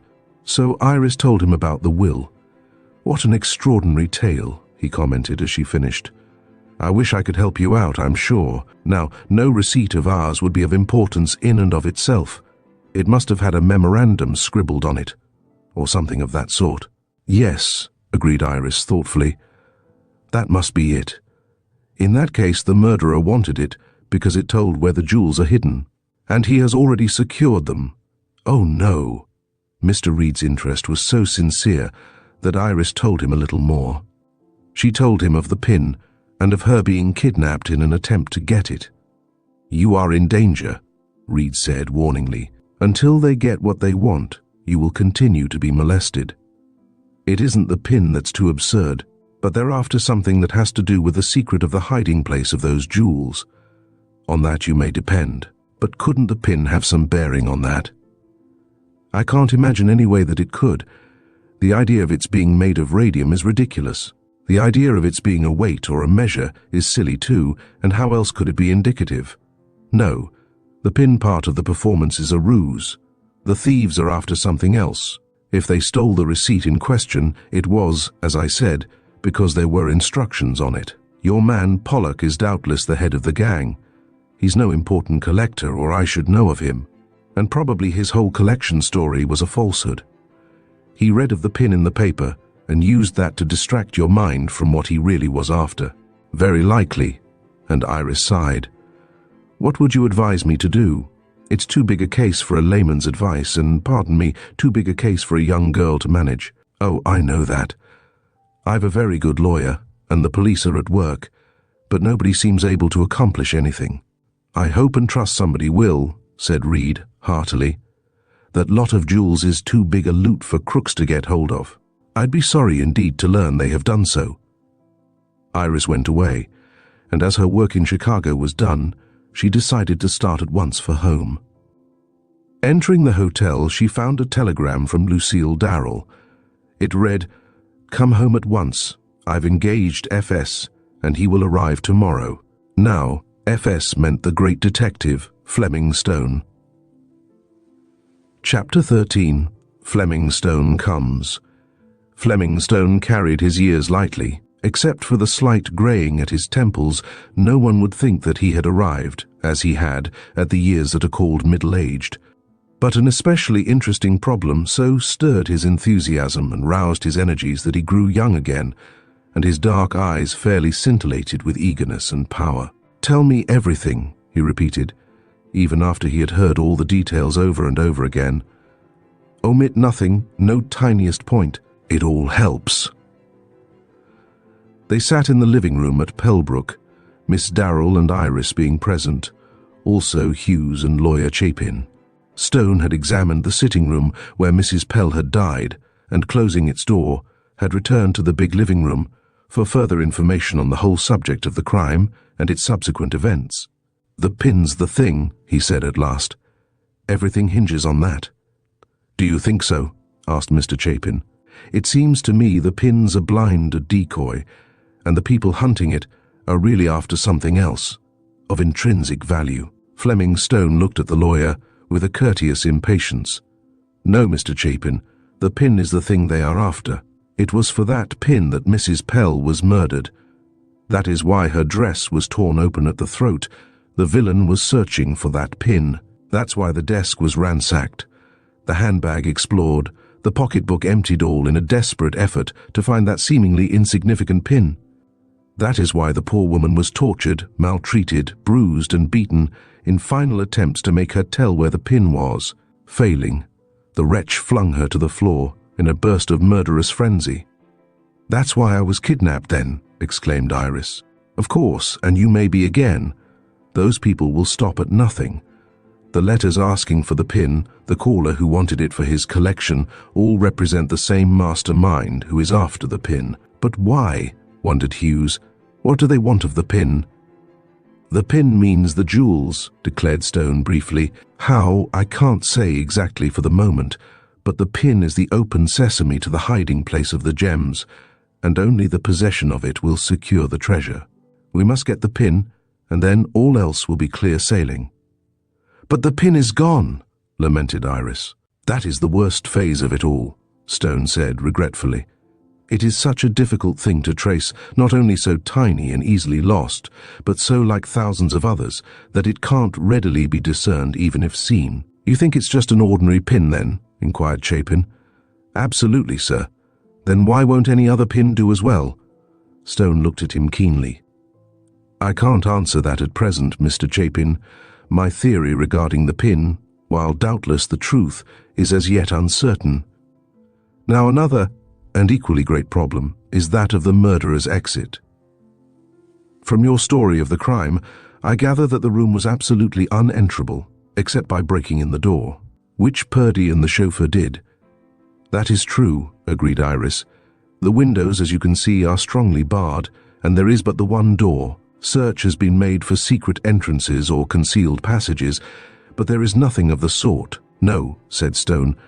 This sort of a house is not apt to have such. If there were any, they would be easily discovered. And there were several people in this room when the two men burst in the door. Yes, said Iris. I was here and Polly the cook, and the two men. You are positive the murderer could not have slipped by you all, as the door flew open, and so made his escape. That was utterly impossible. We were all grouped around the door and stayed so, until we entered the sitting room ourselves. There was nobody there but Aunt Ursula herself. Dead? Yes, but only just dead. Polly heard her faint moans after her loud screams, you know, before we broke in. And what were the words she used when she screamed out? I don't know exactly, but they were cries for help, and I'm sure Polly said she called out, "Thieves!" Of course, she was unable to speak coherently. Now, began Stone, to look at this one point. Her assailant had to get out or stay in, didn't he? You're sure he didn't get out, therefore he must have stayed in. A man of flesh and blood cannot go through walls like a ghost. But he didn't stay in, cried Iris. We searched the room at once. There was nobody in it. You know there's almost no place to hide. We looked behind the window curtains and all such places. And too, we were in this room continuously, till others came, and no one could have gone through here without being seen, nor could he get out of the barred windows. Then what became of him? Ah, Mr. Stone, said Hughes, that's the question that has puzzled us all. If you can solve that, we can begin to look for the murderer. Meantime, we must assume him to be a spook? Is that it? Stone smiled a little at the complacent Hughes. I don't say that, but I do call the manner of his exit an insoluble mystery. If he could accomplish it, I can find out how, Stone said quietly. He had no air of bravado, but he made the statement in all sincerity. I believe you can, declared Lucille. That's why I wanted you, Mr. Stone. I've heard of your almost unbelievable cleverness, and I knew if anybody could get to the bottom of this mystery, you could. I don't mind admitting that it is seemingly the most inexplicable one I ever encountered, but I shall do my best, and I want the cooperation of you all. There are many things to be told me yet. Remember, I've only just heard the main details, and each of you can give me light in different ways. I'll call on you for information when necessary. Also, Miss Darrell, will you extend your hospitality to my young assistant? That boy? Lucille smiled. Yes, Terence, his name is. He's my right-hand man and attends to a lot of detail work for me. He's a handful, and Lucille laughed again. I saw him in the kitchen, wheedling round Polly and begging for cookies. I'll warrant he got 'em, said Stone. He has a way with him that is persuasive indeed, but he won't make you any bother. Fix him up a bed in the loft or anywhere. He's willing to rough it. Oh no, he can have a decent room, of course. I'll give him one in the garage. There's a nice one next to Campbell's. At that moment, Terence appeared at the door. "Come in," said Stone. "I want these ladies to know you." Awkwardly, the boy entered and blushed furiously as Stone gravely introduced him all round. "We'll be friends, Terence," said Iris, who felt sorry for his embarrassment, and who pleasantly offered her hand. "Thank you, Mum, and will you please call me Fibsy? It makes me feel more at home-like." "Fibsy? What a funny name. Because you tell fibs?"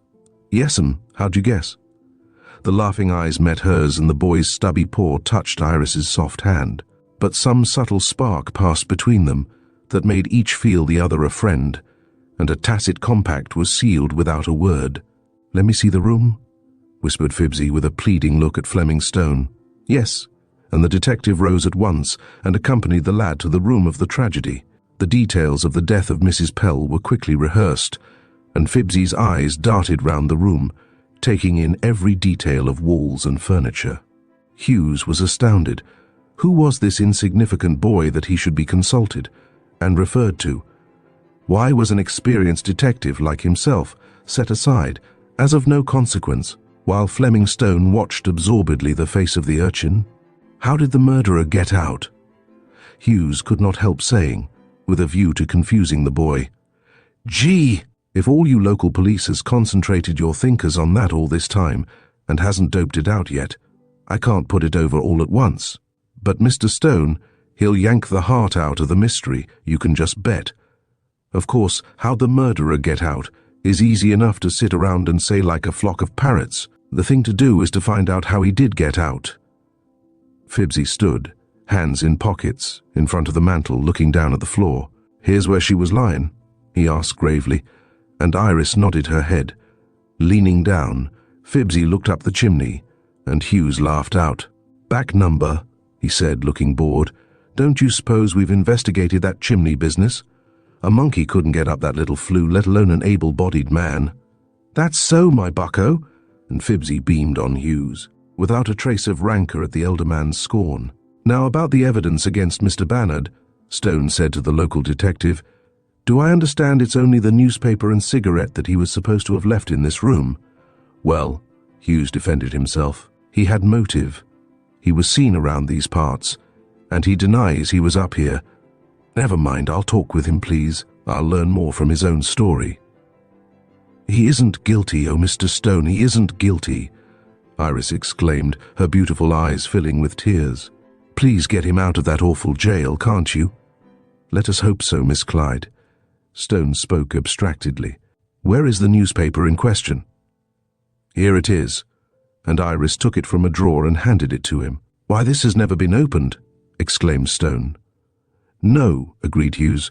"When Bannard came up here Sunday morning on his bicycle, he had no thought for the day's news. He had other plans ahead. He carried that paper up here without reading it, and he left it here, also unopened." "Might have been opened and folded up again," offered Fibsy. "It has too." "I did that," said Hughes importantly. "I opened it the first time I saw it. Naturally one would, and I refolded it exactly as it was. It's of no further value as evidence, but I made sure it hadn't been read. You can always tell if a paper's been read or not." "Sure you can," agreed Fibsy. "Where's this Mr. Bannard live?" "In bachelor apartments in New York," said Iris. "I mean, where in New York?" The boy persisted West 44th Street. "He ain't the murderer," and Fibsy handed the newspaper that he'd been glancing over back to Hughes. "You darling," cried Iris excitedly, grasping Fibsy's two hands. "Of course he isn't, but how do you know?" "Don't go too fast, Fibs," said Fleming Stone, smiling with understanding at the boy. "Shall we say the real murderer lives somewhere near Bob Grady's place?" "Yes, sir, yes, oh Lord, what a muddle." Again the boy stood in front of the fireplace, musing deeply. "New?" he said, turning to the electric lamp on the nearby table. "Yes," said Iris, puzzled at his actions. "When the man knocked Auntie down, the table was overturned, and the lamp smashed to bits. We put a new one in its place." "Oh, all right. Now where was that cigarette stub found, and how far was it burned?" Hughes disliked to answer the boy's questions, but Fleming Stone turned expectantly toward him, so he replied, "It was on the desk, and it was about half smoked. And this poker, did it lie here, where it is now? Wasn't she hit with it?"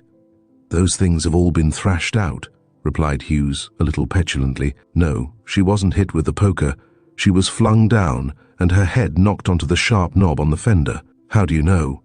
There's a blood stain on the brass knob, and her head was right by it. The poker is 2 feet away. Might have been used all the same. And Fibsy stared at it. Howsomever, that don't count. We've got her dead, and we've got to find out who did it. And so far it wasn't Mr. Bannard. When will it begin to be Mr. Bannard? Said Hughes with fine sarcasm. I mean, Fibsy returned quietly, so far they ain't nothing to implicate Mr. Bannard. Something might turn up, though. But I don't think so. And anyway, the problem, first of all, ain't who but how. That's what we must hunt out first, eh, Mr. Stone? Very well, Terence, Stone spoke abstractedly. You attend to that while I find the pin. It seems to me that is the most important thing. Ain't that FS all over? Cried Fibsy admiringly. Puts his finger on the very spot. And me a babbling foolishness about finding how the chappie got in. You do certainly babble foolishness, flung out Hughes, unable to conceal his annoyance at the boy's forwardness, as he looked upon it. Yes, sir. And Fibsy's humble acceptance of Hughes's reproof had no tinge of irony. The boy was not conceited or bumptious. He was Stone's assistant and took no orders save from his chief. But he never assumed importance on his own merit, nor behaved with insolence or impertinence to anyone. His only desire was to serve Fleming Stone, and an approving nod from the great detective was all the reward Terence Maguire desired. And then Fibsy seemed possessed of a new idea of some sort, for with a sudden exclamation and a word of excuse he ran from the room. Don't allow yourself to be annoyed by that boy, Mr. Hughes, said Stone. He is a great help to me in any work. His manners are not intentionally rude, but sometimes he gets absorbed in an investigation, and he forgets what I've tried to teach him of courtesy and consideration for others. He's of humble birth, but I'm endeavoring to make him of gentlemanly behavior, and I'm succeeding on the whole. But in emergency the fervor of his soul runs away with the intent of his mind, for he wants to behave as I ask him to, I know that. Therefore I forgive him much, and I must ask you to be also lenient. Then, apparently feeling that he had done his duty by Hughes, the detective turned his attention to the room once more. He scrutinized everything all over again. He left no minutest portion of the mantel, the table, the desk, or the window draperies uninspected.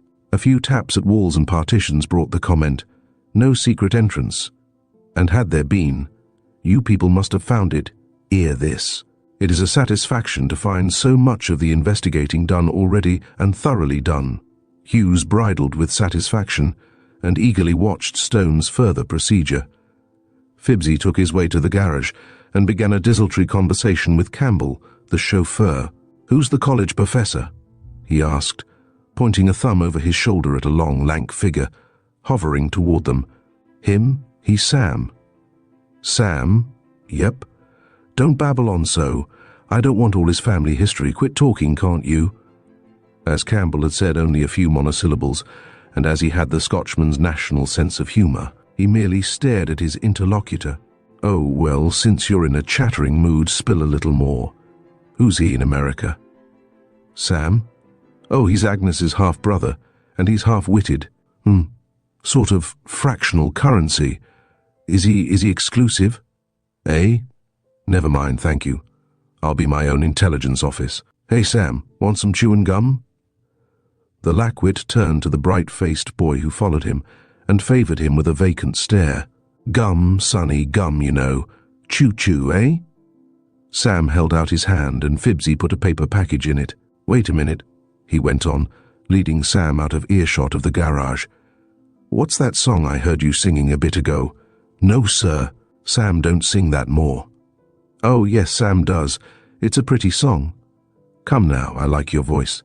Sam sings pretty, very pretty." The wheedlesome tone and smile did the trick, and the foolish boy broke out in a low, crooning song. "It is a sin to steal a pin as well as any greater thing." "Good," Fibsy applauded. "Where'd you learn that, Samuel?" "Long ago, baby days." "And why do you sing it today?" A look of fear came over Sam's face, followed by a smile of cunning. He looked like a leering gargoyle, as grotesque as any on Notre Dame. You know why? He whispered. Oh, yes, I know why, but we won't tell anybody, Willis. No, not anybody. Who'd you steal it from?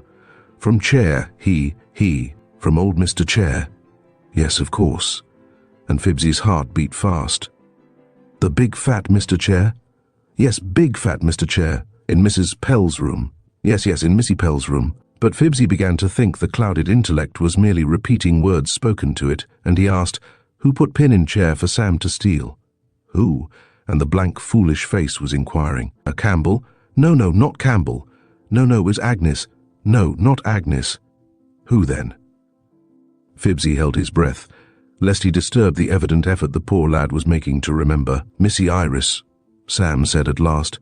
Yes, Missy Iris, yes, Missy. There, Fibsy shut him up. Don't say that again. Did you see her? Yes, by window. Then Sam steal pin. It is a sin to steal a pin. It is a sin to steal a pin, it is. But Fibsy set to work to turn the poor befuddled mind in another direction. And after a time he succeeded. Chapter 14. Fibsy and Sam. There are two things to find, Fleming Stone said. The murderer and the pin. There are two things to find out: how the murderer got away and why the pin is valuable. Stone persisted in his belief that the pin was of value and that in some way it would lead to the discovery of the jewels. He had read all of Ursula Pell's diary, and though it gave no definite assurance, there were hints in it that strengthened his theory. Before he had been in the Pell house 24 hours, he had learned all he could from the examination of the whole premises and the inspection of all the papers and books in Mrs. Pell's desk. He declared that the murderer was after the pin, and that, failing to find it, he had maltreated Ursula Pell in a fit of rage at his failure. She was of an irritating nature, you tell me, Stone said, and it may well be that she not only refused to give up the pin, but teased and tantalized the intruder who sought it. But what use could the pin be as a clue to the jewels? Lucille Darrell asked. I can't imagine any theory that would explain that. I can imagine a theory, Stone responded, but it is merely a theory, a surmise rather, and it is so doubtful at best I'd rather not divulge it at present. But the pin must be found. I haven't found it, but I've a notion of which way to look, said Fibsy, who had just entered the room. It was Mrs. Pell's sitting room, and Fleming Stone was still fingering some packets of papers in the desk. Out with it, Fibs, for I'm going over to see Mr. Bannard now, and I want all your information before I go. So Fibsy told of what Sam had said, and of the snatch of song he had sung. Good enough as far as it goes, commented Stone, but your source of knowledge seems a bit uncertain. That's just it, said Fibsy. That's why I didn't tell you this last night. I thought I'd tackle friend Boobikins this morning and see if I could get more of the real goods. But Nixie, Sam says he has the pin, but he doesn't know where it is. I'm afraid you're trying to draw water from an empty well, son. Better try some other green fields and pastures new. I know it, Mr. Stone. But suppose you just speak to the innocent before you go away. You can tell if he knows anything. Why should Sam steal the pin? Iris asked, her eyes big with amazement. You can't tell what such people will do, Fibsy returned. He may have seen you hiding it, as he says he did, and he may have come in and stolen it, just because of a mere whimsy in his brain. Is he around here much? Quite a good deal of late. He's fond of Agnes, and he trails her about like a dog after its master. Aunt Ursula wouldn't have him around much when she was here, but Miss Darrell doesn't mind.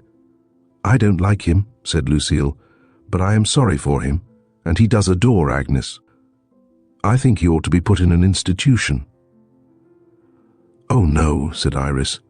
He isn't bad enough for that. He's not really insane, just feeble-minded. He's perfectly harmless. Bring him in here, suggested Stone. Fibsy ran out and came back with the half-witted boy. Hello, Sam, said Stone in an off-handed, kindly way. You're the boy for us. Now, where did you say you found that pin?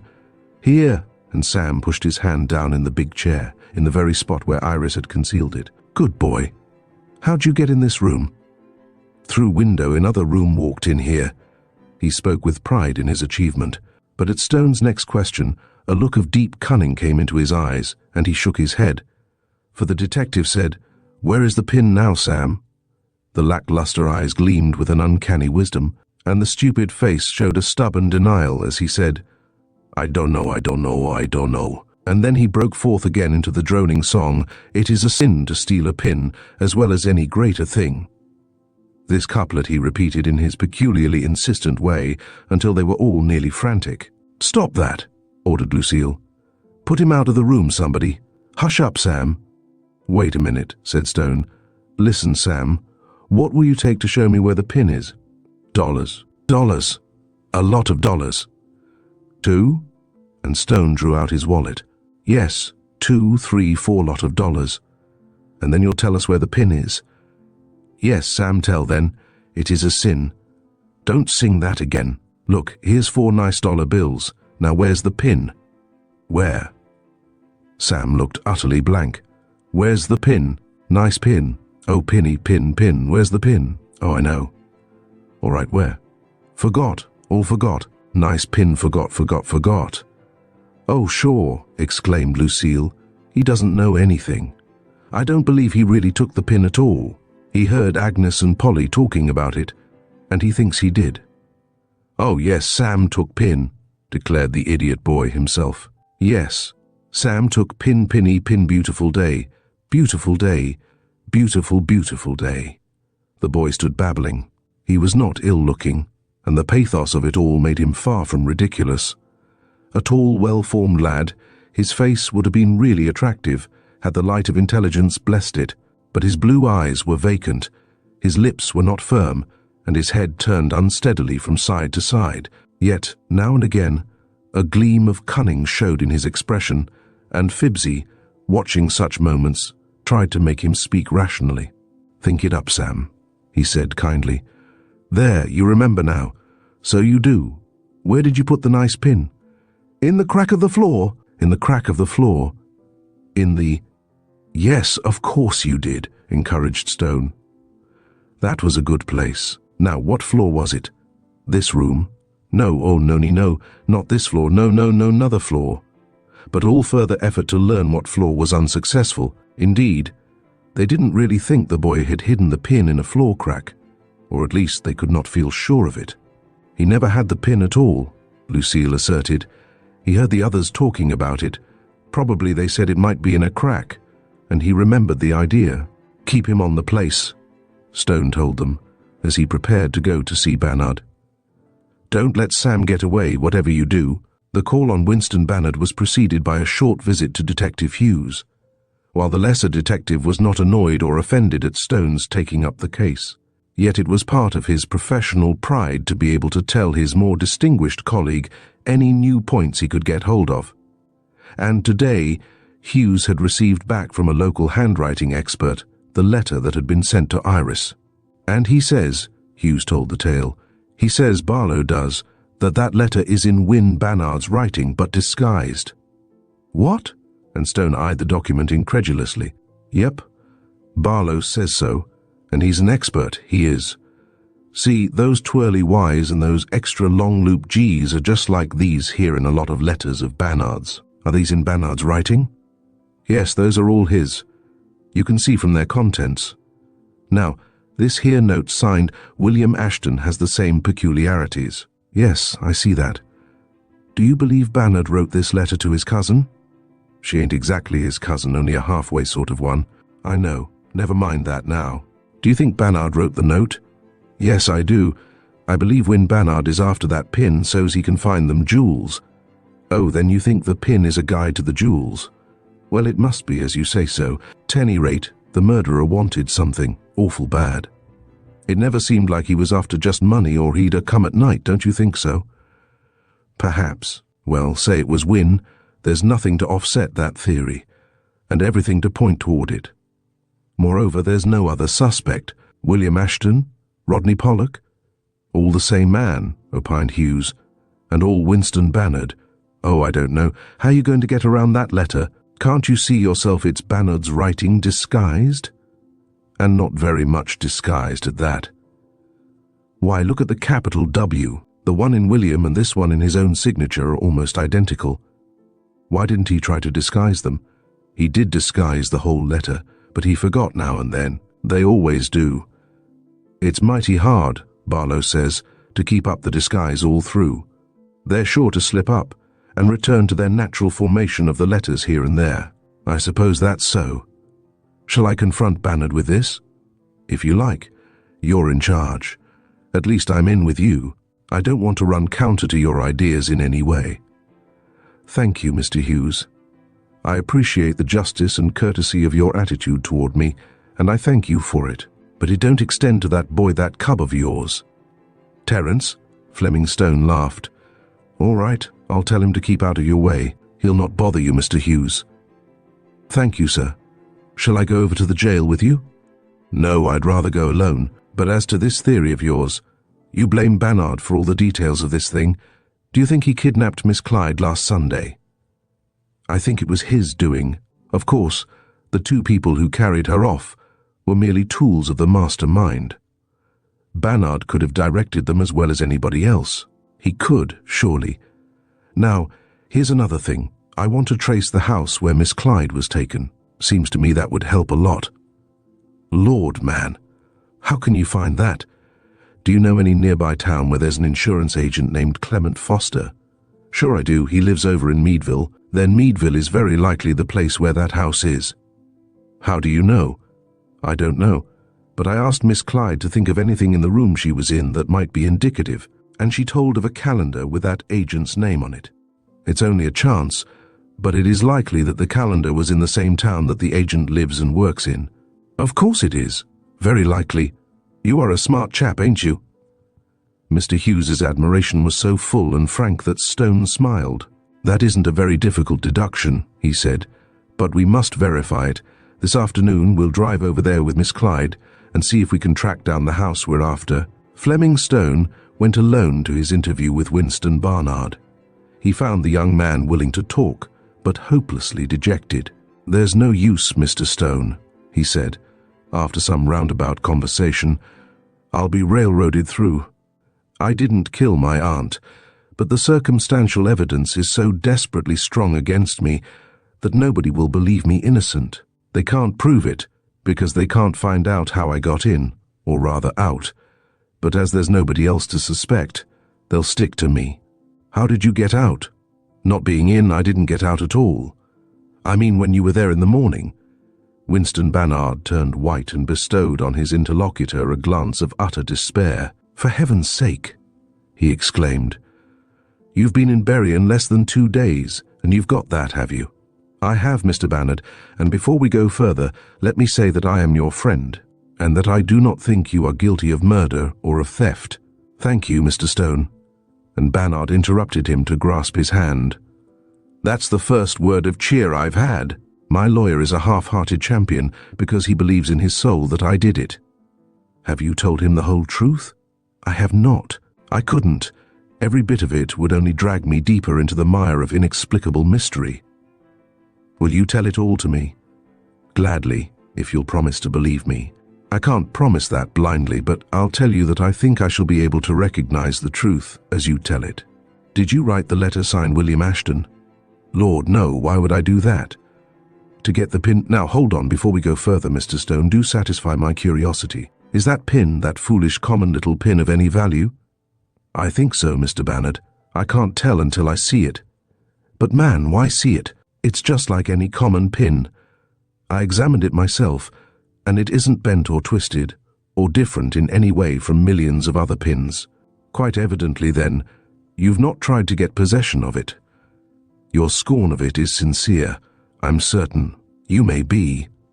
I've no interest in that pin, for I know it was only a fool joke of Aunt Ursula's to tease poor little Iris. Her joking habit was most annoying, was it not? All of that and then some. She was a terror. Why, I simply couldn't keep on living with her. She made my life a burden, and she did the same by Iris. What that girl has suffered. But the last straw was the worst. Why, for years and years Aunt Ursula told of the valuable diamond pin she had bequeathed to Iris. At least, we thought she said diamond pin, but she said diamond pin, I suppose. Yes, I know all about that. It was a cruel jest. Unless, as I hope, the pin is really of value. But never mind that now. Tell me your story of that fatal Sunday. Here goes then. I was out with the boys the night before, and I lost a lot of money at bridge. I was hard up, and I told one of the fellows I'd come up to Berrien the next day and touch Aunt Ursula for a present. She often gave me a check if I could catch her in the right mood.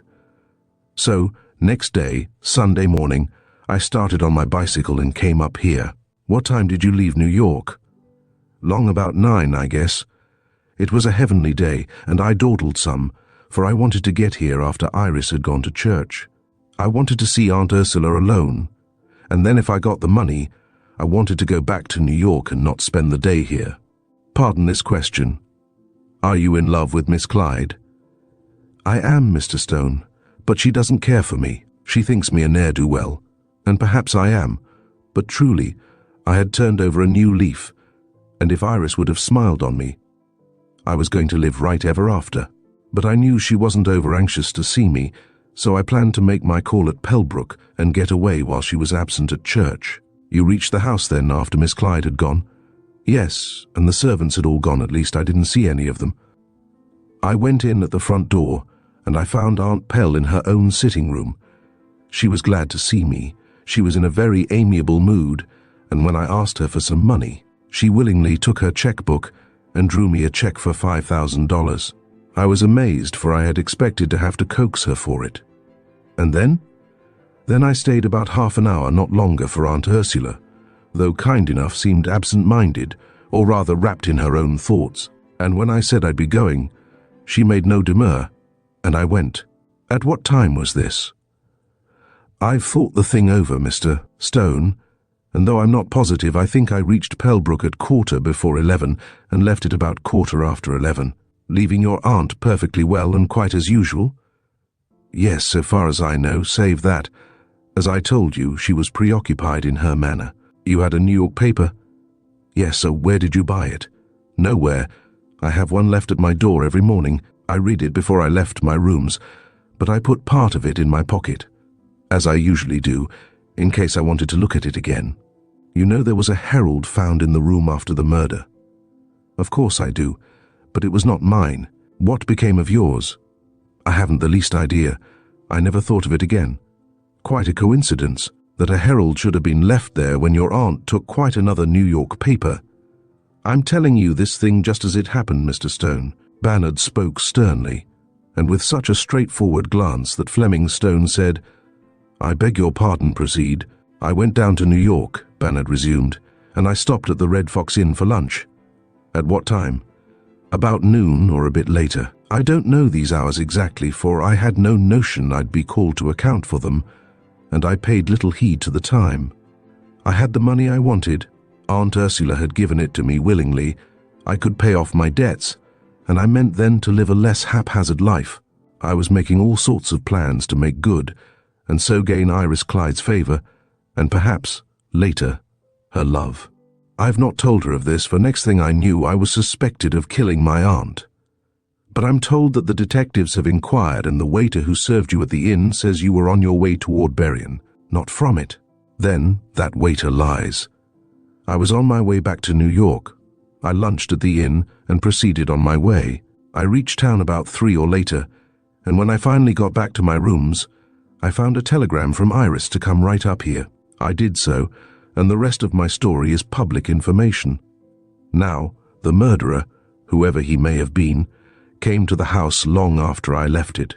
Oh, I can't say that, for he may have been hidden in the house when I was there.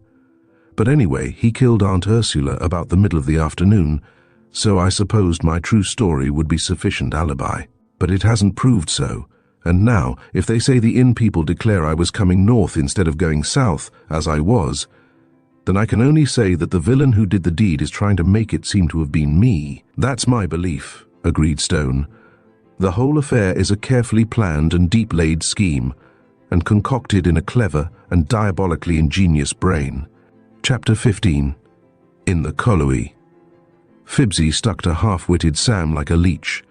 The boy's theory was that Sam had stolen the pin, as he said, and that he had hidden it with the cunning of a defective mind, in a place most unlikely to be suspected. So Fibsy cultivated the Lackwitz acquaintance and established friendly relations. Agnes rather resented Fibsy's attitude, but his wheedlesome ways won her heart too, and the three were often together. In fact, Fibsy enlisted Agnes on his side and convinced her that they must learn from Sam where the pin was hidden, if he had really stolen it. It was difficult to get information from Sam himself, for his statements were contradictory and misleading. But, by watching him closely, Fibsy hoped to catch him off guard and make him reveal his secret. Sam babbled of the pin continually. As Agnes said, whenever he got a new topic in his poor, disordered brain, he harped on it day and night. "Pinny, pin, pin," he would chant in his sing-song way. "Nice pinny, pin, pin, where are you? Where are you? Nice pinny, pin, where are you?" It was enough to drive one frantic, but Fibsy encouraged it as a means toward an end. And one day he found Sam down on his knees poking a sharp-pointed stick in between the boards of the kitchen floor. The cracks were wide in the old house, and Fibsy held his breath as he, himself unseen, watched the idiot boy diligently digging. But it amounted to nothing. After turning out many little piles of dust and dirt, Sam rose and said dejectedly, "No pinny pin there." "Where is it? Oh, where is it?" Fibsy had learned the workings of the queer mind, and he was sure now that Sam had hidden the pin, but not in a floor crack. The mention of that hiding place had been made by Sam to turn suspicion from the real one, and then the idea had stuck in his head, and Fibsy feared he had forgotten the true place of concealment. This would be a catastrophe, for it might then be the pin would never be found. So Fibsy stuck to his self-imposed task of standing by Sam, hoping for a chance revelation. "Go ahead," Fleming Stone told him. "Do all you can with Sam. I too feel sure he took the pin from the chair where Miss Clyde put it. Find the pin, Fibsy boy, find the pin, and I'll do the rest." Stone spent an entire morning in Mrs. Pell's room, going over her old letters and getting every possible light on her earlier life. He learned that she had been born and reared in a small town in Maine, that she had married and gone abroad for a stay of several years, that after that she had lived in Chicago, and for the past 10 years had resided at Pellbrook. Her husband had died 15 years ago and left her his great fortune, mostly in precious stones. 10 years ago, when she came to Berrien, she had taken all the jewels from the bankers and had concealed them in some place of safety which was not known to anyone but herself. Her diary attested this fact over and over again, but it gave no hint as to where the hiding place might be. Stone pondered long and deeply over the statement that the gems were in some crypt, and, as he thought, a great inspiration came to him. "Of course," he said to himself, "it is that. It can be nothing else." But he confided his new theory to nobody. He only began to ask more questions. He quizzed Iris as to her Chicago visit, and wanted a detailed account of every minute she had spent there. Then he asked her more particularly about the house where she was taken in the little motor car. "Let's try to find it," Stone said. "Let's go now." They started off in a runabout, which Stone drove himself. Knowing that the house might be in Meadville, they went that way. Iris was unable to verify the route, so they went there on the chance. "A wild goose chase, probably," Stone conceded, "but we'll make a stab at it. You see, Miss Clyde, I'm getting the thing narrowed down to a few main propositions. There is first a mastermind at the head of all the mystery. He is the murderer. He is your caller, Pollock. He is William Ashton. He is the man you saw in Chicago, who attacked you that night in Mrs. Pell's room, who kidnapped you that Sunday. In fact, he is the man at the helm. He has underlings, but I do not think they are accomplices or confederates. They are merely hirelings. Now, of course, Pollock is not this man's real name, but we will call him that for identification among ourselves. This Pollock wanted the pin, we'll say, and not only the pin but the paper, the receipt that was in the Florentine pocketbook, and that was definitely bequeathed to Mr. Bannard. That paper is quite as valuable as the pin, and he did get that. Why, that was just a receipt. Yes, and the pin was just a pin, but we want them both, and therefore we want the man Pollock. This is Meadville, but I don't see any house that could possibly be the one they took me to. It had rather high stone front steps, with brick uprights to them. They soon went through the little town, but no such peculiarity was to be found. "Don't give up the ship too easily," said Stone, smiling at Iris's frown of disappointment. We haven't exhausted our resources yet. A few inquiries showed him the office of Clement Foster, the insurance agent. Here Iris saw a calendar exactly like the one that had been in the room where Flossie searched her. After a little talk, Fleming Stone discovered that the agent had given out few of those calendars outside his hometown, but he mentioned some names that he remembered. "Do any of these people live in a house with high stone steps?" the detective queried. "Let me see, yes. Joe Young, over to East Fulville, has stone steps. With brick uprights?" asked Iris eagerly. "Yes, that's right. Nice little house it is too, right on Maple Avenue, the prettiest street in that village." Thanking the agent, the inquiring pair went on their way, rejoicing. And sure enough, the house of Joe Young proved to be the very one where Iris had been taken. They went in, and after introducing himself, Stone learned that Mr. Young was decidedly interested in the Pellbrook mystery, and that his father had built the well safe in Mrs. Pell's room. Moreover, Young had attended the inquest, and had kept in touch with all the developments so far as he could learn them. But it was impossible to associate him with the kidnapping of Iris. He was too frankly interested and sympathetic to be suspected of playing a part, or deceiving them in his attitude toward them. "Where were you a week ago Sunday?" Stone asked him suddenly. "Why, let me think. Oh yes, my wife and I went over to Meadville and spent the day with her mother's folks. Yes, that's what we did. Why?" "Who was here in this house?" Stone went on. "Nobody. It was locked up all day. Has anyone a key to it, excepting yourself?" "No, nobody." "Oh yes, my brother has. But he's in Chicago." "Was he in Chicago then?"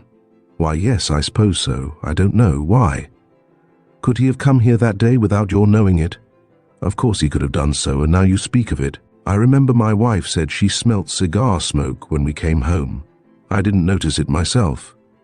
"What's your brother's name?" "Young, Charlie Young. Is he up to anything wrong?" "Is he apt to be?" "Well, I wouldn't put it past him. Charlie's a case. I've tried to do well by him, but he's been a thorn in my side for years. I'm always expecting to have him turn up in trouble of one sort or another. Yes, if you ask me, he might have been here that day and cut up any sort of monkey shines." "Do you know any young lady named Flossie?" "Nope, never heard of any, that I remember. But Charlie has queer friends, if that's what you're getting at. Say, tell me more about the Pell case, if you're from Berrien. How did the murderer get out?" "I haven't discovered that yet, but I hope to do so. I understand your father was an expert carpenter and joiner." "Yes, he was that. He died some 4 years ago, but I've many examples of his fine work. Want to see some?" But Stone could not stay to gratify the son's pride in the paternal accomplishments, and the two callers left and went back to Pellbrook. "There's the man," said Stone briefly. "Charlie Young is the mastermind behind all this deviltry. Did he kill Aunt Ursula?" asked Iris with angry eyes. "I don't say that yet," Stone said cautiously, "but he's the man who is after the pin." The detective fell into a deep study, and Iris, busy with her own thoughts, did not interrupt him. She positively identified the house as the one to which she had been taken, and if Mr. Stone said that Charlie Young was the villain who had directed the kidnapping, though he did not appear himself, she had no doubt Stone was right. "And I've got a letter that Charlie Young wrote," Stone exulted. "I rather think that will go far toward freeing Mr. Bannard." "Oh, how?" "I believe that Young wrote that letter signed William Ashton, and purposely made it look like the disguised hand of Winston Bannard. It was exactly like Wynn's writing, but different too. The long-tailed letters were just like Wynn's." "Yes, and that helps prove it. If Bannard had tried to disguise his own writing, the first thing he would have thought of would be not to make those peculiar long loops. Now their presence shows a clever trickster's effort to make the writing suggest Bannard at once, but also to suggest a disguised hand. That is clever. How can you ever catch such an ingenious villain? Shall you arrest him at once?" "Oh no, to suspect is not to accuse until we have incontrovertible proof, but we'll get it. Lord, what a brain! And yet, it may be easier to catch a smarty like that than a duller, more plodding mind. You see, he is so brilliant of scheme, so quick of execution, that he may well overreach himself and tumble into a trap or two I shall set for him. Doubtless he knows you are here, doesn't he?" "Surely, but that doesn't matter. If things are going as I hope, I'll bag him soon." And yet you're not sure he's the murderer? No, Miss Clyde, and I'm inclined to think he was not. However, we must proceed with caution, but we can work swiftly and I hope reach the end soon. Matters are coming to a focus. As they drove under the Pellbrook porte-cochere, a strange-looking figure ran to greet them. "Hello, darky boy," who sang out Stone as the blackamoor grinned at them. Iris stared and then burst out laughing. "Why, it's Terence," she cried. "For goodness sake, Fibsy, what have you been doing?" The boy was quite as black as any chimney sweep indeed, as any full-blooded black individual. He had run up from the cellar at the approach of the motor and stood grinning at Iris and Stone. "I'm on a trail," he said, "and it's a mighty dark one." "Where will it lead you to, Light?" asked Stone, smiling at the earnest blackened face. "I hope so. Oh, Mr. Stone, I hope so. For the trail is something fierce, believe me." "Well, look out, don't get near Miss Clyde, nor me either. You're a sight, Fibsy." "Yes, sir, I know it." And without another word, the boy turned and disappeared down the cellar entrance. Iris went into the house, but Stone went down to the cellar to see what Fibsy was doing. He found the boy diligently shoveling coal from one large coal bin to another. Nearby was Sam, quite as black as Fibsy, and the two were a comical sight. Sam was seated on a box, rocking back and forth in an ecstasy of glee and crooning, "Kolol, kolol, pinny, pinnin, kolol." "That's what he says, Mr. Stone," Fibsy defended himself. "So if Pinny Pin is in the coal hole, I'm going to get her out, and if not, then Sam's fooled me again, that's all." "Terence Maguire, do you mean to say you're going to hunt for a needle in a haystack? I mean a pin in a coal hole." "Just that, sir. I'm on to friend Boobikin's curves now, and I fully believe that his present dope is the answer. Anyway, I'm taking no chances. But Fibs, it's impossible." "Sure it is. That's why I'm doing it. You run away and play, Mr. Stone, and let me work out this end. Didn't you tell me to find the pin? Well, I'm obeying orders." Fibsy turned to his task again, and Stone watched him for a few minutes. The boy laboriously took up the coal in a small shovel, looked it over with sharpest scrutiny, and then dumped it into the other bin. By good luck, the bins adjoined, and the task was one of patience and perseverance rather than of difficulty. Stepping toward his faithful assistant, Fleming Stone held out his hand and said quietly, "Put it there, Terence." Eagerly, the little black paw slipped into the big, strong white one, and the handshake that ensued was all the reward or recognition the happy boy wanted. Stone went upstairs again, and Fibsy whistled gaily as he continued his self-chosen task. Sam, sitting by, cheered him on by continued assertions that he had thrown the pin in the coal bin, and had not buried it in a crack of the floor. And, as Fibsy had declared, he knew the half-wit now well enough to feel pretty sure when he was telling the truth, and when not. Meantime, Stone was pursuing his investigations. That afternoon he drove to Red Fox Inn. He went alone, and by dint of bribes and threats he learned that Charlie Young had been there since the day of the murder, and had instructed the waiter who had served Bannard at his Sunday luncheon to say that Bannard was coming from New York and not going to it. These instructions were made as commands and were backed up by certain forcible arguments that ensured their carrying out. It became clear, therefore, that Young was interested in making it seem that Bannard was at Pellbrook on Sunday afternoon instead of Sunday morning, which latter Stone firmly believed to be the case. Further discreet inquiry proved Young to be a frequent visitor at the inn, on occasions when he was in the locality, and that was said to be often, especially of late. Stone went back, exultant, his brain working swiftly and steadily toward his solution of the many still perplexing points. Later that afternoon, as it was nearing dusk, a yell from the cellar told without words that Fibsy's quest had succeeded. Lucille and Iris followed Fleming Stone's flying footsteps down the stairs and found Fibsy, black but triumphant. "Here's your pinny pin, Mr. Stone," he cried, exhausted from fatigue and excitement, and with perspiration streaming down his sooty face. "Don't tell me it mayn't be the one. It's gotta be, OFS, it's gotta be." Only in moments of strong excitement did Terence address his employer by anything but his dignified name. But this moment was a strenuous one, and Fibsy broke loose. Tears rolled down his cheeks as he gave the detective a pleading look. All right, Phibbs, I've no doubt it's the one. Pins don't grow much in coal holes, and though it may not be—" A glance at the woeful countenance made him quickly revise his speech. "But it is. I'm sure it is," he finished, smiling kindly at the big-eyed blackamoor. "Sure, sure," cried Sam, capering about. "Nice pinny pin." Sam put it there after Missy Iris put it in chair. Fleming Stone looked at the pin curiously.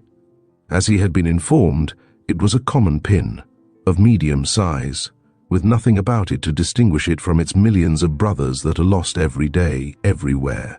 "I'll take it up where there's a better light on it," he said finally. "Phibbsy, you're a trump, old boy, and after you've sought the assistance that a bathtub grants, return to the sitting room, and I'll tell you of the value of your find, in words of one syllable."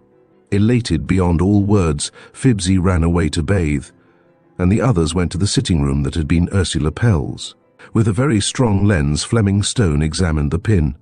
"This pin is worth its weight in gold 1,000,000 times over," he said, after the briefest examination.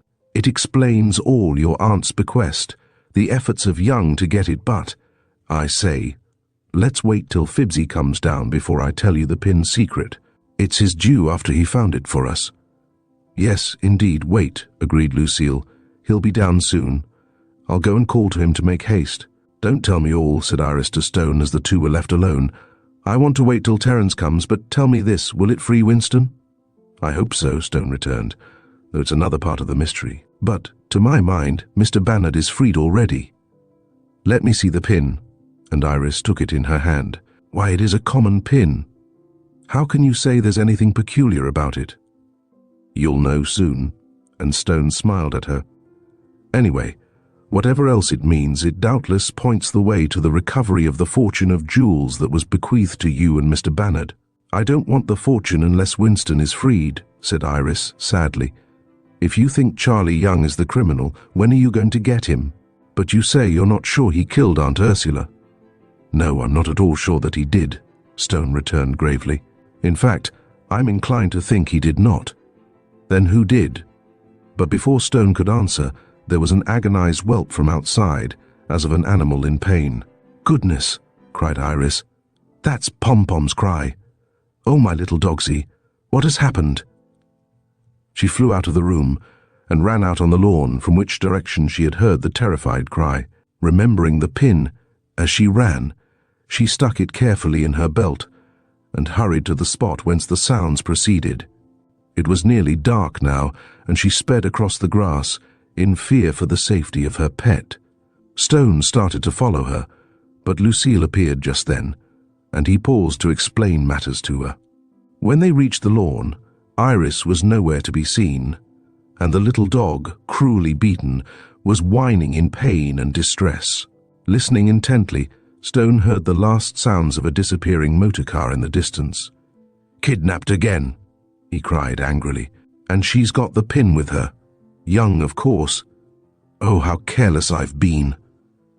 And calling to Campbell, he ran toward the garage for a car. "But how can you follow?"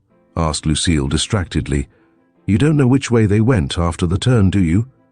"No," said Stone despairingly, "I don't." Chapter 16, Kidnapped Again. As Stone surmised, Iris was kidnapped again. When she leaned down to gather in her arms the little yelping dog, a figure sprang from the shrubbery, and pressing a cloth into and over her mouth, a man lifted her from the ground and carried her swiftly away.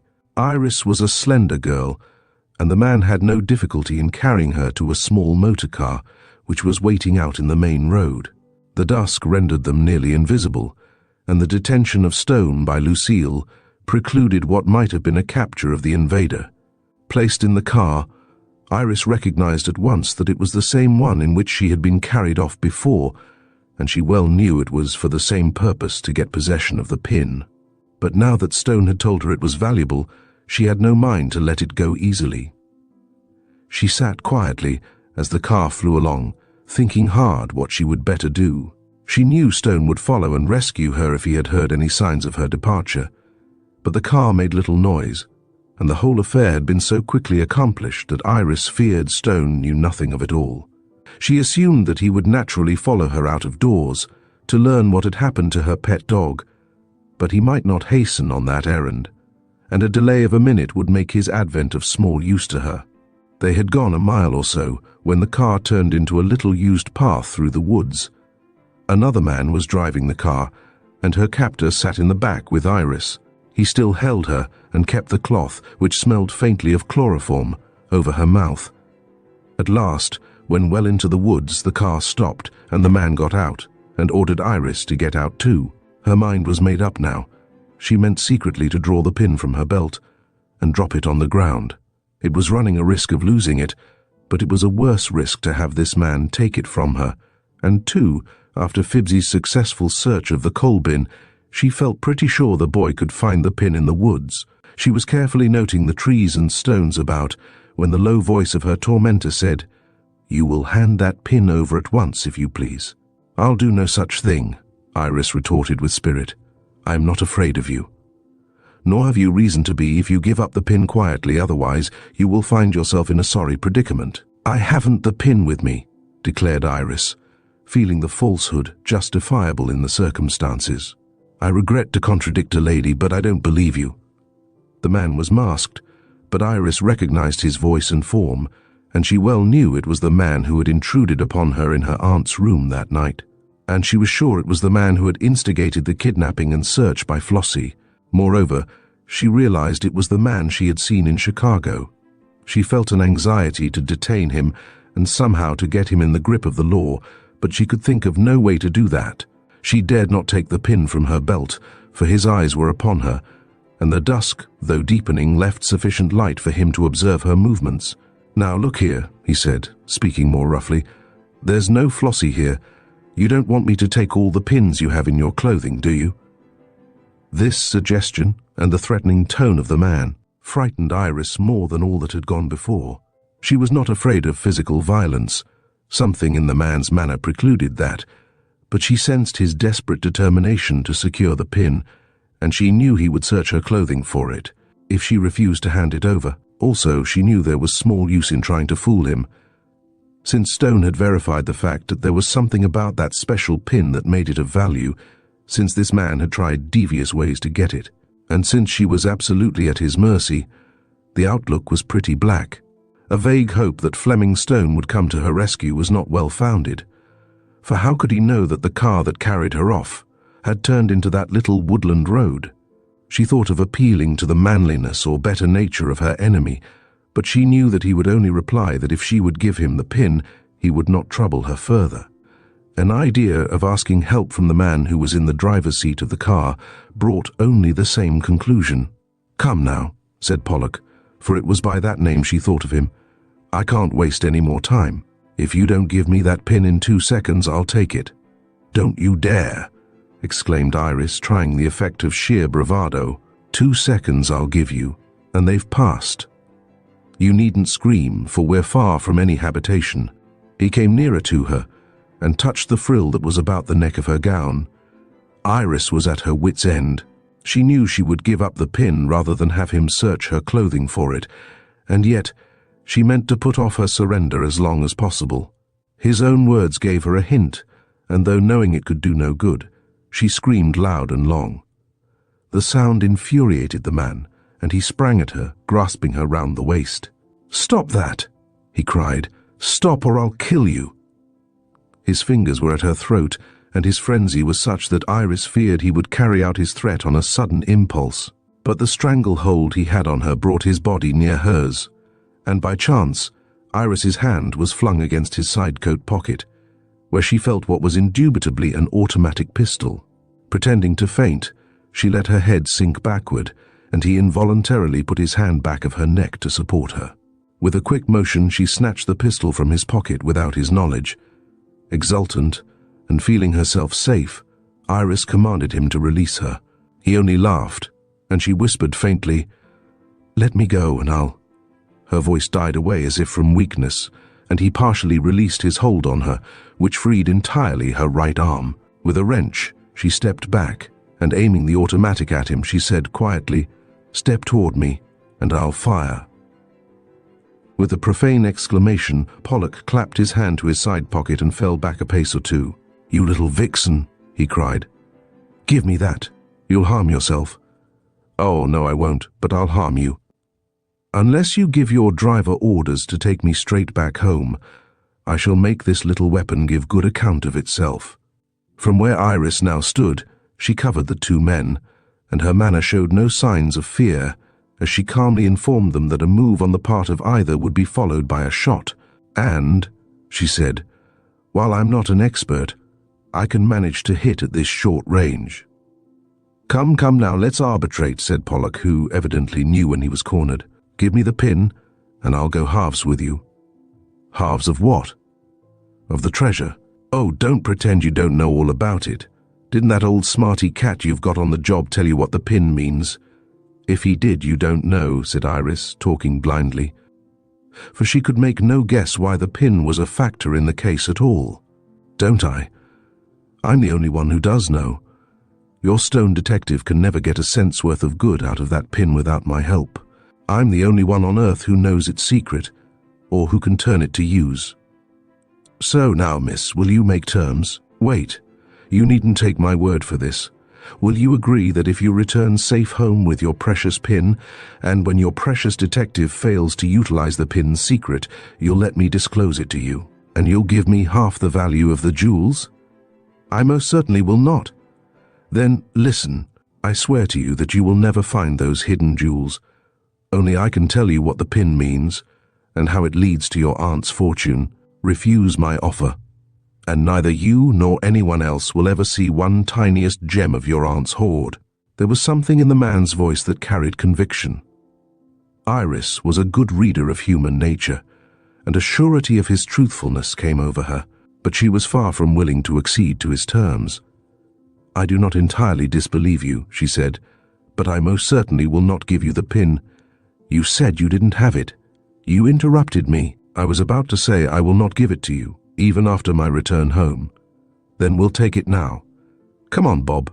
Evading the pointed pistol by a quick jump, Pollock dashed it from Iris's hand, having really caught her off her guard as she grew interested in their conversation. The driver, Bob, sprang toward them both, and they seized Iris between them. A terrific scream from the girl rang through the silent woods, and as the pistol struck the ground it went off with a fairly loud report. Iris felt her senses going as the two men clutched her roughly, but managed, in spite of a restraining hand, to give another loud scream. And it was these sounds that guided Phibbsy's flying feet toward the scene of conflict. He had come with Stone in the car that the detective had used to follow Iris from Pembroke. But as no one knew which way to look for the kidnapper's car, they had separated, and Stone with Campbell went hunting the high roads, while Phibbsy, scenting the truth, had dived into the wood. He had heard Iris's last scream, also the noise of the automatic, and he blew a loud blast on a shrill whistle as he hurried to the girl. Nearing the three, Phibbsy's quick eyes saw the pistol on the ground, and he snatched it up and aimed it straight at the masked man. "Hands up," he cried, and Pollock turned to see a small but dauntless-looking boy threatening him. Again endangered by his own firearm, Pollock stood at bay, raging but impotent in the face of the steady aim of the boy. In another moment Stone came, with Campbell, in the Pell car, and Iris breathed freely once more, as she felt stealthily for the pin in her belt ribbon. It was safe, and she sank down on the ground, satisfied to let the newcomers take charge of the whole matter. This they did with neatness and dispatch. Bidding Phibbsy keep the two men covered with the small but efficacious weapon, Stone and Campbell tied the hands of Pollock and his man Bob, using the dust robe from Pollock's car, cut into strips for the purpose. Then they bundled them unceremoniously into their own car, and Stone himself took the wheel. Campbell drove Iris home, but Phibbsy traveled with his chief. The boy was thrilling with satisfaction at the way things were turning out, and not at all vainglorious over his own part in the affair. Stone turned the two men over to the police on a charge of kidnapping, and then, elated, returned to Pembroke. "How can I be grateful enough to you," Iris cried at sight of the detective, "for coming to my aid, and Phibbsy too? Oh, what should I have done if you hadn't arrived just as you did?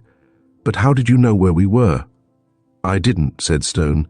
"It was Phibbsy's idea that the man would take to the woods, but your screams and the noise of the revolver led us at the last. I congratulate you, Miss Clyde, on a pretty narrow escape. Those men were desperate. Oh, I know it. Pollock began by being fairly courteous, but when I wouldn't give up the pin, he grew rough and rude.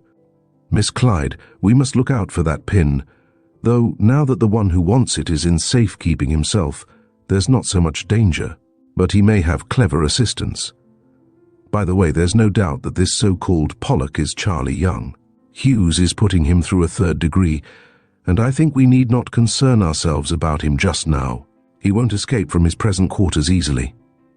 This child must go to bed now, said Lucille Darrell, with an affectionate glance at Iris. She's had enough to upset any ordinary set of nerves, and she must rest. Yes, Miss Clyde, go now, and I think if you leave the pin with me, I'll keep it safely, and moreover, tomorrow morning, I'll tell you its secret. Oh, tell me now. Please do, Mr. Stone. What can it be that makes it a key to the jewel's hiding place? Not tonight. Indeed, I don't yet know its secret myself, but I hope to find it out. If I may, I'll stay alone in Mrs. Pell's sitting room for a time, until I puzzle it out. Iris reluctantly went off with Lucille, and the detective locked himself in the room where Mrs. Pell had met her tragic death.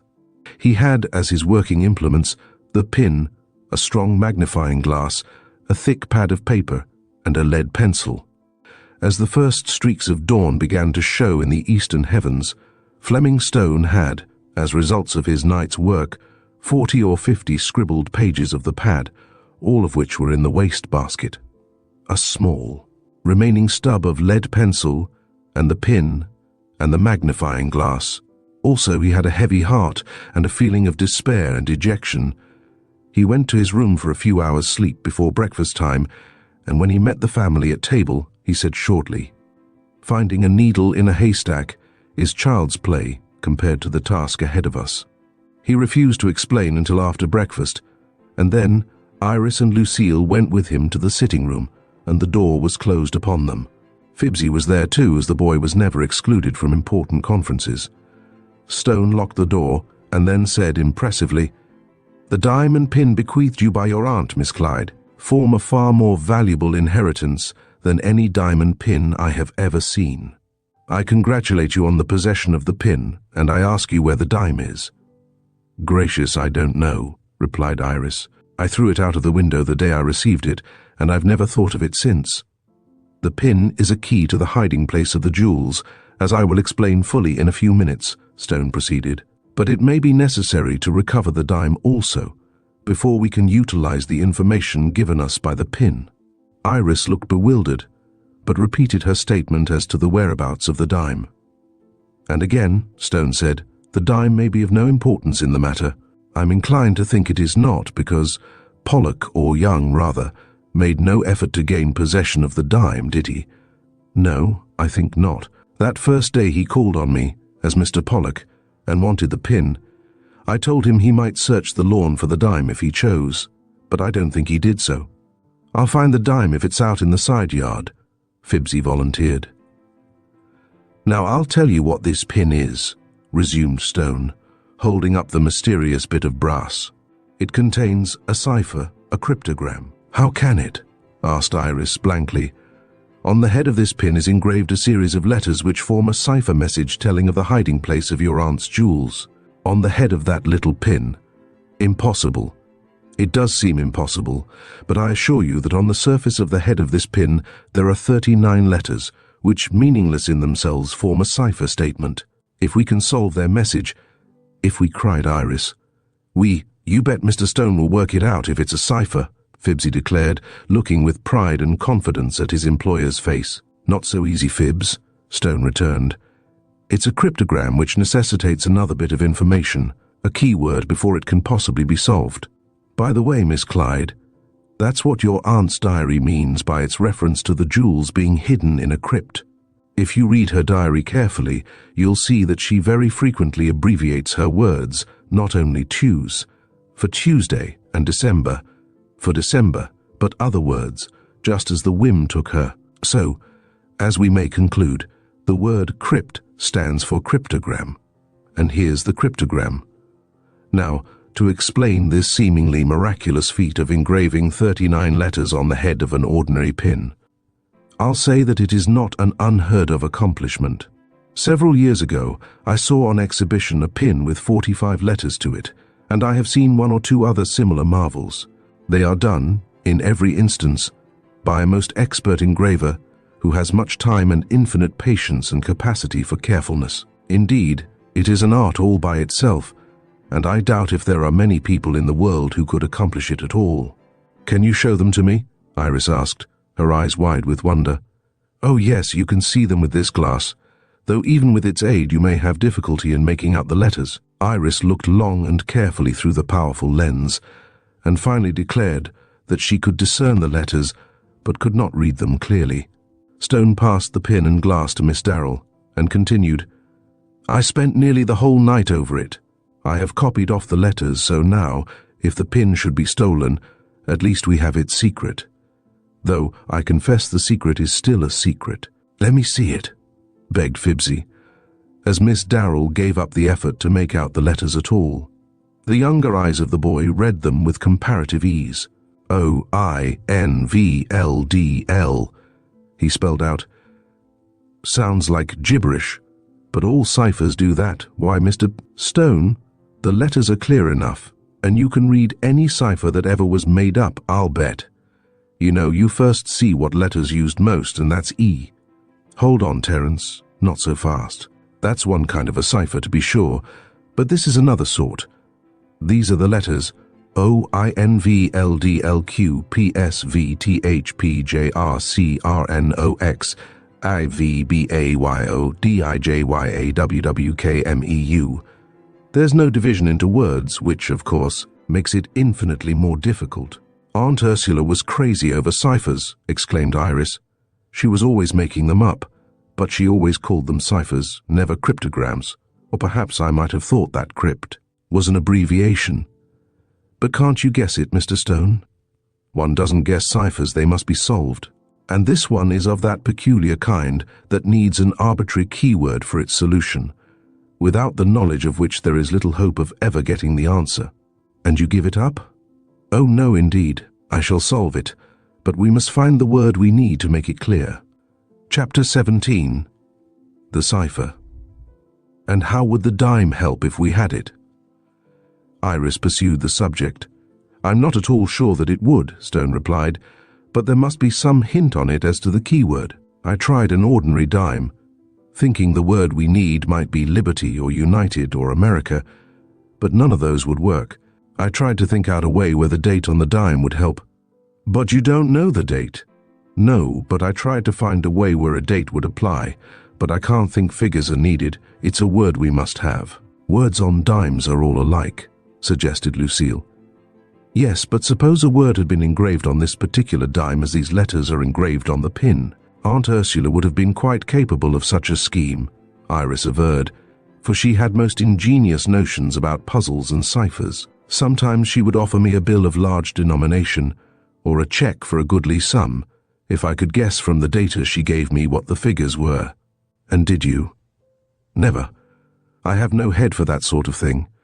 It made my brain swim when she finally explained it to me. And yet I can't think the dime is necessary for the solution of this cryptogram," Stone went on.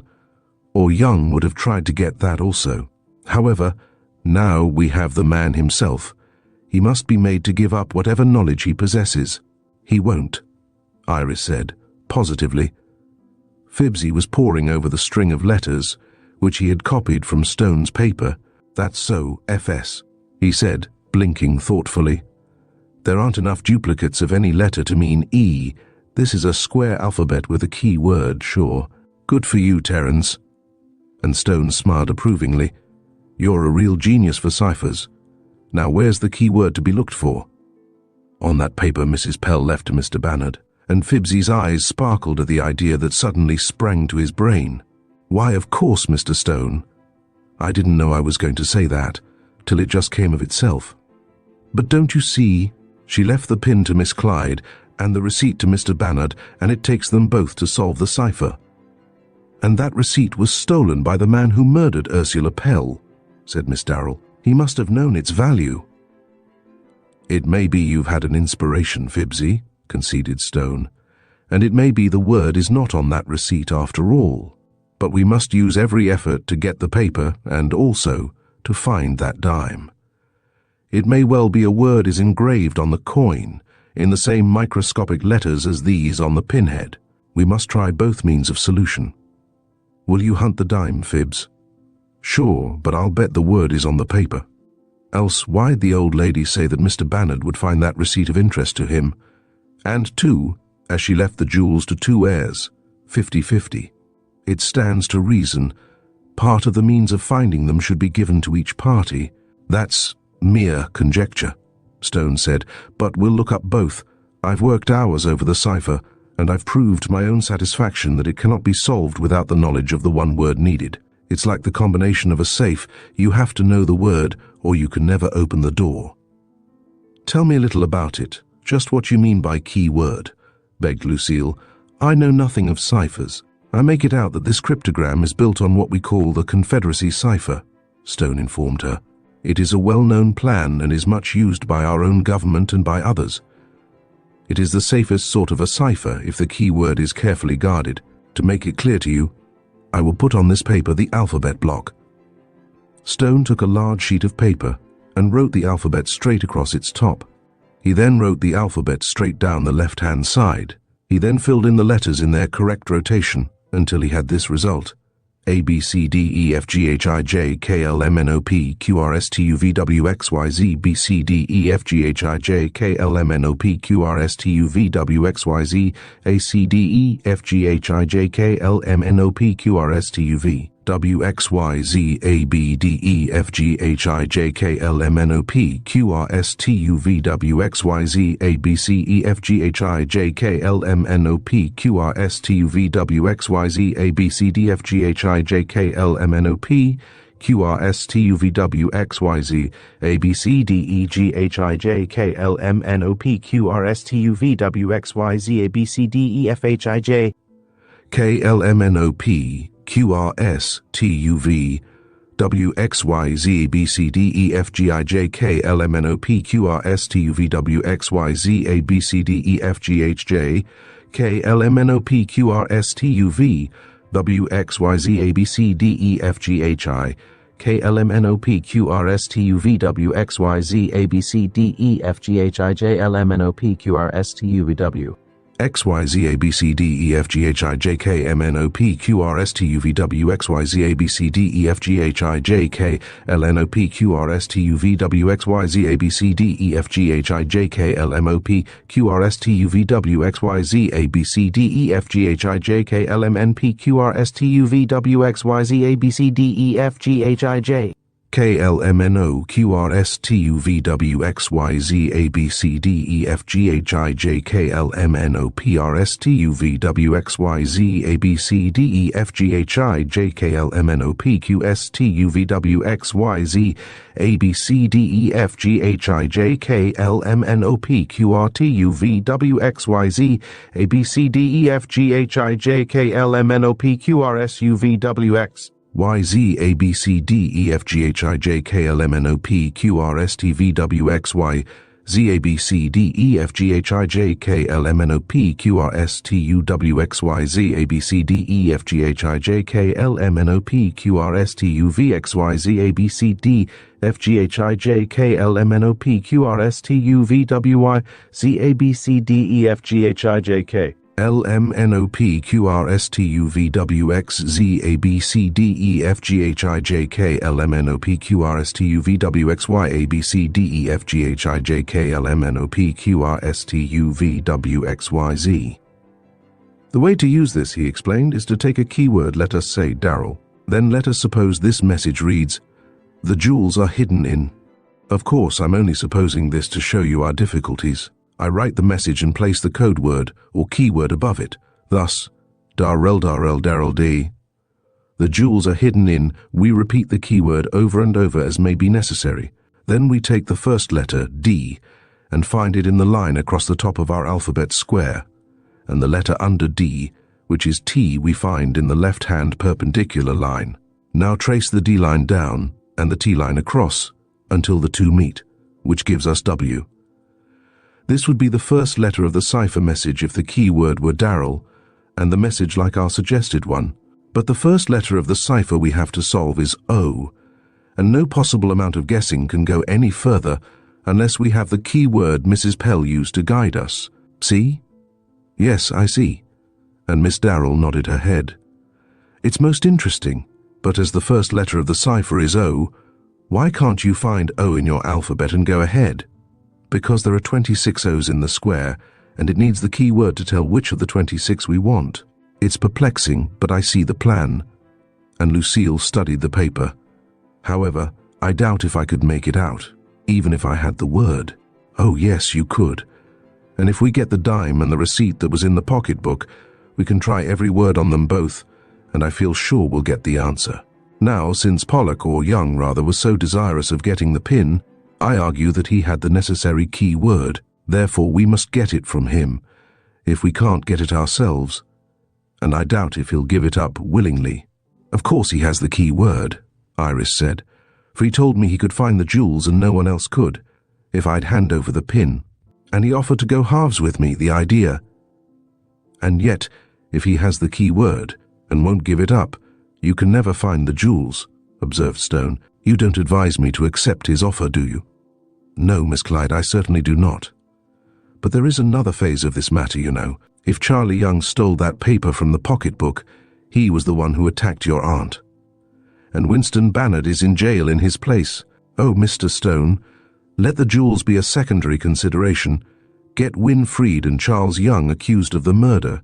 He must be the guilty man. It looks that way, Stone mused. And yet, Bannard admits he was here that Sunday morning and had an interview with his aunt. May he not have obtained possession of the receipt? Oh, don't look like that. Perhaps his aunt gave it to him willingly. Perhaps she told him of its value. Oh no, cried Iris. If all that had happened, Win would have told me. No, when he discovered that the receipt was left to him and was especially referred to in the will, he was amazed and disappointed to find that old pocketbook empty. He seemed to be, said Stone, but his manner gave no hint of accusation of Bannard's insincerity. Mr. Bannard, he ain't the murderer, declared Fibsy, and that Young, he ain't neither, because how'd they get out? How did the murderer get out, whoever he was? Countered Stone. He didn't, said the boy simply. It was soon after that Hughes came to Pembroke to report progress. That Charlie Young, he said. He's a queer dick. Will he talk? Asked Stone. Talk? Nothing but. He tells the most astonishing things. He vows he's in cahoots with Winston Bannard. That isn't true. Iris cried out. Win isn't guilty himself, of course, but he isn't mixed up with a man like Charlie Young either. Young says, Hughes went on, that the note asking for the pin is in Bannard's disguise writing. He says that Bannard put him up to kidnapping Miss Clyde and getting the pin from her so they too could get the jewels and— What utter rubbish, Iris said disdainfully. Do you mean that Mr. Bannard wanted to get the jewels away from me and have both his share and my own? Ridiculous. It seems, Miss Clyde, Hughes stated, that Young has part of some directions or something like that as to where to find the jewels, and he made it up with Bannard to get the pin, which he claims is a key to their hiding place, and the two men were to share the loot. I never heard such absurdity. Iris's eyes blazed with anger. Mr. Stone, won't you go and interview this Young and tell him he lies? I'll assuredly interview him, Miss Clyde. But suppose Mr. Bannard did have that paper, that receipt. He didn't. Why, if he had, why would he confer with that bad man? Why not by means of his paper, which is, lawfully his, and my pin, which was bequeathed to me? Why not? Those two things are all that is necessary. Find the jewels by their aid. That's the point, Stone said. It does seem as if Young possesses some information of importance. Well, Iris went on angrily, now they've got the two of them there. Why can't you confront Winston with Young and let them tell the truth? Perhaps they won't, Hughes put in. You know, Miss Clyde, we didn't arrest Mr. Bannard without thinking there was enough evidence against him to warrant it. You did. That's just what you did. There wasn't any evidence, that is, none of importance. Mr. Stone, You don't think Wynne guilty, do you?" Here Iris broke down, and shaking with convulsive sobs, she let Lucille lead her from the room. "Of course she's upset," Hughes said, with sympathy in his hard voice. "But she's got trouble ahead. I think she's in love with Winston Bannard." "Oh, do you?" chirped Fibsy, unable to control his sarcasm. "Why, what perspicaciousness you have got." "And you are quite right, Mr. Hughes. Miss Clyde is so much in love with that suspect of yours that she can't think straight. Now, looky here, Mr. Bannard didn't kill his aunt." "Is that so, Bub?" "Well, as Mr. Dooley says, your opinion is interesting but not convincing. All right, go ahead in your own blundering way. But how did Mr. Bannard get out of the locked room?" "Always fall back on that, son. It's a fine climax where you don't know what to say next. I'll answer, as I always do. How did any other murderer get out of the room?"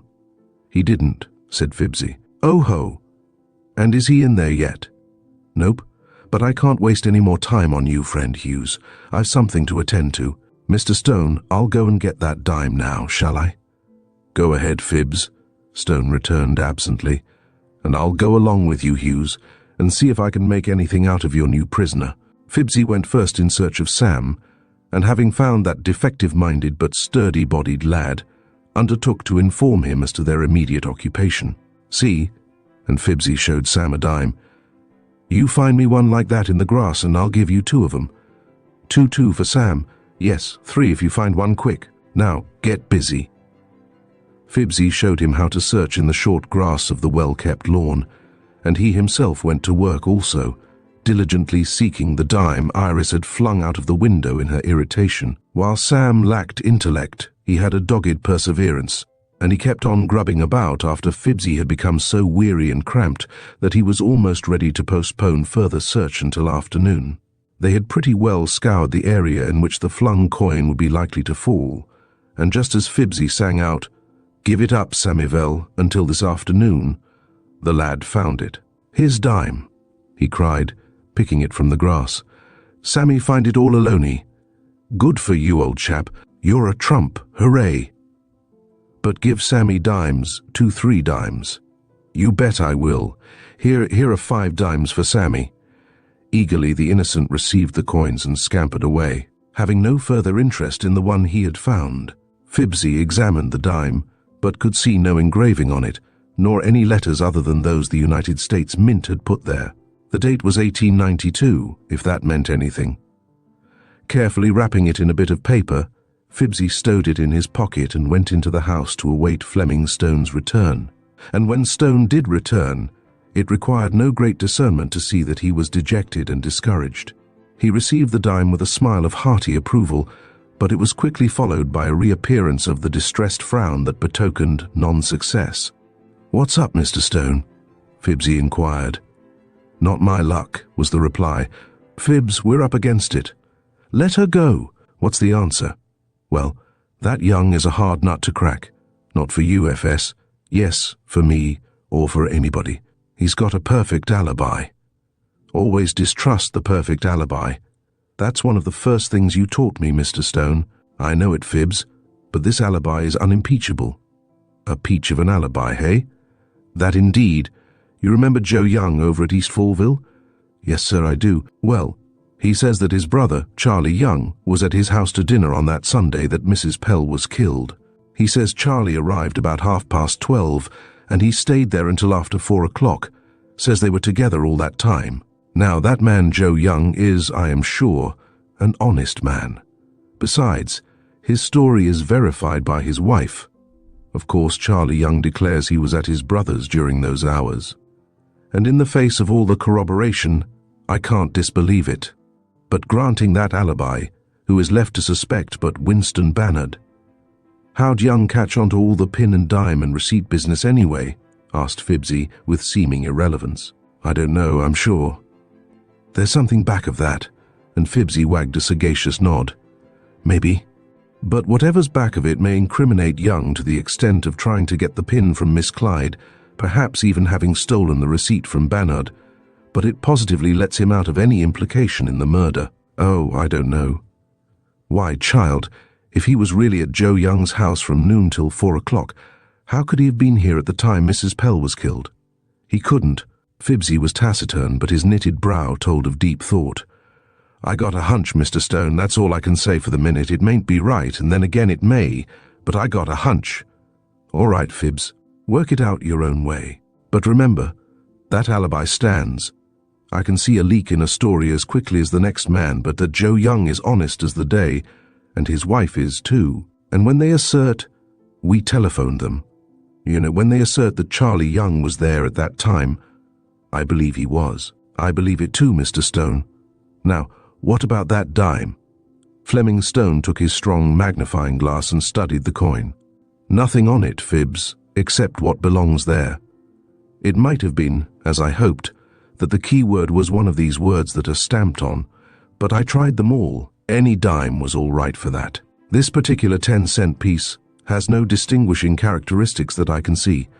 The date is of no help, I think, for unless I'm altogether wrong as to the type of cipher, figures are not usable, but I'll keep it safe until I'm sure it's no good. All right, Mr. Stone, now I guess I'll work on my hunch. Want to help? Yes, if it isn't beyond my power. Oh, come now. And Phibbsy blushed scarlet at the realization that he had seemed to plume himself on his own cleverness. But here's the way I'm going about it. Say I'm the murderer. Say that door's locked on this side. They were alone in Mrs. Pell's sitting room. Let's lock it to help along the local color, suggested Stone, and he did so. Yes, sir.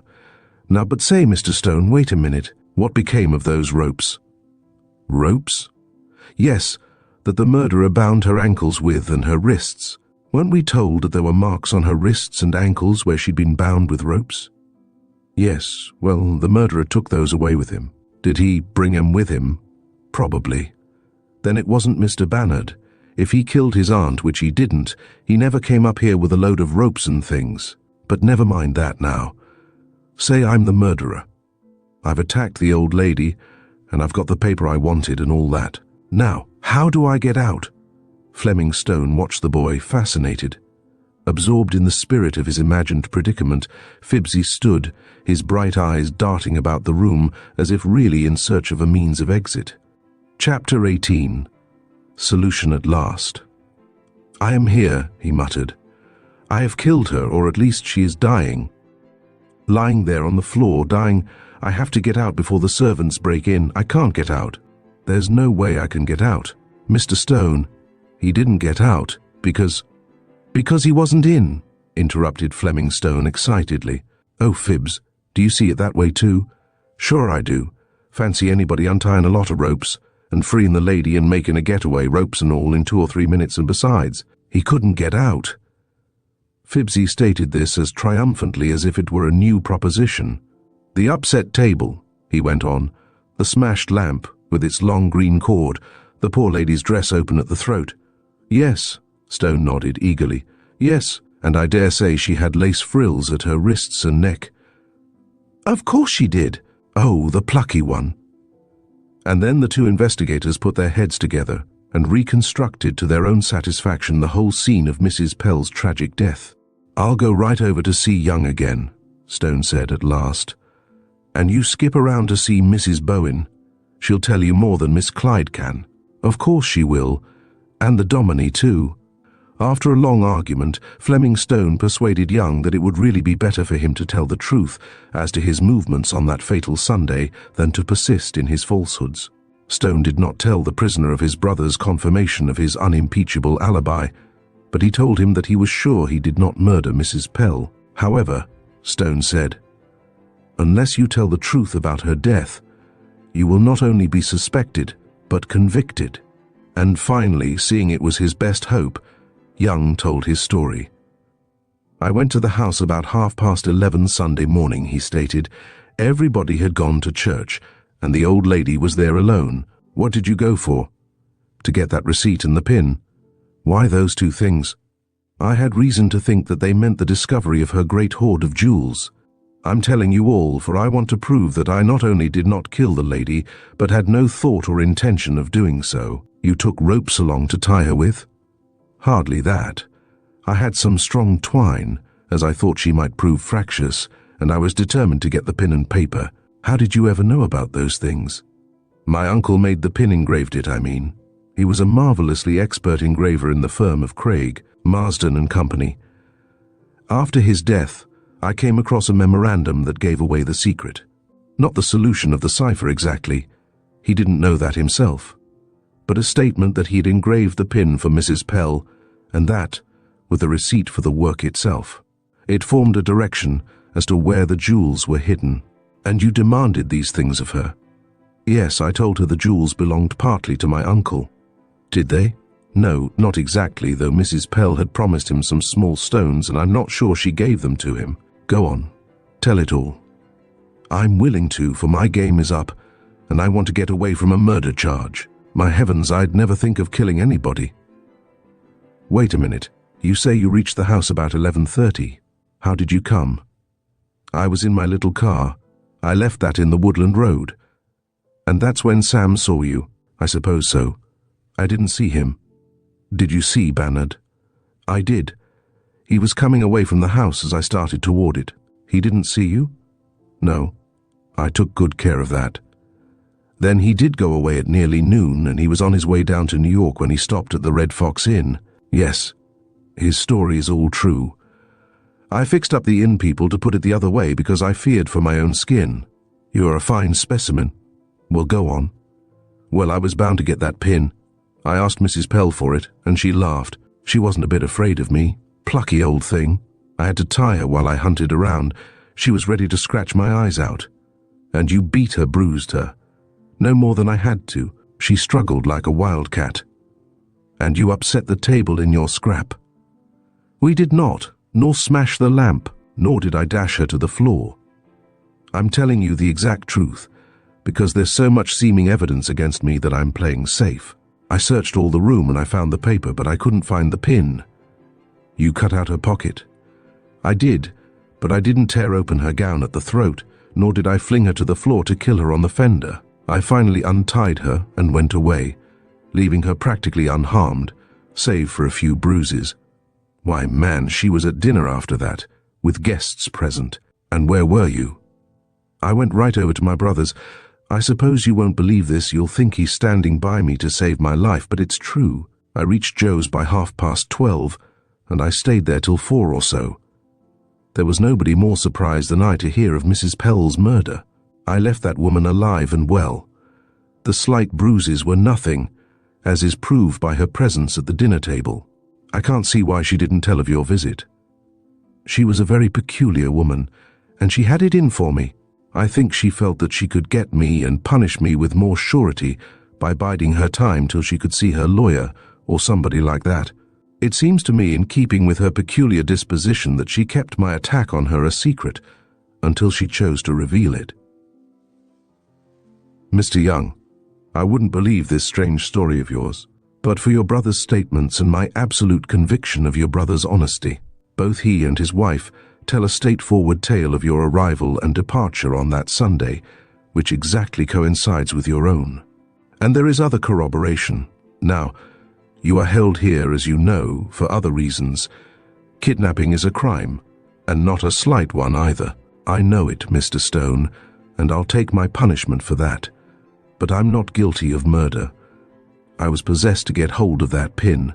I planned clever schemes to get it, but they all went awry, and I became desperate. So when I found a chance, I took it. I did Miss Clyde no real harm, and I was willing to go halves with her. The day I had 2 friends take her to my brother's house, he being away for the day, she was in no danger, and at but slight inconvenience. Flossie, as Miss Clyde will tell you herself, was neither rude nor ungracious. Never mind all that now, give me the receipt. Young hesitated, but a warning scowl from Stone persuaded him, and with a sigh he handed over what was without doubt the receipt in question. "This is Winston Bannard's property," said the detective, "and you do well to give it up." There was much to be done, but Fleming Stone was unable to resist the temptation to go home at once and work out the cryptogram, if possible by the aid of the receipt. The paper itself was merely a bill for the engraving on the pin. The price charged was $500, and the bill was receipted by J.S. Ferrell, who, Young had said, was the man who did the engraving. There were various words on the bill, both printed and written. Working with feverish intensity, Stone tried them one by one, and when he used the word ferrol as a keyword, he found he had at last succeeded in his undertaking. Beginning thus, ferrol, oinvol del q peace vteach pjrcr nox. He pursued his course by finding F in his top alphabet line. Running downward until he struck O, he noted that was in the cross line beginning with J. Therefore was the first letter of the message. Next he found E at the top, and traced that line down to I, which gave him E for his second letter. Going on thus, he soon had the full message, which read, "Jewels all between L and M, seek and ye shall find." This solved the cipher, but was far from being definite information. In a conclave, all agreed that the message was as bewildering as the cipher itself. Mr. Chapin could give no hint as to what was meant. Neither Iris nor Lucille Darrell could imagine what L and M stood for. "Seems like a filing cabinet or card catalogue," suggested Stone. But Iris said her aunt had not owned such a thing. "Well, we'll find them," Stone promised. "Having this information, we'll somehow puzzle out the rest." "Look in the dictionary or encyclopedia," put in Phibbsy, who was scowling darkly in his efforts to think it out. "You can't hide a lot of jewels in a book," exclaimed Lucille. "No, but there might be a paper there telling more." However, no amount of search brought forth anything of the sort, and they all thought again. "When were these old things hidden?" Phibbsy asked suddenly. "The receipt is dated 10 years ago," said Stone. "Of course that doesn't prove." "Where'd she live then?" "Here," replied Iris. "But I've sometimes imagined that she took her jewels back to her old home in Maine to hide them. Hints she dropped now and then gave me that impression." "Whereabouts in Maine?" "In a village called Greendale. Her folks all live there?" "I think her parents did." "What are their names? Did they begin with L or M?" "No, both with E. They were Elmer and Emily, I think." "Whoop, whoop." Phibbsy sprang up in his excitement and waved his arms triumphantly. "That's it. L and M means L and M. Elmer and Emily." "Absurd," scoffed Lucille, but Iris said, "You're right. Terence, you are right. That would be exactly like Aunt Ursula. And the jewels are buried between their two graves in the old Greendale cemetery. I dimly remember some things Auntie said, or sort of hinted at. That would just prove that very thing." "It sounds probable," Stone agreed, and Mr. Chapin said it was in his mind too, that Mrs. Pell had hinted at Maine as her hoarding place, though he had partially forgotten it. "But this is merely surmise," Stone reminded them, "and while it may be the truth, yet is it not possible that investigation will only give us further directions or more puzzles to work out?" "It is not only possible, but very probable," said Mr. Chapin.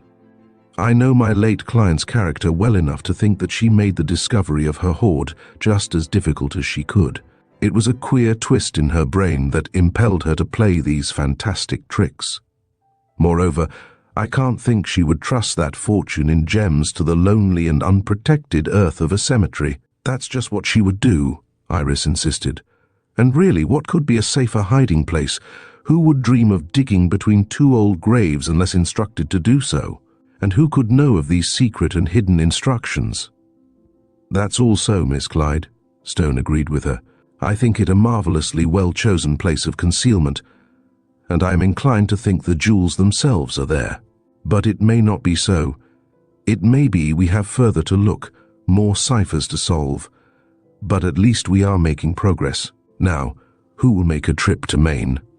"Not I," and Iris shook her head. "I care for the fortune, of course, but it is nothing to me beside the freedom of Mr. Bannard. I hope, Mr. Stone, that Charlie Young's confession of how he bruised and hurt poor Aunt Ursula proves Wynn's innocence, and—" "Not entirely, Miss Clyde. You see, we have his proof that Mr. Bannard left this house at 11:30, or just before Young arrived. But that won't satisfy the police that Mr. Bannard did not return at 3 o'clock or thereabouts. But he was on his way to New York then." "So he says, but the courts insist on proof or testimony of a disinterested witness. But surely someone can be found who saw Wynn between the time he lunched at the inn and the time he reached his rooms in New York. That's what we're hoping, but we haven't found that witness yet." "Well, anyway," Iris pursued, The people who saw him at the inn at what time? At about 12:30 or so, I think. Well, their word proves that Wynne wasn't hidden here while we were at dinner, as some have suspected. That's a good point, Miss Clyde. Now, if we can find a later witness— But who did commit the murder? Asked Lucille. You've put that young out of the question now. Lord knows I don't suspect Wynne Bannard, but who did do it?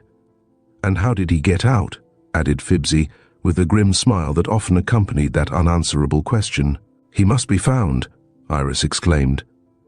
I told you at the outset, Mr. Stone, that I want to avenge Aunt Ursula's death as well as find the fortune she left, even if suspicion clings to Mr. Bannard. He didn't do it. All the suspicion in the world can't hurt him because it isn't true. I shall free him if necessary by my own efforts. Truth must prevail. But more than that, I want the murderer found. I want the mystery of his exit solved. I want to know the whole truth. And after that, we'll go to dig for the treasure. If no one knows of the meaning of the cipher message but just us few, no one else can get ahead of us and dig before we get there. Please, please, Mr. Stone, let the jewels wait and put all your energies towards solving the greater mystery of Aunt Ursula's death. A strong point in favor of Mr. Bannard, Stone said thoughtfully, is the fact of the clues that seem to incriminate him. If he had been a murderer, would he have left the half-smoked cigarette so easily traced to him? Would he have gone off with a check, drawn that very day, in his pocket? And the paper? He left that, exclaimed Lucille. No, said Stone, he didn't leave that. Young left that. How do you know? Because Young was staying at a boarding house up in Harlem, and the New York paper, still unfolded, had in it a circular of a Harlem laundry. That's why I remarked to Terence that the man who left that came from near Bob Grady's place, which is a saloon near the laundry in question. That paper never came from the locality where Bannard lives. And that proved Mr. Young's presence, Fibsy said, just as the cigarette proved Mr. Bannard's. Now, neither of those men would have left those clues if they had murdered the lady. I've always heard that a murderer does do just some such thoughtless thing, remarked Chapin. This murderer didn't. And Fibsy shook his head. When you going to tell her, Mr. Stone? Is Mrs. Bowen coming over? Yes, sir. And here she comes now. The minister's wife came hurrying into the room and stared at the detective. You sent for me, Mr. Stone? I don't know anything about. Nothing that seems to you important, perhaps. But please, answer a few simple questions. Did Mrs. Pell wear lace frills at her wrists and throat at dinner that Sunday you were here? I've asked Miss Clyde and she can't remember. Yes, sir, she did. I recollect I had never seen her wearing such full and elaborate ones before. Did you notice anything else peculiar about her attire? Only a spot of blood on the instep of her white stocking. Did you make any mention of it? No, I thought at the time a mosquito had bitten her. But afterward, I heard it remarked at the inquest that her ankles had been tied and cut by cords until they bled a little. I can't see how that could have happened before dinner. That's just when it did happen.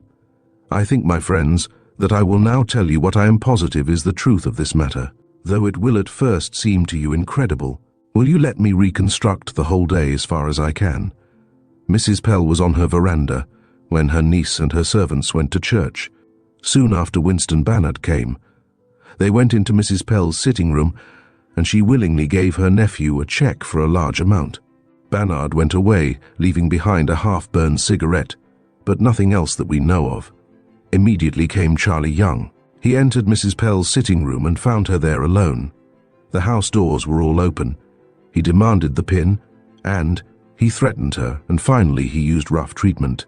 He cut out her pocket in his desperate determination to secure the pin and the receipt, which later he found in the old pocketbook. He tied her in a chair that he might better make undisturbed search, and finally went away, taking with him the cords with which he had bound her, the receipt and such moneys as he had found about the room, and leaving behind his New York paper. Then, left bruised and hurt, Mrs. Pell, instead of following the procedure of the usual woman, pulled herself together, and angry and indignant, told no one of her awful experience, but attended the dinner table and entertained her guests as if nothing untoward had occurred. She did not change her gown, but she added wrist frills to conceal her bruises, and she doubtless failed to notice the stain on her stocking. Then, after dinner, after the guests departed and Miss Clyde had gone to her own room, Mrs. Pell went into her sitting room to rest and perhaps to plan vengeance on her assailant. But weak from shock, perhaps ill and dizzied, she stumbled over that long cord that is attached to the table lamp, upset lamp and table, and herself fell and hit her head on the fender. Doubtless she herself pulled open the neck of her gown as she gasped her last. She called out for help and cried, "Thieves!" in a dazed remembrance of the attack that had been made on her by the thief. She locked the door, of course, when she first entered the room. I'm told that was her invariable custom of a Sunday afternoon. Then, after the poor lady screamed out with her dying breath, the servants came and were forced to break in the door to effect an entrance. "That's it, all right, and it all checks up," said Fibsy solemnly. "'Cause why? 'Cause there ain't any other explanation that'll fit all the circumstances." Nor was there. It did all check up. Further evidence was sought and found. Witnesses proved the truth of Bannard's declarations. Sam identified Young as the man he had seen prowling round in the woods that morning, and everything fitted in like the pieces of a picture puzzle. There was no way for a murderer to escape from that locked room, because there was no murderer, and had been no murder. Young's was not a murderous assault, though it was enough to earn him his well-deserved punishment, and the fact that the servants heard the crash of the overset table and lamp proved that it had not happened at the time of Young's visit. No one had chanced to enter Mrs. Pell's sitting room between the call of Young and the breaking in of the door, so the ransacked desk and the open safe were not discovered. What had been taken from the safe they never knew, for Young declared there was nothing in it, and they partially believed him. But the jewels which were found buried between the graves of Ursula Pell's parents, Elmer and Emily Pell, were of sufficient value to make it a matter of little moment what was stolen from the safe, and Winston Bannard was set free and came home in triumph to the smiling girl awaiting him. Only Fleming Stone knew that Win Bannard had been so evasive and taciturn regarding himself because he feared that if he were freed, Iris might be suspected. He gave Iris the glory of bringing about his release, and though she disclaimed it, she whispered to him, "I said I would win for Win. The only thing that bothered me was that note seemingly in your writing, though disguised." "I know," said Bannard, "and I knew somebody did that to make it seem like me, but I couldn't think who the villain could be." "It was all a mighty close squeak," Fibsy said, thoughtfully. "I believe the keynote was struck when Sam told me he had dropped the pinny pin in the coal. If he hadn't, we never would have got anywhere." "We wouldn't have then," said Stone generously, "if Fibsy hadn't grubbed in the coal for the pinny pin." "And found it," chimed in Bannard, "in recognition of which one Terence Maguire, Esquire, shall receive shortly 1 diamond pin." "Aw, shucks," said Fibsy, greatly embarrassed at the praise heaped upon him. "But," he added, "I'd like it a heap." And he did. Thank you for listening to The Diamond Pin by Carolyn Wells. We hope you enjoyed this thrilling detective story, full of mystery and suspense. Stay tuned for more intriguing tales and captivating characters. If you love this story, don't forget to like, share, and subscribe for more. We'll see you next time with another exciting adventure.